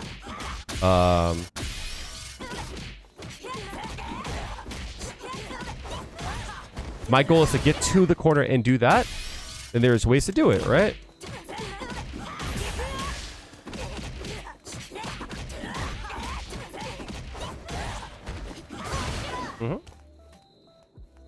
So Extreme just said that you notice it scales a lot.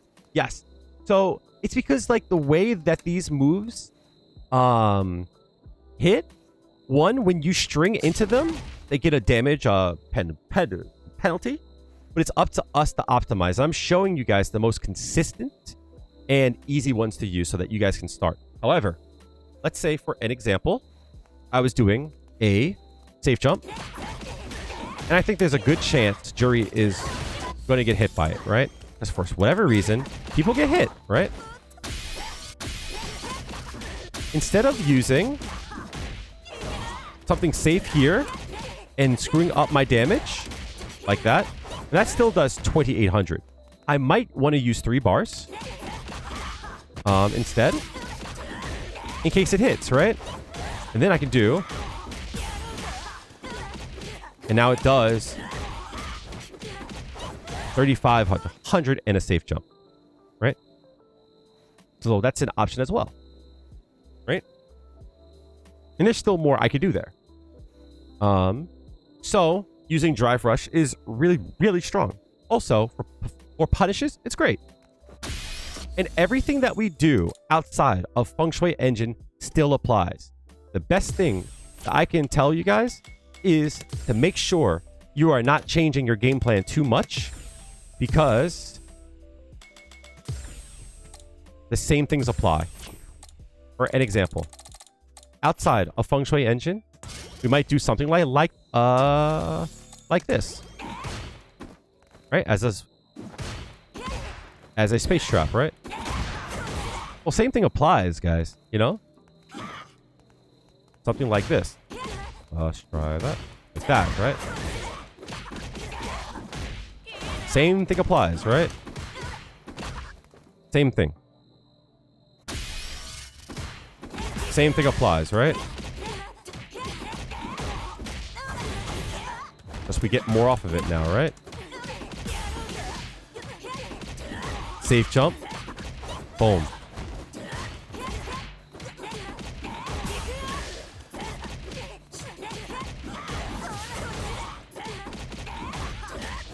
It's the same ideas, but instead we're using different combos. That's all it is, right? So let's go over what we have done, right? We have learned a block string like that, right? And if they want to throw out a button here, they cannot, right? And we could use that string that we just did, right? Let's say they block it, right? Let's say they just block the whole thing, right? Just stay safe, right?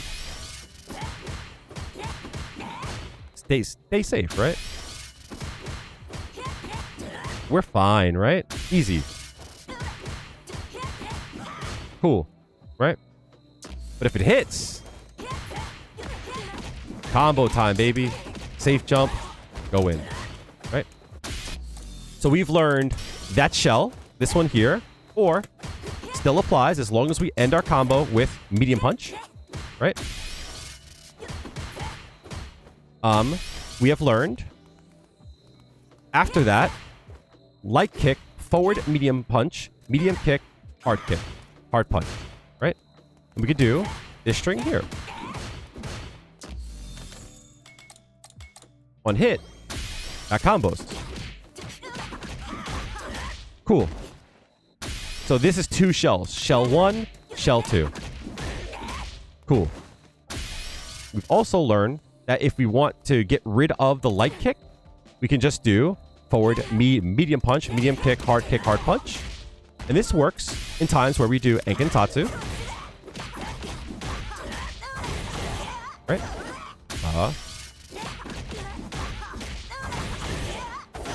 Right? We've also learned this combo here, which is our damage combo. And since we've already mastered meaties, right? We could set that up too, right?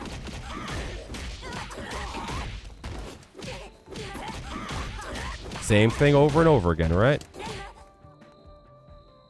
So, case in point, it doesn't end with the Feng Shui Engine.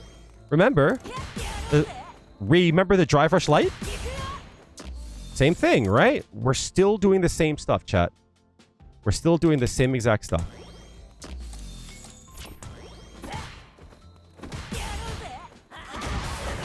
And then we use that same combo. Right? It doesn't have to stop there. Right? It doesn't have to just be all chain. You still play the same way. It's just the combos that you use afterwards. It's just a new set of combos. So,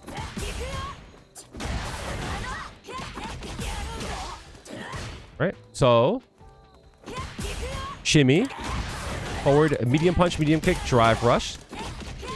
And we've seen these shells, right? We've seen those combos. It's just taking bits and parts of it. Okay.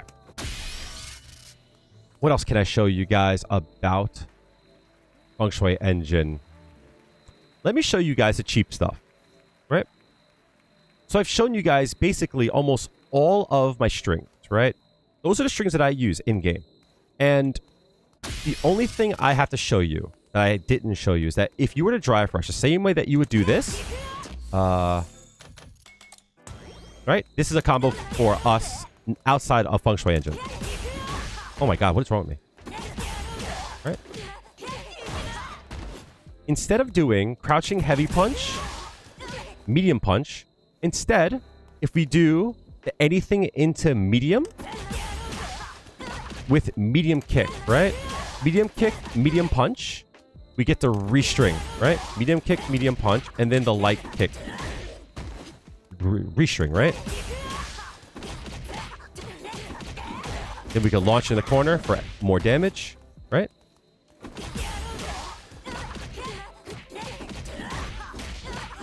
EX dive kick for damage. Super if we have it, right?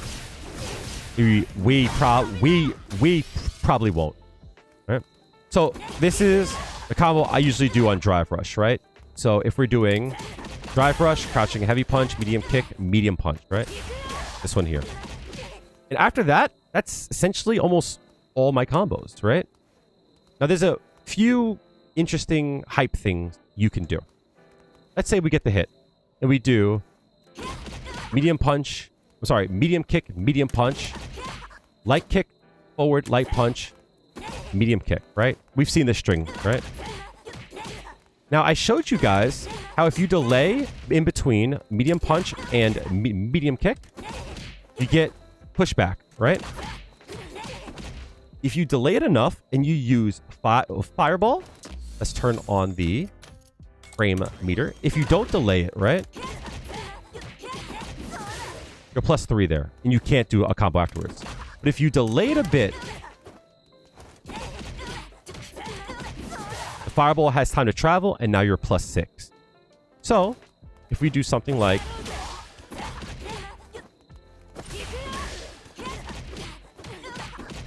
you can now combo after that as well, right? See? Delay? Oh, shit. This is a hard combo. Because you have to delay to the very last frame. So this one I go for only when I must, right? Only when I must. And I have a short where I'm like, I had to go for that. There it is. Right? So that one's hard to do, right?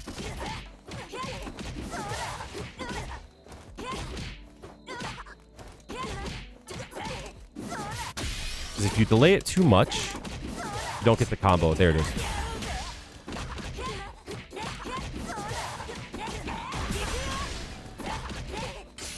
Right? Something along those lines, right? But again, you have to delay this button into that button and cancel this button into the fireball.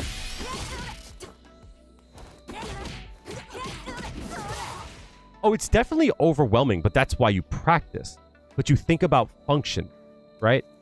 Like, my goal is to do this to check them. I got the hit, I can go with my combo, right? Shell 1, shell 2, right? So instead of something like, let's say they're blocking, right? Let's turn off reversal. If I do this, I'm +3. So technically, bump, 6 hits, right?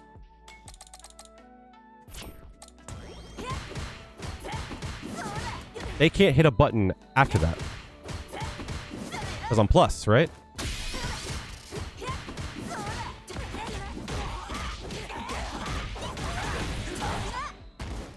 So again, this string here is the same exact string I've been showing you, right? It's this string here. But instead of doing the whole string, I just stop at the medium kick and force a fireball. Right?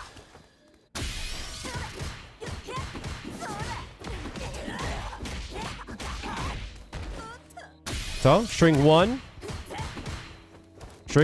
half a string 2, and then just go into the other string, right? String 2, you know? First string, anything into medium punch, and then it's the light kick string, right?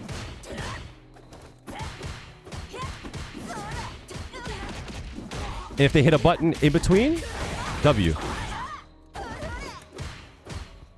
So anytime that they block a medium punch, they can't press a button afterwards, right?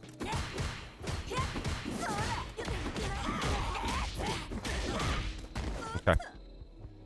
Let me show you the relaunch, right? This I call the desk combo, right? So there is a hidden aspect of Feng Shui Engine. When you combo this combo that I've shown you, you're doing 2 launchers. Because you're doing 2 launchers, you get less juggles. But what would happen if I do 1 launcher instead of 2, right? If I did something like this, right?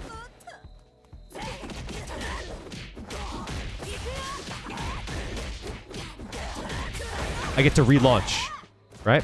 Since I don't use 2 heavy attacks like this here, that won't work now, right? See? If I only use 1 heavy attack and it's the Crouching Fierce,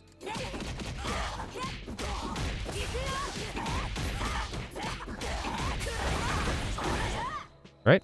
Cool. So, the way you would set this up is instead of doing forward medium punch, medium kick, crouching hard punch, hard kick, you just launch off the crouching heavy punch. Now, there's a trick to this. If you look at the way I hit it as high up as possible. You see? It missed there. This is hard, right? And then from here, I adjust, right? Do I hit it really high up? No. I'm going to try to do the crouching strong. I don't get it. I'm sorry, the crouching light punch. This is hard to do, right? I do this for swag, right? This is a swag combo.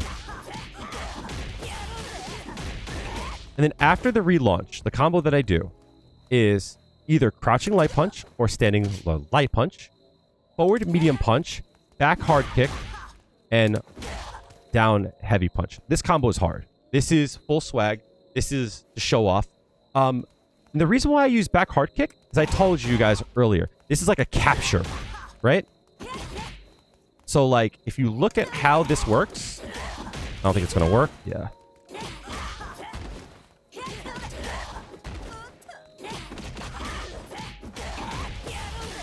It keeps them in place when I do the back hard kick, right?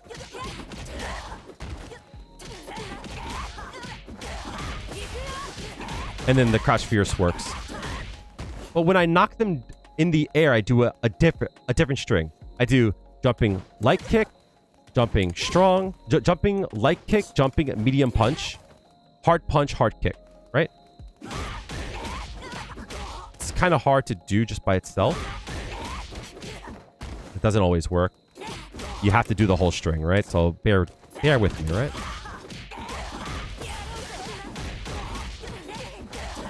And then dive kick. This one's tough, right?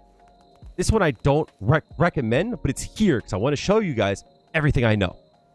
So in this case here, it is a delayed jumping medium punch, hard kick, right? You have to hit it really high up like that. And then you drive rush and then do a light punch. Like that. If you don't think you're high enough, you can just use the crouching light punch instead.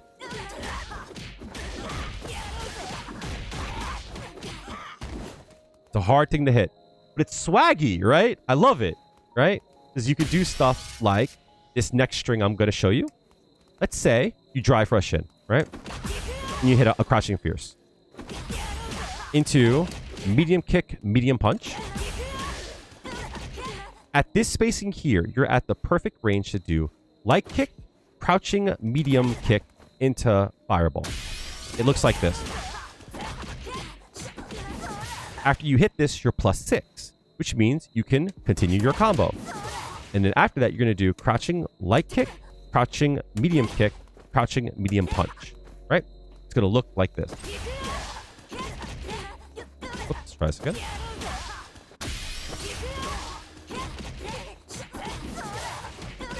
And then you can do it one more time. And now you're out of 5 fireballs. This is a loop. But this part here is non-negotiable. You have to do it in this order. I haven't found another one that works, right? Medium punch, right? And then go into light kick, crouching medium kick, fireball. And then from here, crouching light kick, crouching medium kick, crouching medium punch, fireball, and you do that twice. 1, 2. Right? That all combos. It uses all of your stores though, right? Try this again. I don't think that worked. Come on, please.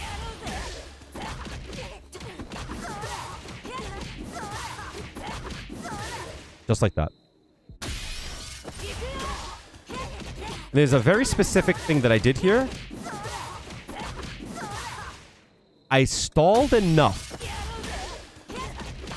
to get my drive gauge to regenerate. Right? That first bar. So now my drive gauge is full again.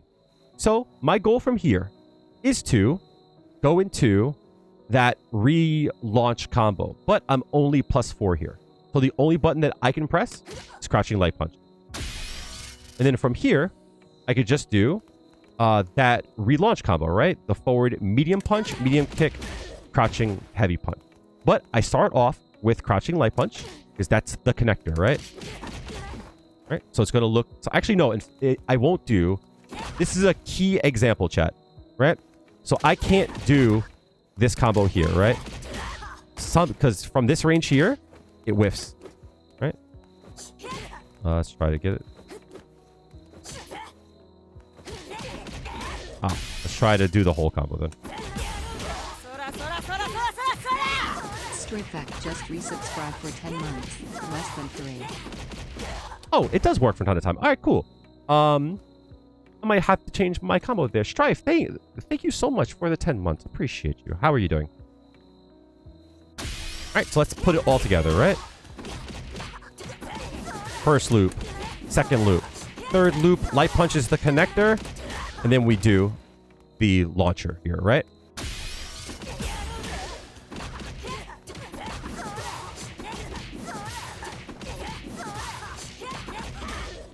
So what I like to do instead of doing the medium kick, this is a time where I will opt to do crouching because it brings me closer and makes the jumping strong a little bit easier.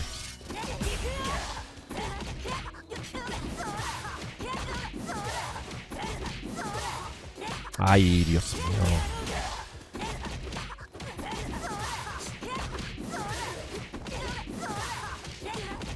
Then we relaunch, right?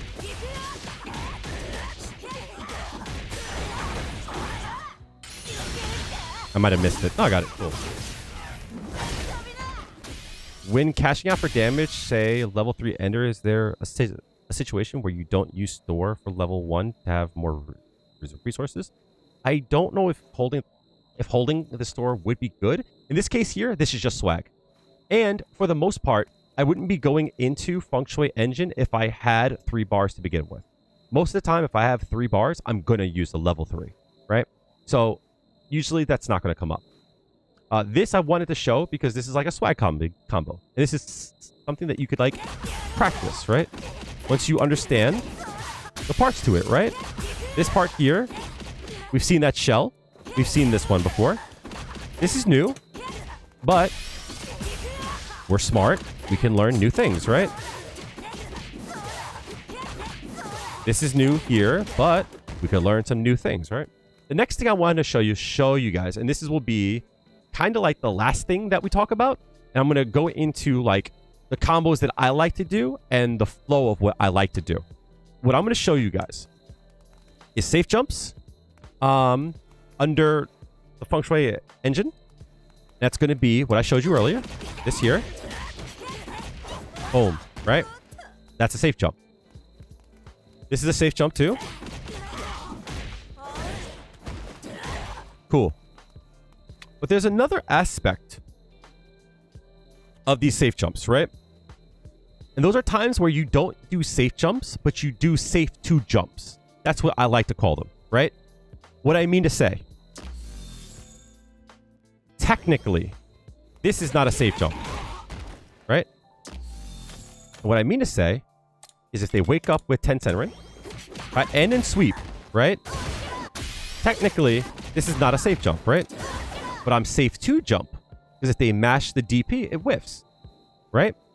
So if I were to ask you guys, you tried to jump it on me and that whiffed, wouldn't your next option be to block? Because you know that you can't use 10 centroid, right?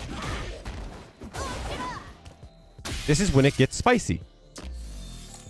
If your next guess is to just block here, you're going to walk into the next mix-up. That's double overheads, right? You have to block that standing up. You look like you're in good shape. Zeus the God underscore is not following. Thank you, Zeus. Glad to see you came through. Thanks for the follow, homie. Right? So if you block this, you have to deal with a double overhead. Now, well, Kale, can't I do a wake up? No. We just showed you cannot wake up here.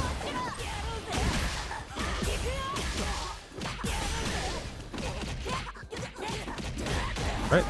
We just showed it, right? Cannot do that. Right?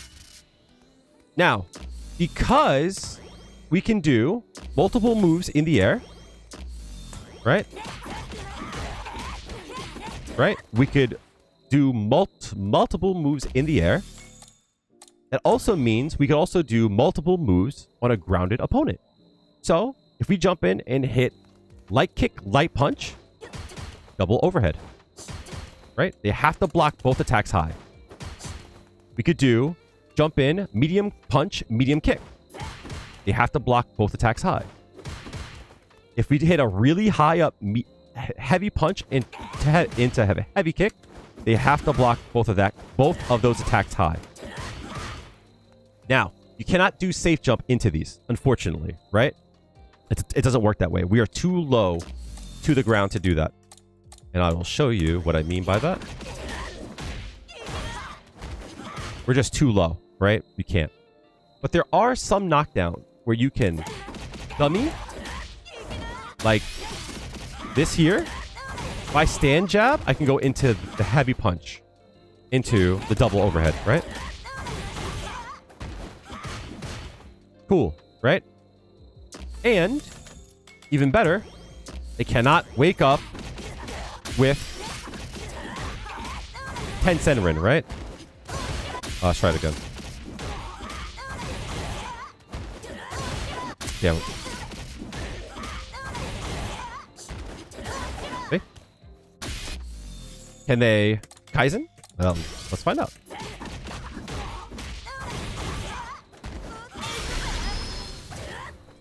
Okay. So this is not a safe jump. It's a safe 2 jump. Does that make sense? But what's crazier about it is that it also leaves them open for stuff like this. Which is wild. Right? So, let's talk about how this game hates Juri. Right? Let's have the dummy do this on me. And you will understand why this kind of stinks, but it's still good, right?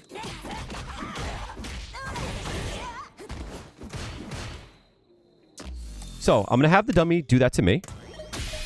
And I'm going to hold back, right? If I hold back and then down, I get hit, right? Because most people, when they block an air attack, they transition to a low guard, which the second hit will hit you. It's a double overhead, right? Now, to block this, I have to hold back twice, right? But what if I think Juri's going to do a cross-up? They can't do a cross-up in the corner, but what if I think they are going to do it, and I hold forward? I still block it. Right? I can block this holding forward. I don't know why. It's kind of not fair, but it is a thing, right? So, technically, we've heard of unblockables. This is an unhittable. Right? But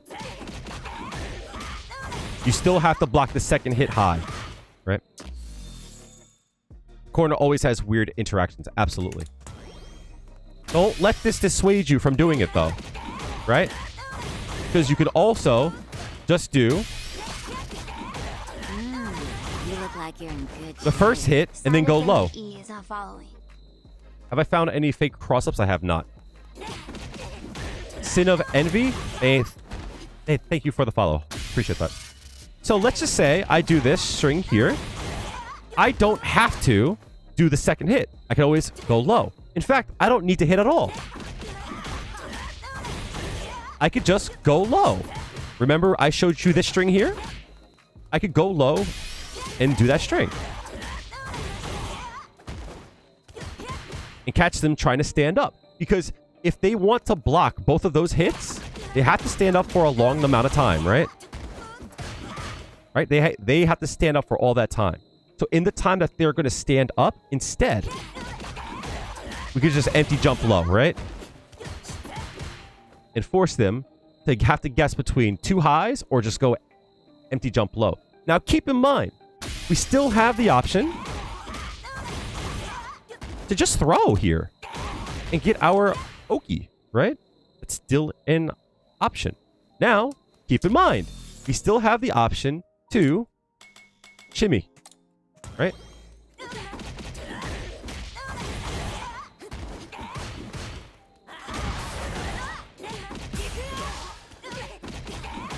Safe jump, force in the block, and like we can go back into it, right?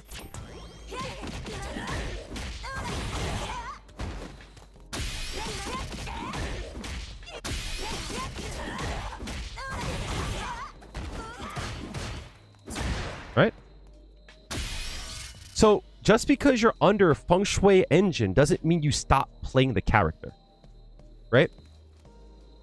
Think about this, right? I've shown you guys all of this Feng Shui Engine goodness, right? And everybody wants to do stuff like this, right? They're like, I want to go in, I want to make them block everything, right? I'm going to make them block all of this, and I'm going to go in, right? Unfortunately, drive reversal exists, right? Right? That does exist, right? So you have to watch out for it. But who's to say, right? Who's to say that you go in for your first interaction and you don't get it? So you drive rush. And what did I say at the very start of this 5-hour stream? Drive rush into jab is fucking cheap.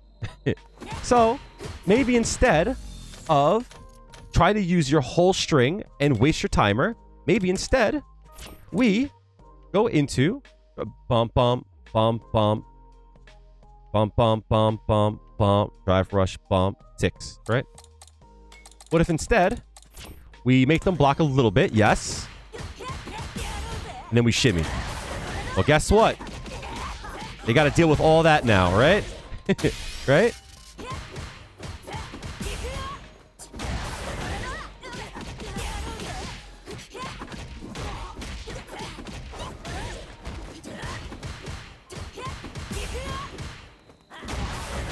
You see? It's the same thing.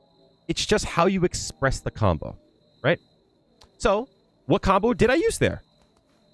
Low into medium punch, and then the light kick, bread and butter, right? And then just went into drive rush. I've shown you guys that combo, right? I've shown you guys that string. String 1, string 2. Boom. Dummy, hold that shit, right? These are all things. It's just where you place those strings. And you practice. And we practice one by one. So, let's look at another string, right? Let's say we get that, right? And we have a store. Double overhead time, baby. Right back into it, right? Boom. Shimmy. Right? String 1, drive rush, light, shimmy. No, let's try it. Let's try that again, right? Right?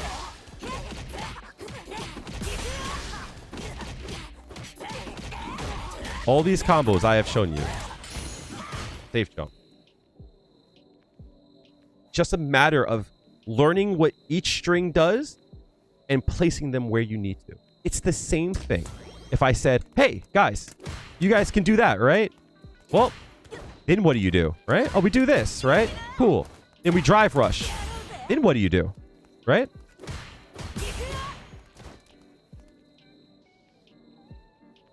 Sin of Envy says start with drive rush, forward heavy kick. Forward heavy kick's not an input. You mean heavy punch?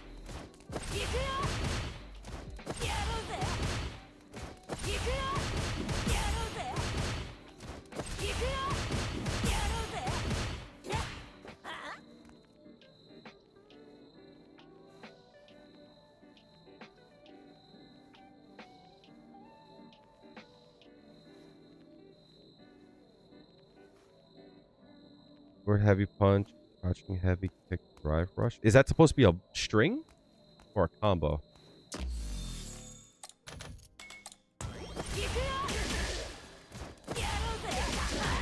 'Cause that ain't comboing, dog. Unless you mean this. But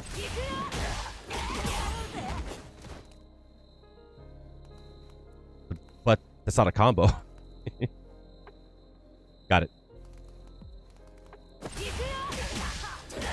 That's on a punish counter, though. Oh, yes. That is the max damage combo. Yes, I do know about that. Yep.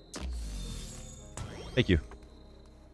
All right, so I've shown you guys safe jumps under Feng Shui Engine. I've shown you guys double overheads, right? I've shown you guys what strings I use. I'm going to show you guys now what combos I use, right? So let's say we're not under Feng Shui Engine and we get this clean hit, right? What I like to do is to do another forward hard punch into OD Ankensatsu, and then decide if I'm going to use more drive gauge. This does 4,000 damage. Really good combo, right? 2 bars. It sets us up for a safe jump, right?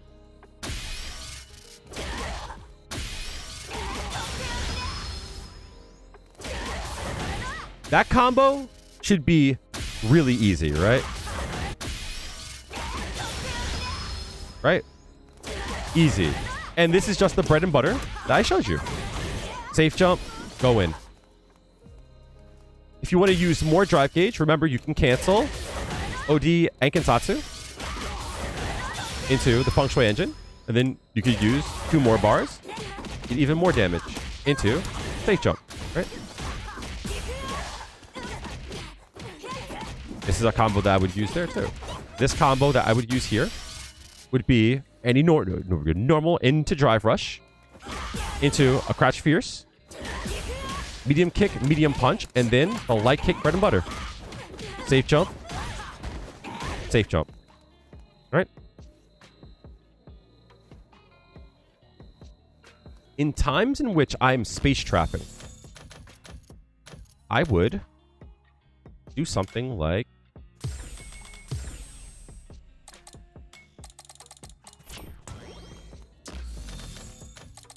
this, right? Like that, right? Now, we usually would have to drive rush it, right? Like that, right? Instead, now, you just cancel to it, right? Free damage. It's free real estate, right? If you want to drive rush, you can. Light, bread and butter. Safe jump. Boom. Low. Thanks. Appreciate that, Ghost. That means a lot. Right? So let's say here I did the safe jump, right? And they block it.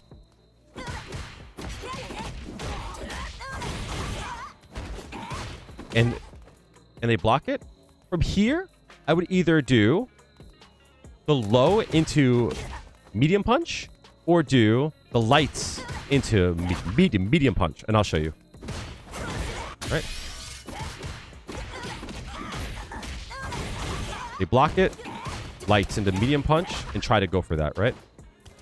Keep in mind, too, that you don't have to do things right as. So as you jump in, they have a lot of block stun here. So you can also delay it, right? So it would look like...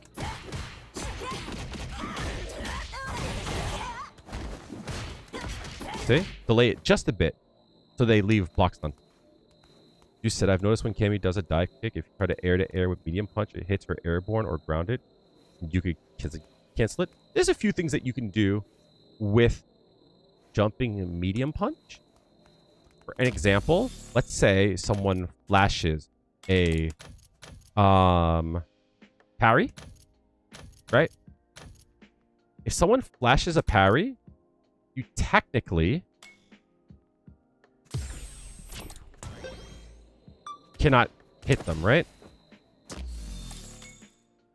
I'm going to flash a parry and then try to hit them, and they block, right? But parry still maintains that you have to block correctly. So let's say I parry and I hold back, right? You still get hit low, right? Because even though you can block, you're blocking incorrectly, right? But if I go mid, you just block it, right? It doesn't seem that way, but that's how it is. Likewise, if they flash a parry and you overhead, the same thing, right? Even though they're stuck in the animation, they're not blocking high, right? So it's a punish counter. But it gets even crazier because since they're stuck in standing animation, but the game still checks whether or not they're blocking high or low, that sounds like fuzzy guard, right?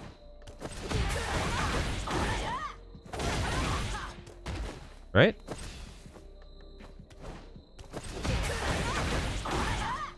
Because the game is still checking whether or not they're blocking high or low. Now, you might have seen the tech from Nemo that you can block after this, right? But you can't act here, which means they still get hit by DI. If you flash your parry, you cannot counter DI here. I'll show you what I mean. I'll flash and then spam the DI, right?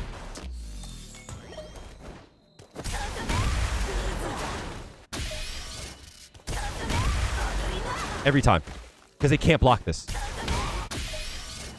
Right? Even if I parry and then spam block the DI and block, it doesn't matter. In fact, it's worse. Because you just get crushed anyway. Into a safe jump. Right? See? So, because you flash the parry, you still have to adhere to defending yourself properly, even if you're stuck in the animation. I learned that from an Australian friend of mine. Because he knows I like that shit, right? So last thing I want to show you guys is how to defend while you're doing Feng Shui Engine. All right. So, let's just say you're going up against old man, right? Old boy says, screw this, I'm going to drive reversal, right? You kind of have to guess when they want to drive reversal. Now, let's say you go really deep in your string. You kind of have to hold that, right? If you go deep in your string, you have to hold that. So if you're trying to look for a drive reversal, my tip to you, don't go too deep, right?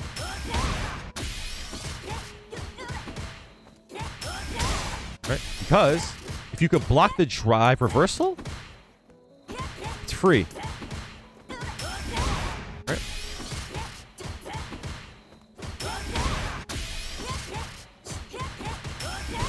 See?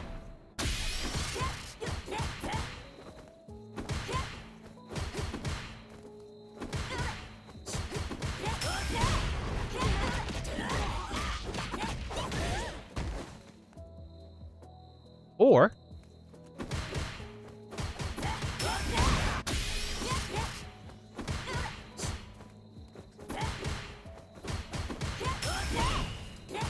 right. See?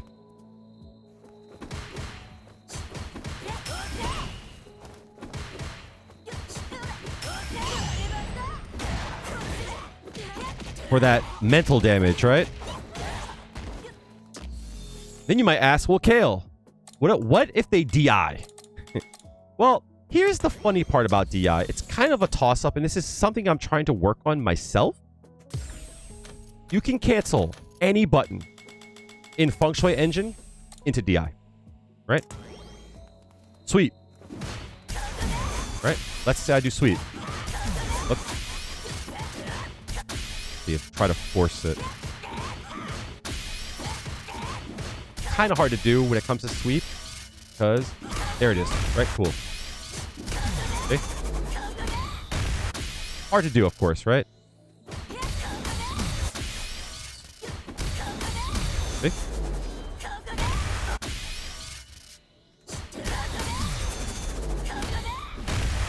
You want to get the dummy to drive reversal? Go to start. You go under dummy settings. You go under drive reversal. Go to active, and then you could set how many times you want it to block before it does drive reversal. Right? But anytime that you want to use Feng Shui Engine, they have to respect it. As long as you don't go too heavy in the string, right?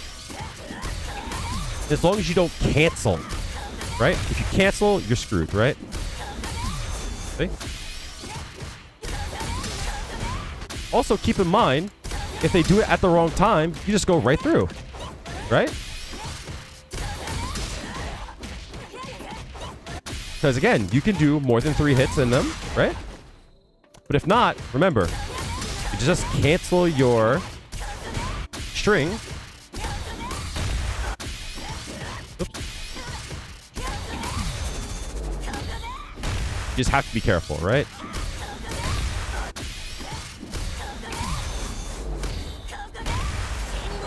So keep that in mind, that you should always have your hand ready to drive impact, because if they want to, you could always do that. Right? Cool, right?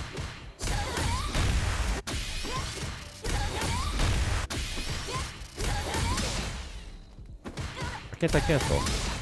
I can, right?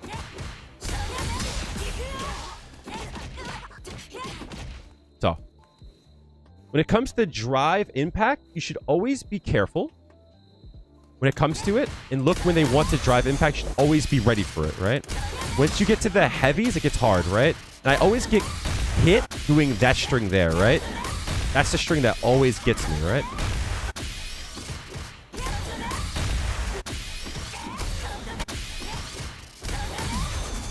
So instead of doing that, I should make sure I do something that is cancelable, right? Overhead, same thing, right?